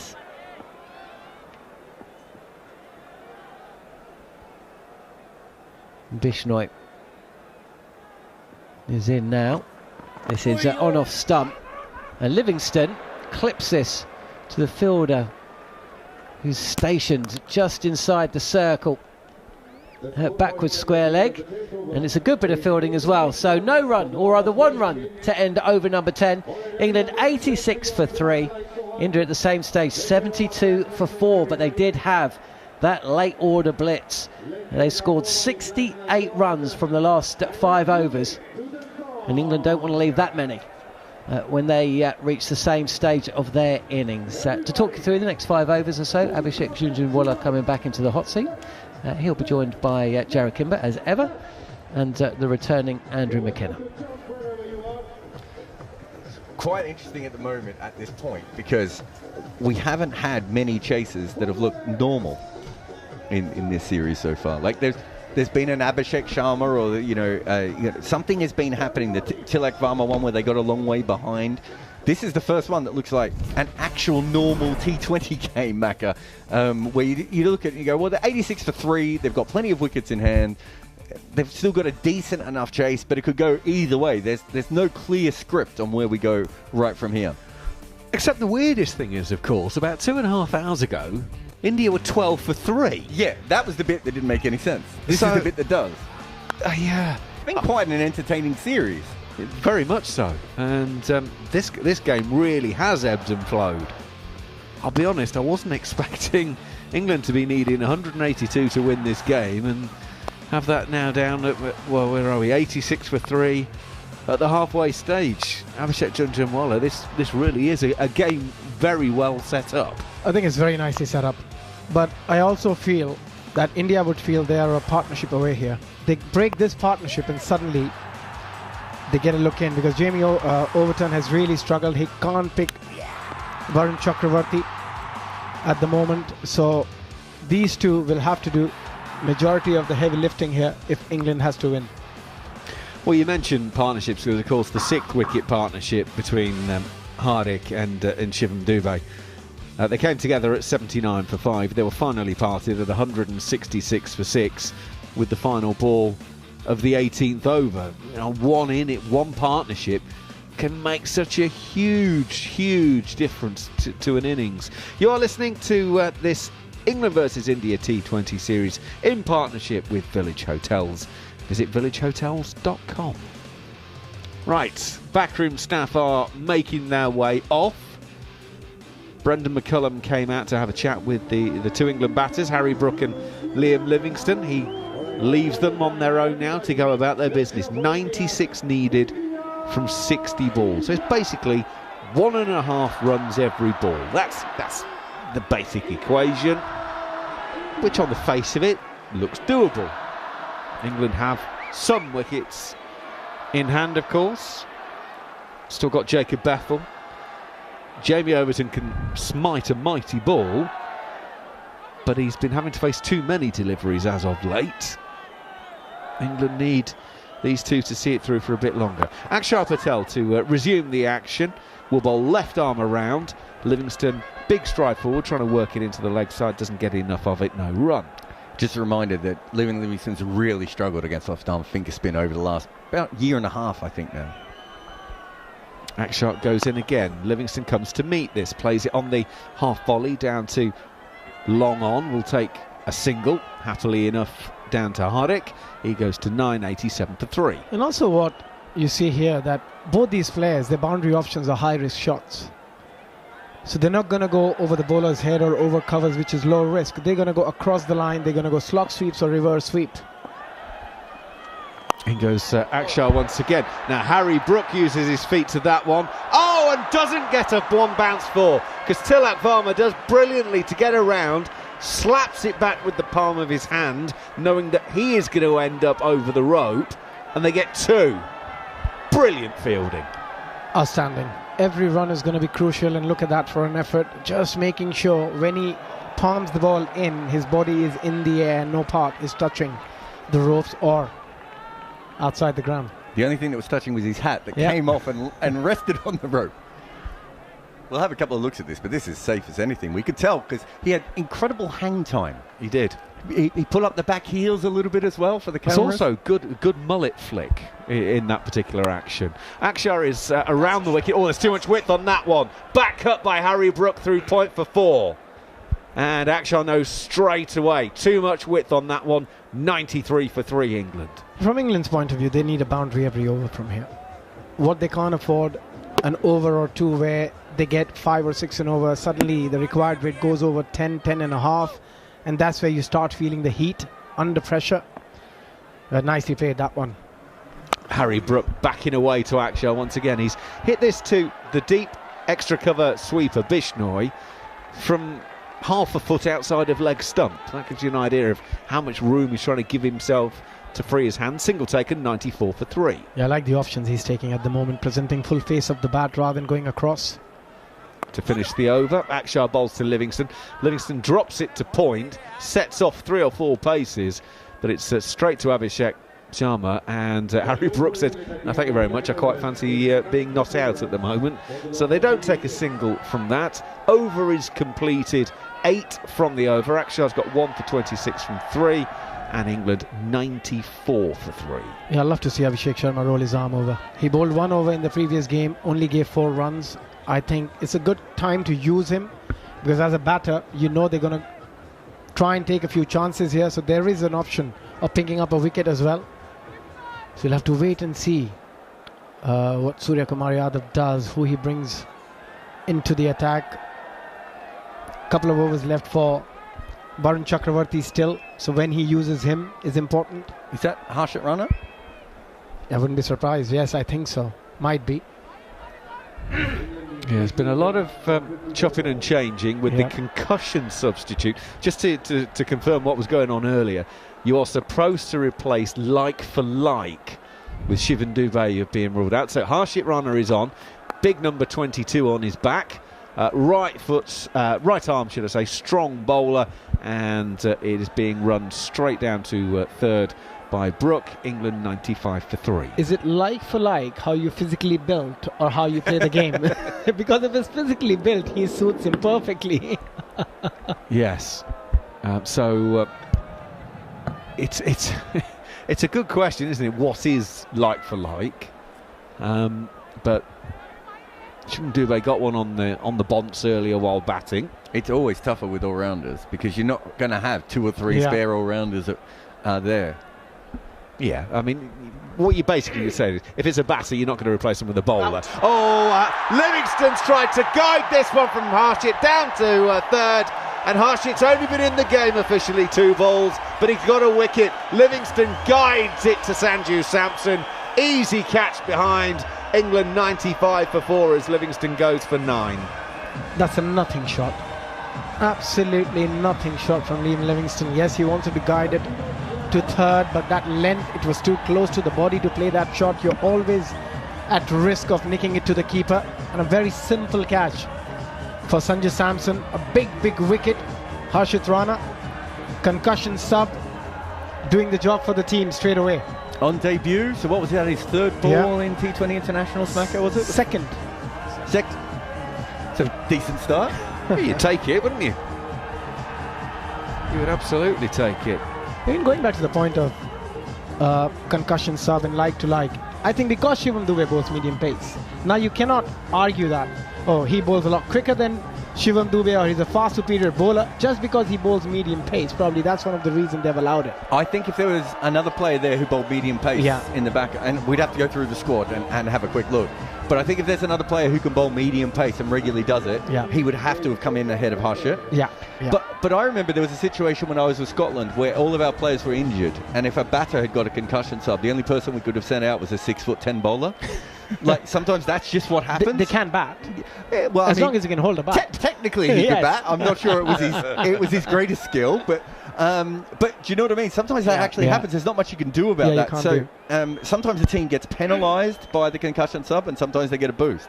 Unfortunately, here it's a huge boost, really. Jacob Bethel back into the side for England today. He's taking guard to the big right arm round the wicket bowler to the left-hander, and it's clipped out to square leg. Bethel is off the mark straight away with a single, 96 for 4. It does allow Surya to use 2 or 3 overs from him and maybe not give another over to Hardik Pandya or Arshdeep Singh, who have been quite expensive in the opening spell, but this gives him so much liberty here. Well, it gives him another option at the death. If one of them, he could bring back both of the guys that you just said at the death. Absolutely. And then if that doesn't work, you can go to Harshit. Yep. In domestic T20, 25 games played by Harshit, 2 runs scored at an average of 1, with a high score of 2, so he obviously doesn't bat much, but 28 wickets at 23.6, a best of 3 for 24. Harry Brook is getting a full ball from Harshit that comes off the inside part of the bat, out to deep square leg, and England will come back for a couple. 98 for 4, 84 are needed from 50. Let's talkSPORT join us here on talkSPORT 2 for the coverage of this T20 International. Jarrod Kimber. So what we're talking about here is the concussion sub, and who is in India's squad who can replace Shivam Dubey, who got hit in the head. And they've gone with Harshit Rana, who is a specialist bowler, and Shivam Dubey is anything but a specialist bowler. But there are 2 guys in the squad that actually are like for like. One of them is Hardik Pandya, so he's already in the side. And the other one is Nitish Kumar, who's injured. Who's injured and ruled out the series. In goes Rana once again, and it is turned on the leg side. Out on the leg side for a single only, 99 for 4 England, as we approach the end of the 12th. Yeah, but if you ask Surya Kumar Yadav, he would love to play this combination where he has an extra medium pacer every game, but unfortunately you're not allowed to sub any player like you are in the IPL. There was that period in the with the women's Indian team where the women's wicketkeeper kept getting hit in the head and kept getting subbed off, and their backup wicketkeeper was like twice as good a bat. So it can go in your favour a lot of times, but I've seen it go the opposite as well. There's 2 subs because Ramandeep Singh's out there as well at the moment, so I don't know who the other player off is at the moment. So India are going through their squad. Harshit Rana goes in, bowls quickly. Outside of off stump, around the wicket. Bethel swing and a miss onto the leg side. End of the 12th over, and it's 83 needed from 48 balls here for England to win this game and level this series at 2 apiece with the decider on Sunday. 144 kilometres an hour, that one. Abhishek Jhunjhunwala. He can bowl quick, and I think at some point he will be a regular feature because he's got a lot of variety as well. He can bowl at the start of the innings, he can bowl at the death. Very good slower delivery, bowls a good bouncer. But this chase is going to be quite interesting now with Varun Chakravarti back into the attack. Still got a couple of overs left. And Harry Brook, who has struggled against him so far, not in this particular game, but in this series, he's found it very difficult to pick him. Varun Chakravarti goes in and bowls right arm over. Harry Brook uses his feet to get to the pitch of this leg break, and it is turned to mid-on. And the 100 is up for England. 100 for 4, 12 overs and 1 ball to get them there. And you see a different approach from Harry Brook against Varun Chakravarti. He doesn't want to be static in his crease where he cannot pick the line or the length or the googly. So he is dancing down the track and trying to negate that in that fashion. And so far it has worked for Harry Brook. Right, the left-handed Jacob Bethel comes on strike, so the field will all move around. They've taken their places. Chakravarti will come in around the wicket, and Bethel is immediately going on the reverse. Harshit is going to do the fielding at short third, backward point, and they will take a single. 101 for 4. Harshit's main role at the moment might be the fielding. He's taken 1 catch, he's had another save there already. And Shivam Dubey, not always the greatest mover in the field. That's what I was going to say. That would have been a 4, and the earlier one would have been a drop catch. Harry Brook waits. Chakravarti drops this one a little bit short. There's no fielder inside the circle on the leg side, so it's not going to be caught. And Harry Brook has brilliantly picked the gap between long on and deep mid-wicket, and that goes away for 4. It looked like he was just sort of popping it out into the leg side, scamper a couple, and there it is, away for 4. He hasn't been on the money today, Varun Chakravarti. He's allowed to have an off day, but it's just his length have been a bit all over in this match so far. For a bloke who took 5 for a couple of days ago, he doesn't seem to have found the same rhythm today. In he goes, outside of off stump, this googly, running back in to Harry Brook, opens the blade, guided backward a point straight to the fielder, and there is no run. So 77 the requirement, 44 balls to get them in. He's got to try and finish well here. 6 so far of the first 4. If he can avoid giving any more boundaries, the pressure again goes back to England. He bowled a 110-kilometre quicker one before. It'll be interesting to see if he does that again. In goes Chakravarti, thick outside edge from Brook down to short third. They will take a single, 106 for 4 England. I think 7 or 8 for India is a great result at the moment. If they can keep the economy under 8, they'll be very happy. The required rate keeps going up, 10.60 now. It started at 9.1 at the start of the innings, so 1.5 runs and over more needed now on average than compared to when they started the run chase. Chakravarti around the wicket, Bethel chopping a wide one out to point, and there is no run from that. So the over completed, 7 from it. Chakravarti 3 overs bowled, 0 for 23. So far, England 106 for 4. Still to come, Overton, Kars, Archer, Rashid and Saqib Mahmood. Devinder Smith so far, Salt for 23, Duckett for 39, Butler for 2, Livingston for 9. Really good knock here by Brook, because he's obviously struggled against the wrong-un. He's got 2 wrong-un bowlers that have been giving it to him quite a lot at the moment, and he's playing, he's come up with a new method to be able to handle it. He's also looked for 2s. He's not going for the big shots when the ball's in his right area. For someone who had struggled so much in this series, it's a good comeback. Harshit is going to get a second over. Now, was that a catch to Abhishek Sharma at backward points off of Harry Brook? Brook gave himself some room and hit it into that backward point region. It's certainly been stopped there.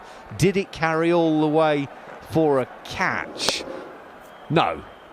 It bounced about 4 metres in front of him. It's a good stop in the end. It was a bad bounce, wasn't it? Never easy to pick off from that half volley when it comes to you as a fielder on the outfield. Very nicely done by Abhishek. I think he requires to do a bit of change of pace here. He cannot bowl quick to Harry Brook on the surface. Harshit Rana. He goes in and bowls once again. Now, Harry Brook backed away, but it was slightly slower, and there was a little bit of shape on it away from the right-handed Brook, and it's through to Sanju Samson, and there's no run. 76 needed from 40 balls, the equation. You know what Harry Brook is eyeing here? He needs pace on ball, where he can just hit through the line. So as a bowler, you've got to make those change-ups. He's got a short third and a point up, so any pace is sort of a free hit for Harry Brook, the way he is giving himself a room outside the leg stump and trying to open that offside. So you've got to be on the stump and not give him much pace. Harshit is on the way, bowls over the wicket. Brook is taking this again. It's a cutter off of middle stump out to Arshdeep, who is cover sweeper, and they will take a couple. You're talking about Harry Brook wants pace on it. He's moving around, but he's moving laterally. Does he need to move towards the ball, and that could put some more pace into it? But probably when he realizes that the bowler is not going to give him much pace, that's the other alternative. He has to drag, then go towards the ball rather than going away from the ball at the moment. So as a batter, you've got to keep on changing your plans according to the ball and what the bowler is trying to do, and that's where the game awareness and who can outsmart each other comes into play. But at the moment, Harshit has done a wonderful job. He's running in past the umpire. Oh, it's down the leg side. Brook has flicked it up and over long leg for 6. That was one of those that was just sort of fired in towards the thigh pad. And all he's done is put the bat there up and underneath it and almost scooped it on its way. It's the second 6 of the England innings. And that's a lovely shot. That lands about 10 rows back in the stands. Also, again, trying to do something different every delivery, Harry Brook, with those movements. He's making the bowler bowl to his strength or change his plan at the very end. So the moment the bowler saw him moving outside the leg, he tried to follow him, but he was quick enough to adjust and lap it over. Fine leg for a brilliant 6. 8 already, 2 more balls to go. 114 for 4. Harshit goes in. Brook backs away a little bit. Goes over the extra cover region. In fact, it's long off for 6. Back-to-back boundaries. 180 degrees separating the two shots. The first over fine leg. The second over long off. That's a glorious shot. Back-to-back boundaries. And 12 in 2 balls for England. Yeah, showing his class. Showing why he's been rated as one of the best youngsters, young players around the world. He's got all the talent you need. Is just about executing his plans and just having that game awareness. The way he batted earlier against Varun Chakravarti, just brilliant. Not going for those fancy shots, not going for those boundary options. Was happy to rotate those 1s and 2s, and now he's set. 120 for 4 England. Outside of off stump, it's flayed away. Backward a point, it's 4 more. Harshit, I'm afraid the last 3 deliveries have just undone some of the work from earlier on. Brook's now gone to 47. England 124 for 4. And Harshit has now bowled 2 overs, 1 for 23. But 16 of those have come in the last 3 deliveries. England will be pretty happy now with the concussion sub, because if Shivam Dube was playing, he wouldn't have bowled those 2 overs and wouldn't have gone for 23. And probably wouldn't have picked up a wicket for Liam Livingstone either. But at the moment, it's working for England. And I don't see a lot of pace being bowled in the next few overs now. From India, they've got Varun Chakravarti, they've got Akshar Patel. I was a bit surprised they haven't used Abhishek Sharma at all in this game. Well, there are 6 overs to go. Chakravarti, Akshar and Bishnoi all have 1 over each left. Arshdeep's got 2.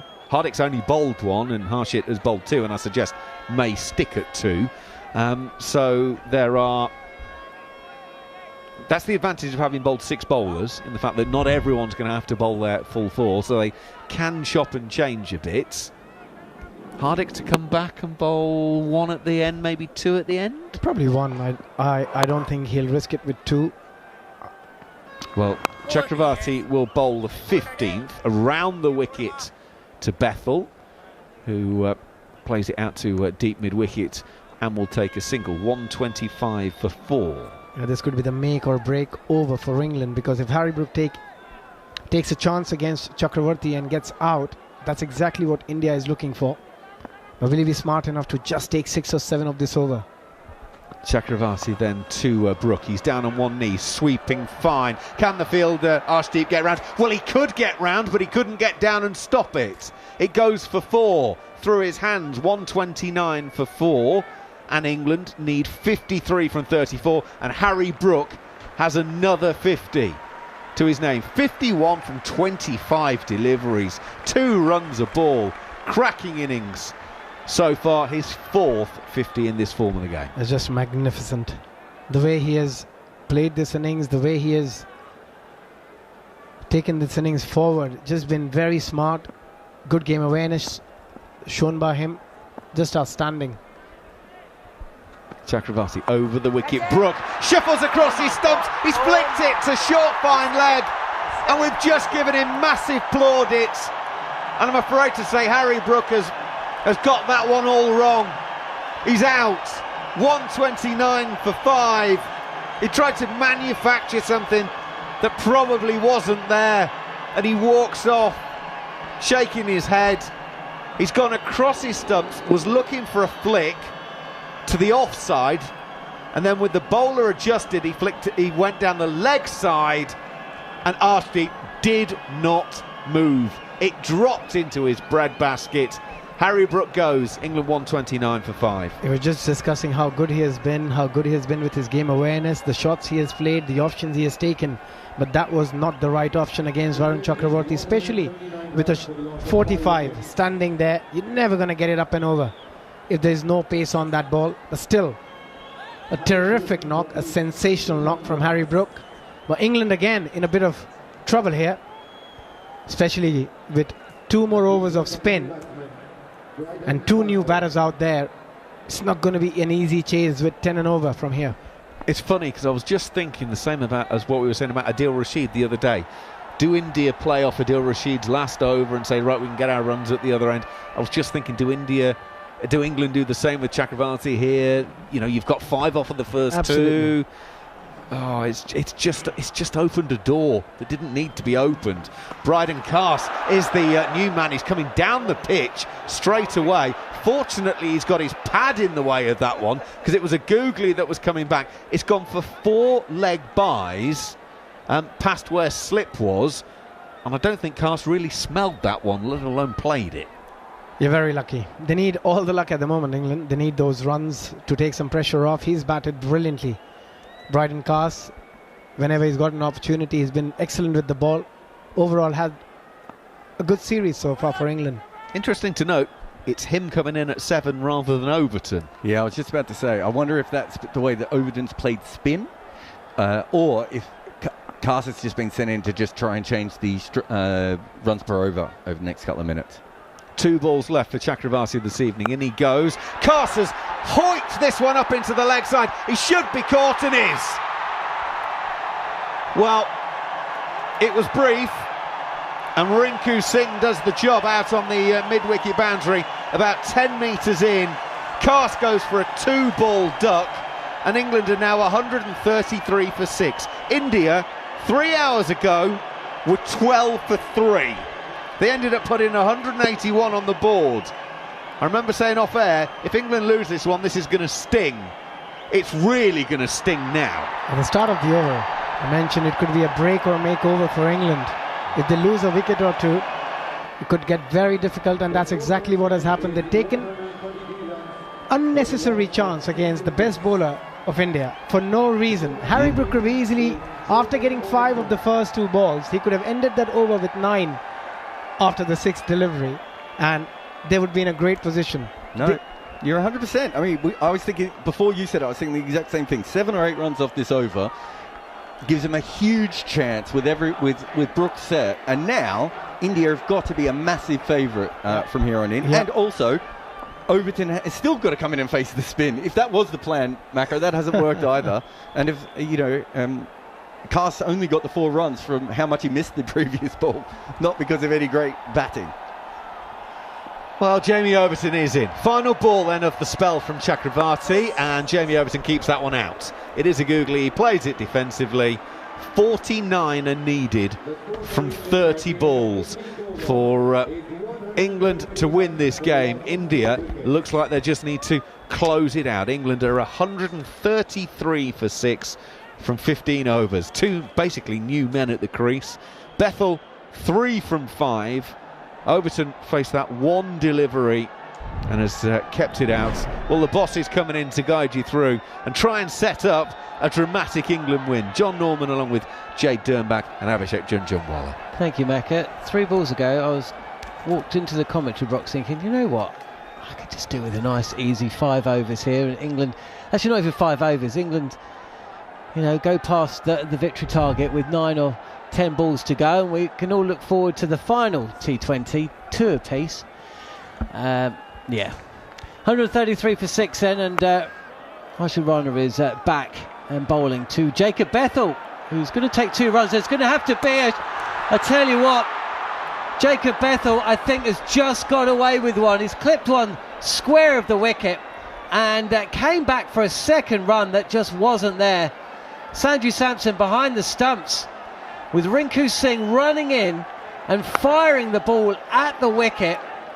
And I think Samson, who's had an ordinary game, may well have made a Horlicks of this one. He's just missed the ball. So he certainly has there. He has missed the ball completely. It's hit him on the top of the leg, and England have got away with one there. Bethel was a long way out of his ground. Almost had to run around the bowler there for a start, I think, which has made that the route back to the striker's end a little bit longer than it needed to be. 135 for 6, it should be 7. And Bethel, who has been playing the second fiddle to Harry Brook, and he's been doing it really well. He's just been taking a single here or there and getting Brook back on strike. Suddenly feels like he's got to win the game for England. And he dances towards the offside, exposes all three stumps and tries to flick this fine, misses. Came very close to being bowled round his legs. It's all changed the last few minutes in this fixture, and all of a sudden England under pressure. Jacob Bethel with an opportunity to finish the game here for England, but the best part of 49 runs off 30 odd balls. It's going to no easy task. Rana again. This is Fuller in length on the pads, and Bethel is forward and clipping this square of the wicket and there's a misfield again by Sansom, and has it allowed for another run? No, it hasn't, just a single, but Arshdeep Singh this time just holding his hands up in apology to the keeper. 136 for 6, and you know, there was a 3 or 4 over spell where England seemed to lose their heads when they were bowling. Yeah. Same thing's happening now with the bat. I think still England in a good position here. Both these players, yes, there's a lot of pressure, but they've got to see it as an opportunity for both these players to win a game under crunch situation, under pressure situation, and that's how you improve as a cricketer. But yeah, India at the moment seems to be on top. Overton to face his second delivery. Short ball by Harshit Rana. It really leaps up. Overton with glove in front of the face, drops the ball down to the offside and comes through for a single. 137 for 6. You're listening to the India versus England T20 series in partnership with Village Hotels. 33 locations across the UK for a great breakaway. Visit Village Hotels. Yeah, I don't think Harshit Rana would have bowled another over if Harry Brook was still there. The way he played him in the previous over, took him to the cleaners, but just allowed Surya Kumar Yadav to bring him back with those 2 wickets. Round the wicket, this is pitched up, and Bethel goes for the big shot down the ground. He's got the height, he hasn't got the distance, and the crowd noise will tell you the super sub has done it again. Second wicket in his spell, a slower cutter, and Bethel's eyes lit up. It was in the arc, but he couldn't clear the boundary, and he's got to go. England 137 for 7. I felt that ball was in the slot, Jade. It certainly was in the slot. He kept his shape rather well there, Jacob Bethel, but he's caught the outside half of the bat, and all he can do is see the ball float into Surya Kumar Yadav's hands, and he has to depart. Another wicket falls for England. They're up against it here at 137 for 7. But I just pick up on your previous point, John. You know, the same in the bowling innings. 3 overs, maybe 3.5 overs, where we kind of lost our way a bit in terms of plan. I hasten to say it's been more of the same with the bat, in the sense of having the game by the scruff of the neck. Just needed a little bit of T20 nous, somebody to understand what an important phase of the game that was, and not just have to play in the same capacity to every single bowler, trying to take risks unwittingly, putting yourself under pressure, and all of a sudden now we find ourselves all the way up against it in a must-win game. Jofra Archer into bat inside the 16th over again. Adil Rashid's been called upon at times. No Mark Wood today. Rana in again. This is a short delivery, it's quick, and Archer shapes to palm, then gets his head out the way. What an introduction. India have fielded 12 players today. I think the bowling coach might be having a word and suggesting maybe don't bounce Dubé in the next fixture. So they could do without having Harshit coming in as a concussion replacement. Absolutely. It just gives Surya Kumar Yadav such flexibility with the bowling option. Now if he wants to bowl the spinners, he can. Otherwise he can give another over to Harshit and just have one more over of spin, where he has to have 2 over of spin. There will be chat about this, but you were speaking off air, Jade. I mean, the rules that are in place are quite clear, aren't they? A bowler's got to replace a bowler, a seam bowler's got to replace a seam bowler. If one seam bowler is 145k and the other's 130, as Overton steps away from this delivery from Ravi Bishnoi. Camera pans on the umpire, but nothing given. And you know, when Harry Brook heading for 2 6s and a 4, then it so it is what it is. At the end of the day, England had India 12 for 3. As Overton would take a single to mid-wicket. He's interested in 2 actually, and that's decent running. So he moves to 3. England had India 12 for 3, 79 for 5. They took 3 wickets in the final over. They were 62 without loss. They were 129 for 4. That's got nothing to do with Dubé, and also they dropped Dubé first ball. So you know, and then he wouldn't have been concussed, and then tossed up, and Overton goes for 6 and nails it straight out the screws. Bishnoi, who was expensive at times, well, in one over in particular against Liam Livingstone in the 3rd T20, has just been punished by a guy that says he doesn't really play spin that well. It was just in the slot, in his arc. He was just allowed to free his arms easily. 37 to win, 21 balls to get them in. Gives himself a little room, does Overton on this occasion, and it'll just be a single. That brings Archer on to strike. 146 for 7. It could be an absolute thrilling conclusion, but I feel like England need the runs, the bulk of them, to come from Overton. Yeah, he's got an opportunity here, Overton, in a role that he's probably more suited to, coming in with less balls to spare, and the situation sort of pretty plain in front of him. Don't hole out to deep mid-wicket, please. Archer instead tries to cut a googly from Bishnoi that hurries him up, cramps him for room, and he loses the top of off stump. Archer goes final ball, penultimate ball of Bishnoi's 4th over, and it's glum faces in the England camp again. England chasing 182, 146 for 8. It's hard to be frustrated with bowlers coming in at this late stage of an innings, but you would hope to think that somebody's had a conversation with these guys to suggest that most of the wickets have come with balls coming back into the stump from the likes of Bishnoi and Chakravarti. Playing a cut shot to a leg spinner is always dangerous at the best of times, let alone a bloke who's trying to hit you on the pad or at middle stump. That's somewhat silly dismissal there from Jofra Archer. Well, before Abhishek speaks, I mean, I don't know what they've been saying in the dressing room, but Abhishek was saying that 2 matches ago, weren't you? Yeah, that's what I said. If you look at both the bowlers, Varun Chakravarti and Bishnoi, I'll play them as an off spinner. I wouldn't even play them as a leg spinner. Here is a leg spinner to leg spinner, and Adil Rashid sees the over off. Another painful one for England. They took they got 9 runs from it, but lost another wicket. 36 needed from 18 balls. That's not in itself a problem, but they've only got Saqib Mahmood to come. Overton and Rashid at the crease. England 146 for 8 after 17, and maybe this game will be done with 9 or 10 balls to go. They still can win. It's just about one big over in a T20 game, and Jimmy Overton is more than capable of doing it. It's just about, will he have enough support from the other end? That's the question here.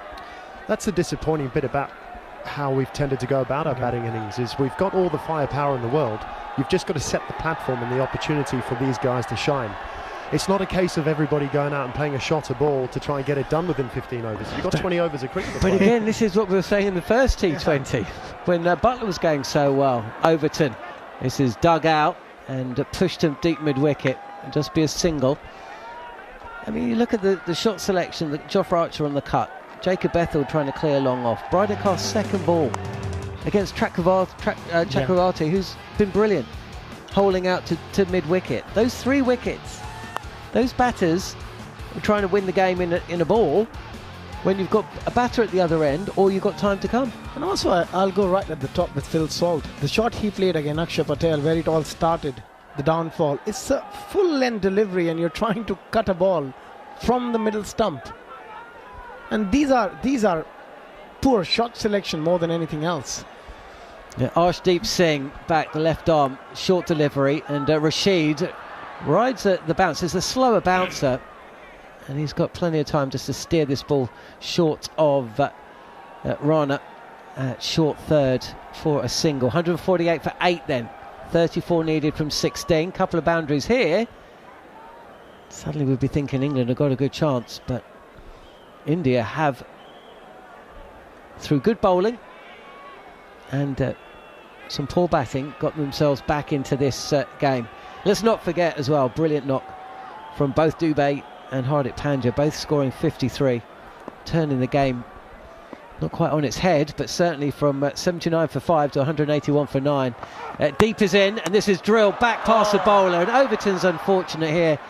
Smashes the stumps at the non-strikers. Deep doesn't get anything on the ball, so there's no run out, but would have hoped for more than the single. But unfortunately, if for some reason England doesn't win from here, majority of the chat tomorrow will be about this concussion sub, and which I don't think will be fair at the end of the day, because that has nothing to do with the outcome of the game. It's just poor cricket. 33 needed from 15. Adil Rashid set to face Arshdeep Singh, 2 wickets away from becoming the first Indian bowler to take 100 T20 wickets. Rested for the 3rd game. He's back today. Short ball, and Rashid will take a single as Tilak Varma runs in from mid-off. Fields throws at the stumps, but Rashid is home. 150 up then for England, 150 for 8. Another thing to factor in, remember, at the 15 over stage, India were 113 for 5, and England allowed their opponents to get to 181 for 9. And only 2 runs came from the final over. 3 runs came from the final over. Yeah, I think it's very easy to point at the batting display, of course, because we've seen the same thing happen time and time again, but equally some blame must lay within that bowling innings. The change of tact cost them the best part of 30 to 40 runs there just before the back end of the Indian innings. Overton facing up, this is full, it's wide-ish, and he'll take a single to Rinku Singh at deep point. Good over from Arshdeep Singh, 5 singles coming from it. And Rashid will face the final delivery of the 6. So Arshdeep Singh will bowl the final over of the innings.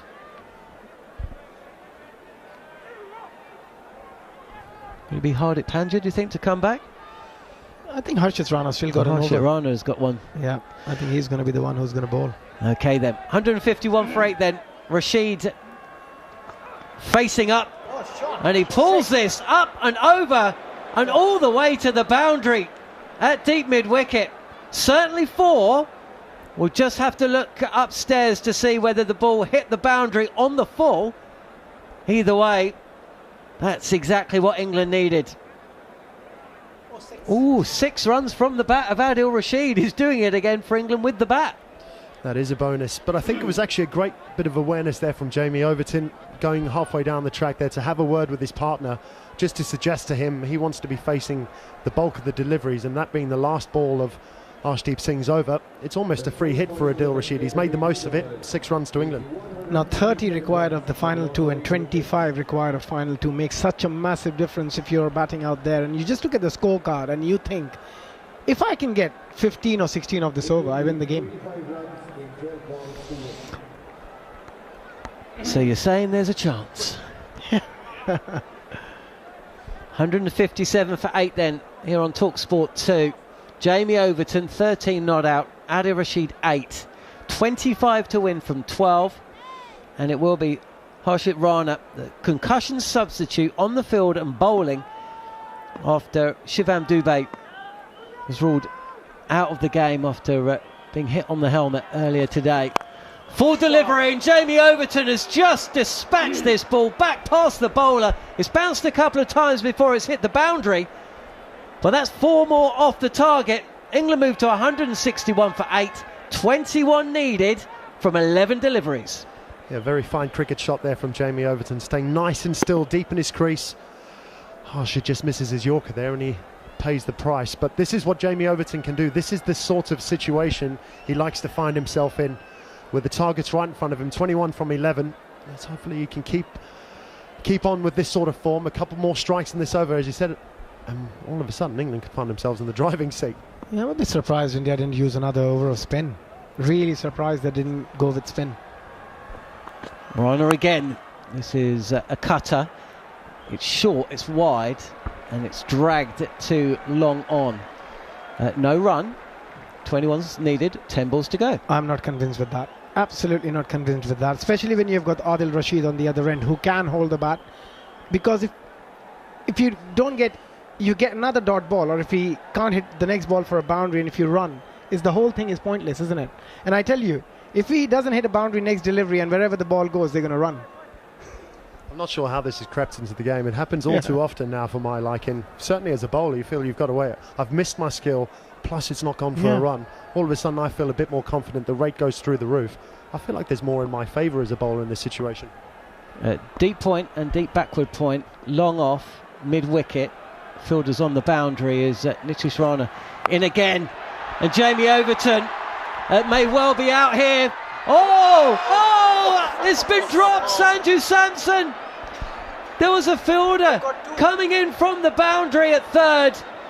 A skied hook from Overton went up.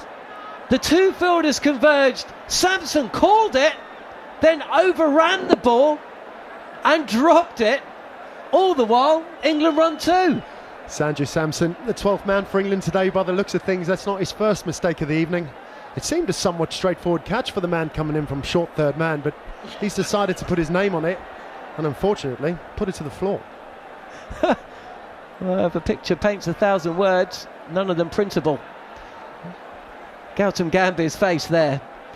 I think Sanju Samson might just stay out on the field for the rest of his life if India don't win this. Full, and Overton again turns down the single to mid-wicket. And Harshit Rana gets away with the full toss. What a weird over.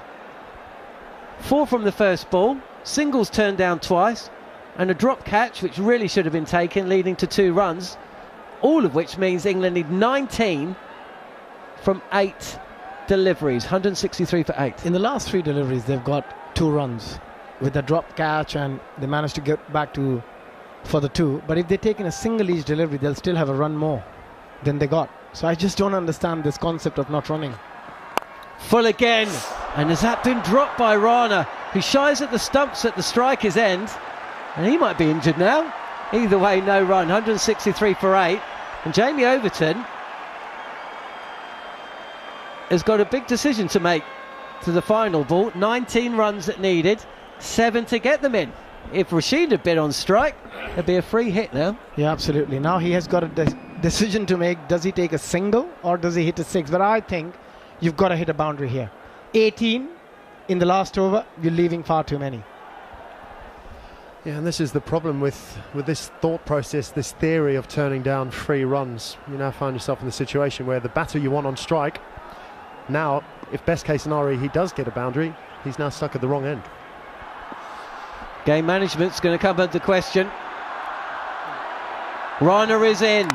And he's bowled him! Jamie Overton trying to smash this to deep mid-wicket, thick inside edge, and it's taken out off stump, and Overton's got to go for 19. What an impact Harshit Rana's had. 3 for 33 from his 4 overs, and England look like they're about to fall short. 163 for 9, with just numbers 10 and 11 at the crease to see them through. It's the bit of that theory which kind of plays in and it's hard to distinguish, is you all of a sudden start turning down singles, you then feel that much more under pressure to score a boundary, lose your shape, a bit like Jamie Overton did there, gets an inside edge onto his stumps and all of a sudden he's out. So if he finds himself earlier on in that over finding a boundary option or not being on strike, he doesn't have to try and overhit the ball, but he's paid the ultimate price. England 9 down with only Rashid and Mahmood at the crease now to try and get over the line. You're listening to the India versus England T20 series in partnership with Village Hotels. Dine out, play, work out, stay at Village. There will be a post-mortem. There's a lot to look back on. There's a lot to discuss. Stick around, because Andrew McKenna, Jade, Dernbach and Abhishek Jhunjhunwala are going to be bringing you following on very shortly. But that last 6 balls, or 5 of them really, is certainly going to be one part of this game where England will look back on and think we should have done that differently. As it is, it's all down to Rashid facing up as Arshdeep Singh is in, and this is a full toss which is steered back over the bowler's head for a single, and that will bring Mahmood onto strike. 18 needed from 5 deliveries. But that is the problem with that game plan. I think they really missed the trick in the previous over. He was on 17 of 10. He ended up with 19 of 15. So he just scored 2 runs in the next 5 deliveries. But yeah, England just had the wrong plan for this chase. They were in complete control after that boundary in the very first ball of the previous over. I think England were in a very good position. Mahmood then, who struck with his first 2 balls on his return to the side, but with bat in hand, what can he do? Singh is in! He targets off stump, a swing of the bat from Mahmood, and he will take a single through the covers for 1. 17 needed from 4. And Rashid is going to have to do it in boundaries. Just a little bit of an anticlimax, isn't it, fellas? There seemed to be so much going on this fixture for the previous 39 overs or so, but now we find ourselves with the 2 tail enders in at the end, and it almost feels like India have done enough to get over the line. But strange things have happened, haven't they? They have. Even 4 boundaries aren't going to do it. They need a 6 as well in the middle. Here is Arshdeep Singh. Again, he goes full on off stump, and Rashid can't get underneath the ball with enough power, and he'll just take a single up to long on. 16 needed from 3. The game and the series about done, and still Gautam Gambhir won't crack a smile. Yeah, it's a hard thing to witness Gautam Gambhir and a smile. It doesn't happen very often. Didn't happen when he was playing. Doesn't happen when he's coaching. Yeah, I've played against him or with him quite a few occasions there. Hard to see that. Mahmood facing up. Singh is in. Short delivery. Mahmood on the pull. It goes high, but not far enough. Fielder runs in. It's Axar Patel from the mid-wicket boundary. Takes the catch to end the innings. England fall short again in a match that they could and probably should have won. But that's what great teams do, and that's what world champions do. India have beaten England by 15 runs, and with it, they win the series. I think a performance like this goes a long, long way, individually and as a team as well. And you look at the stats, we've spoken about the stats earlier, John, that if you lose 3 wickets in the first 2 overs, your chances of winning that game is only 15%. And from there to come back and win that game in that fashion, a lot of credit to India, of course, but England should be very disappointed the way they played this match. Jade, there's a lot to look at here, isn't there? There's you look back at the decision to change the bowling tactics, which had worked so well up until the point that India had been reduced to 79 for 5. You look at the start that England had. You look at the way that those wickets fell towards the back end of the innings. You look at the decisions. Last ball of the power play, where Ben Duckett was dismissed. Harry Brooks' decision to go at Chakravarti, India's best bowler. They were about to see him off, and yet he ended up with 2 wickets. Bryden Cast, second ball, holding out. Jamie Overton turning down singles, despite the fact you've got a guy with 10 first-class centuries at the other end. There's a lot to learn from this. What is and has been a very painful loss for England. As you said there, you've highlighted quite a few points there, John, in the sense of thing England certainly could have done better. I think for me it's the decision-making under pressure, which has to at some point come under scrutiny. I know there's a brand, there's a method of cricket that Brendan McCullum and the rest of this England white ball team want to play with, but that comes with some sort of responsibility as well. Our batting innings, once again, we've shown some poor decision-making in crucial times of the fixture, and it's ended up costing us. But again, it's not to highlight or sort of brush aside the fact that with the ball, we let it slip for 2 to 3 overs there, change of plans, going away from our shorter lengths, which our bowling attack probably somewhat suits, played into the hands of Hardik Pandya, who came in and played a quite wonderful innings. But it's difficult because Brendan McCullum, I'm sure, and a few of the other England boys are going to say, oh boy, wasn't that exciting, and there's entertainment value. Yes, I get that as a spectator, as an avid watcher. It is exciting, but it also comes with the responsibility as an England team the 11 on the field to make good decisions under pressure and to win cricket games. That's fundamentally why they play cricket for England. Brilliant stuff. Plenty more of Jade Dernbach to come. Abhishek Jhunjhunwala, super over with Jarrod Kimber as well. All of that in Following On, hosted by Andrew McKenna very shortly. You are listening to the India versus England T20 series in partnership with Village Hotels. Pack more into a breakaway at Village. Visit villagehotels.com. England versus India live on talkSPORT 2 with Village Hotels. With 33 locations across the UK, Village Hotels have everything under one roof for a great breakaway. Visit villagehotels.com. You are listening to Following On. I'm Andrew McKenna, and I'm joined by the former England fast bowler Jade Dernbach and the former IPL batter Abhishek Jhunjhunwala to look back at this fourth T20 between India and England, as India seal the series with a 15-run victory. We'll reflect on a crucial innings for both Hardik Pandya and Shivam Dube. We'll be discussing another collapse from an England point of view, and we'll have to review and have a look at the concussion sub controversy. We'll also hear from both captains as well. So plenty to come over the next 20 minutes or so. This is Following On. Right then. England have lost. It means the series has gone. They have gone down by 15 runs in this fourth T20 international in Pune. Let's rewind to back to the start. England actually won the toss on this one, put India into bat, and when the second over had been complete, England had India 12 for 3. Saqib Mahmood bowled a triple wicket maiden, getting Sanju Samson, Tilak Varma in consecutive deliveries, and Surya Kumar Yadav. So 12 for 3.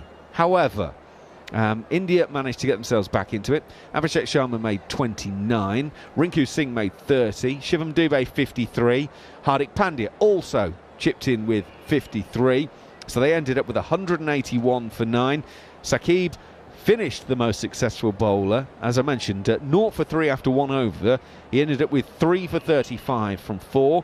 The other wickets taken by Jamie Overton, 2 for 32. Bryden Cast 1 for 39. Adil Rashid 1 for 35. Jofra Archer went wicketless, 0 for 37. So England set 182 for victory, and Sultan Duckett got them underway with the best partnership of the series so far. 62 was on the board before Duckett was out, skying Bishnoi and Surya Kumar Yadav taking the catch. That was 62 for 1. That became 65 for 2 when Akshar bowled Phil Saltz, and then 67 for 3 when Jos Buttler was caught by Harshit off the bowling of Bishnoi. Livingston was dismissed for 9 to make it 95 for 4. Then a bit of a partnership. Harry Brook making 51 from 26 was the fifth man out. 129 for 5, and England by that point were in trouble. Cast went for a second ball duck to the bowling of Chakravarti.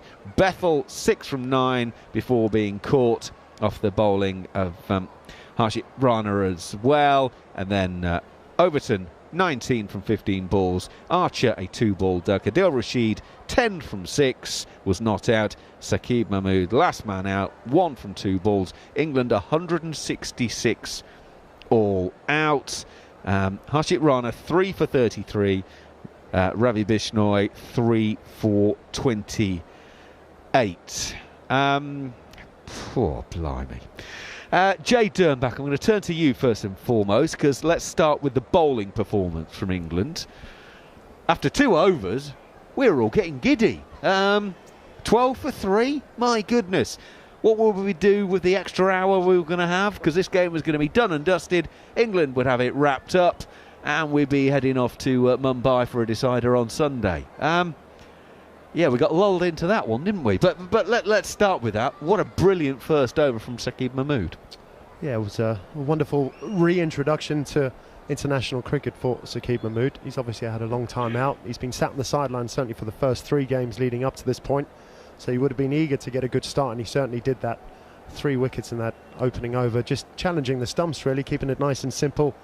Bit of inward movement, downfall of 2 to 3 Indian batters in the end. So it was a great start. And then all of a sudden we kept a bit of pressure on throughout the innings. I think India ended up about 79 for 5 after 10 overs. So all was pretty square and equal at that point. They then go on to make 182, which essentially, we're talking 10 runs and over from the 10th over onwards, with a couple of overs and 2 to 3. So we ask, what are the reasons behind that? For most of the innings, the England bowlers decided to use the pitch to their advantage. There was a bit of two-paced bounce in it. They were erring on the side of short. Dubé in some discomfort from time to time and ended up being hit on the head eventually and having to be replaced with a concussion substitution. But there was a 2 to 3 over period where England sort of steered away from that plan, which had been so successful up until that point. And they paid the ultimate price. Hardik Pandya came in with a quite wonderful innings, struck the ball beautifully with a half-century. Dubé as well himself with a half-century, but we made it rather easy for them to get those runs on the board, and then all of a sudden we found ourselves up against it. Abhishek Jhunjhunwala, there were some fabulous shots played, but that middle order of Rinku Singh, Shivam Dubé and Hardik Pandya, 30, 53, 53 respectively, so that's 136 out of the 181 between them. Did they bat better than England bowled, or did England not bowl well enough at those three to get India back into it? I think it was a combination of both, because England did bowl brilliantly at the start, but then they took their time. After that drop catch of Shivam Dubé straight away, yes, he was a bit worried about the short delivery, but he calculated it quite well. I think he knew that Jofra Archer just got 1 over, so whenever he bowled, he was very happy to take a single. The game awareness shown by them was really good, and whenever they got the opportunity after that to score runs, and England, as Jade mentioned, in that there was a period of 2-3 overs where they kept bowling full and they got penalized heavily. In those 3 overs, India scored nearly 50 runs, and that's the difference between winning and losing a game. So they got off their plan with the ball, and the same thing happened when they batted as well. There was a period of 3 or 4 overs where they let the whole game slip. The England approach to T20, you kind of know what you're going to get from them because it's the way they play all the time. But Adil Rashid is England's number 10. There was a time when you would say to 9, 10 and Jack, don't even bother bringing your bat and your pads, it's a T20 game, you're not going to get a knock. 4 games played, Adil Rashid has batted in all 4 games.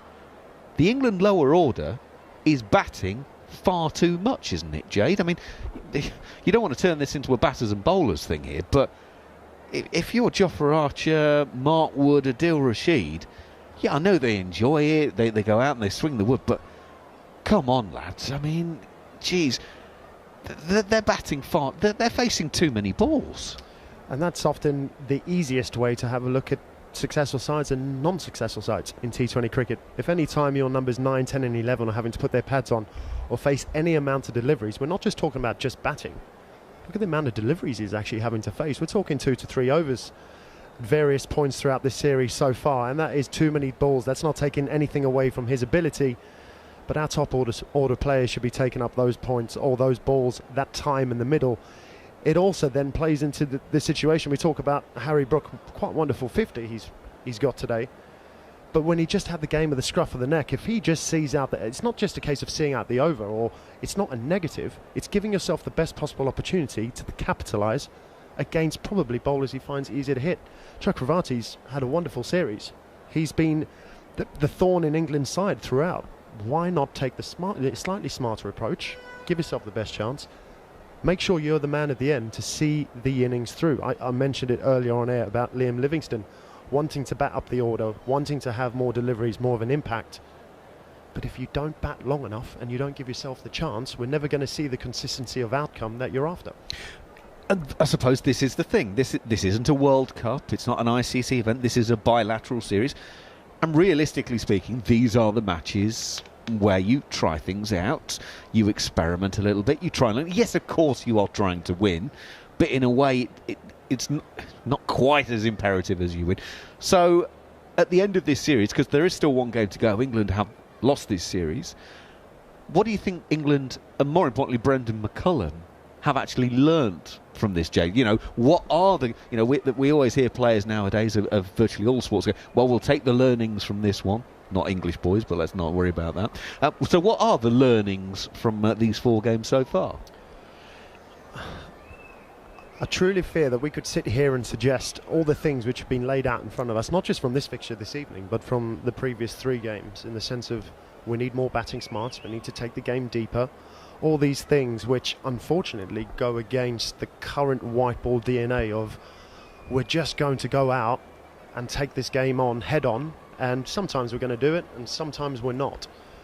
So for me, when you have that as your fallback, I think it's difficult to take many learnings, isn't it? Because all it is will be we'll brush this loss under the carpet, we'll move on to the next game, and we'll just try come out on top in the next fixture by trying the same things. That seems to be the approach. I'm sure there's probably a lot more to it, or I certainly hope there is, because for us as the viewing public, we're looking at that batting display and certainly saying if somebody just grabs the game by the scruff of the neck, a few cricket smarts, just being a bit braver in times where there's soak up a bit of pressure, take the game deep, all these old school thought process. I dread to say I sound a bit old saying that there, Macca, but yeah, just being a bit smarter and taking the game deeper and allow the likes of a Jamie Overton to not have to come in and think about how to rotate strike or which balls to take a single off or which balls he has to strike for a boundary. Make it pretty plain and clear. You come out, you've got the best part of 6 to 10 balls, clear the rope, finish off a game. That's what he does. There is a part of the game that we are going to have to talk about. Shivam Dube, while batting, gets hit on the head, and because of that, he has to go and do the concussion test and protocols and all of that, and it was decided that actually he'd got a whack on the noggin, so he was entitled to be replaced. Harshit Rana was allowed to come into the game for him. Now, the wording on the concussion sub is that it is supposed to be a like-for-like player. Now, that is an incredibly difficult judgment. It's wonderfully vague. You know, are we saying that if it's a batter, you put a batter in? Or does it have to, if it's an opener? It can't necessarily be an opener who replaces him. It could be a middle-order player.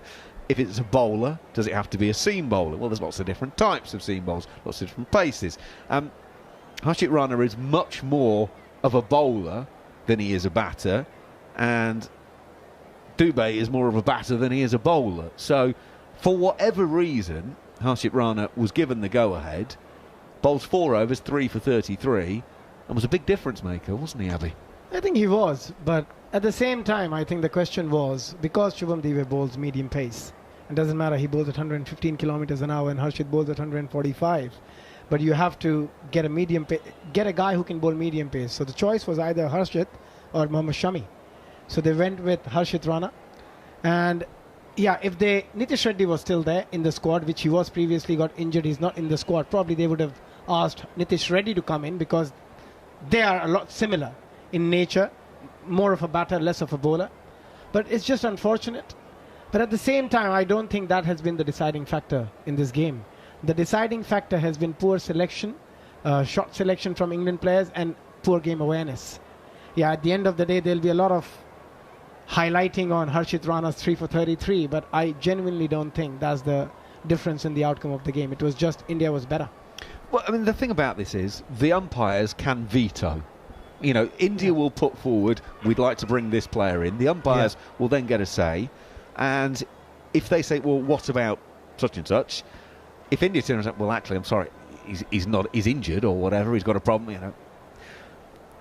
What I'm saying is, the umpires could have said no. They've said, OK, fair enough. Now, there was a bit of to and fro at the start of the innings, because at some stage, Akshar had been off, and so there was a discussion as to when he could bowl. And then there was a discussion about who should be on, because we had a different sub earlier on in the innings. That's the umpire's job, isn't it? They run the game, and there's a match referee as well. If any of those 3 officials have got any kind of issue, they've got walkie-talkies, they're going to be having conversations. Yeah, absolutely. And also, I think a lot of times the team absolutely can just go, oh yeah, he's injured, he's got a niggle, and you can't fight that. But how do you fight if a team management comes to you and says, okay, we can't have it because he's got a niggle? So you're not left with many choices, and that's the grey area in the game. And unfortunately, today it's India, tomorrow it could be England who will take full advantage of that. It is, unfortunately, a situation that will attract, I think, quite a lot of discussion. But I think we've just proven that it is such a difficult area.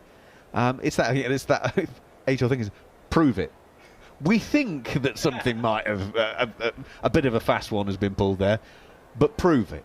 And that is the $1 million thing here. So, look, such is the way of the world. And do you know what? On another day, Harshit Rana, let's not forget, he's come in on debut, in T20 debut, and taken 3 for 33. On another day, Jade, he might have got carted all around the park, and we're going, oh, what a great decision to bring Rana in. I think we were saying that, weren't we, when Harry Brook had taken to him in his first over. So at that point, at that stage, we're thinking this is not the worst decision, in all honesty, from an England perspective.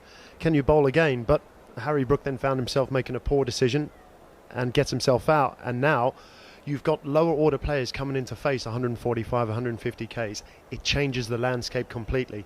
Lads like a Harry Brook, who at the top of the innings are more capable of dealing with that pace, it doesn't faze them quite as much as number 9, 10 and 11 coming in to have to face that. And especially coming in with the run rate at which it kept climbing because we lost a cluster of wickets, his impact then becomes a big one.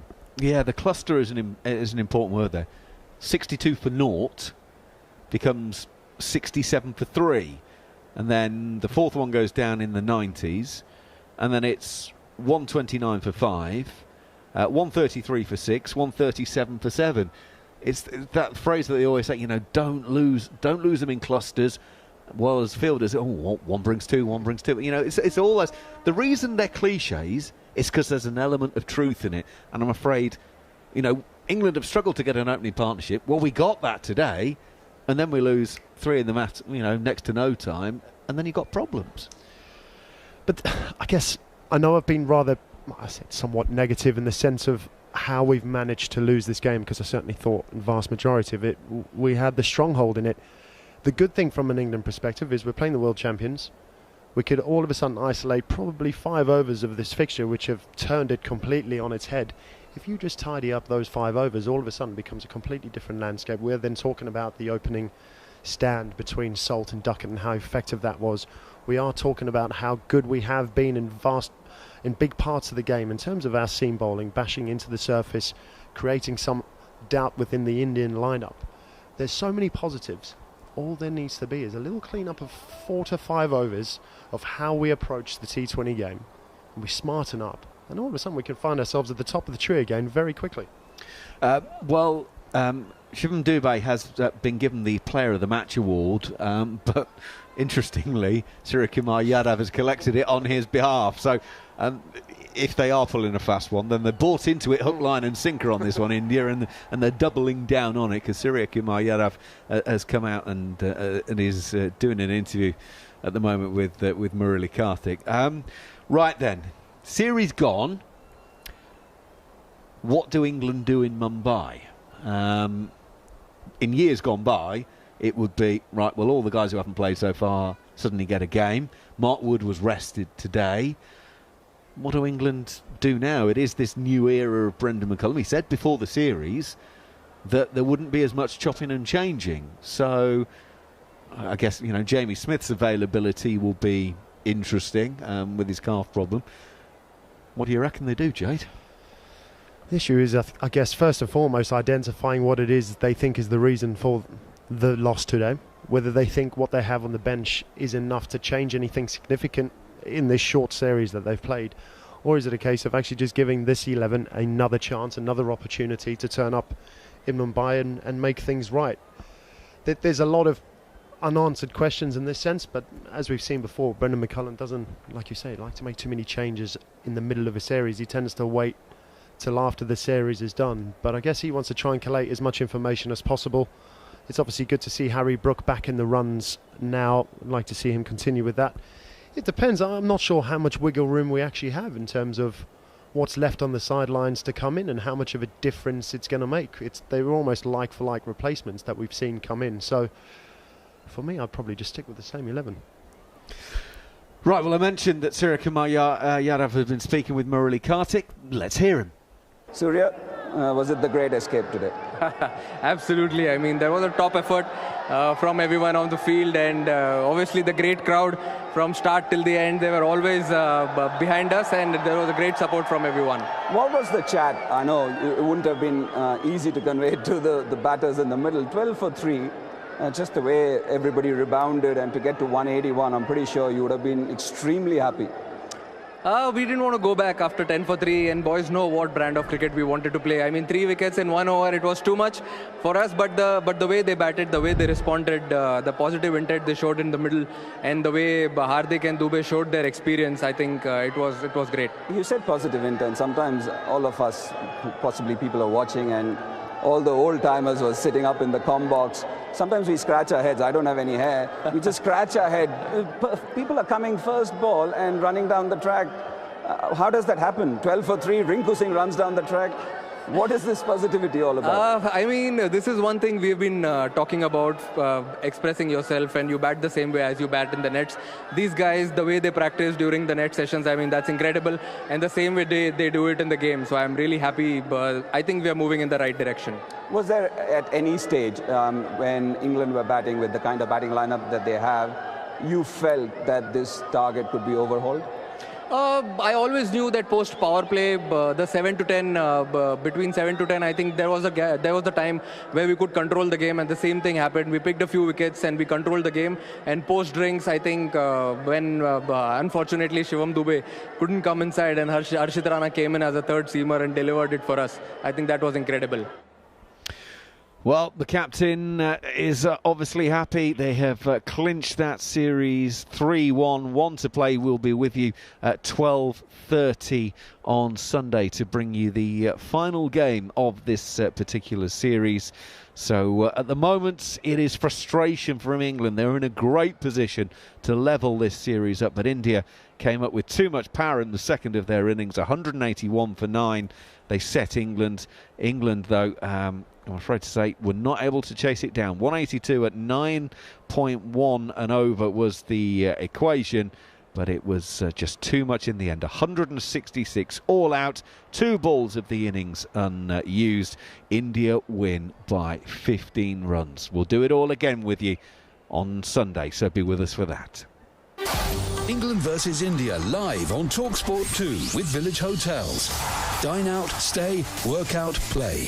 Visit villagehotels.com.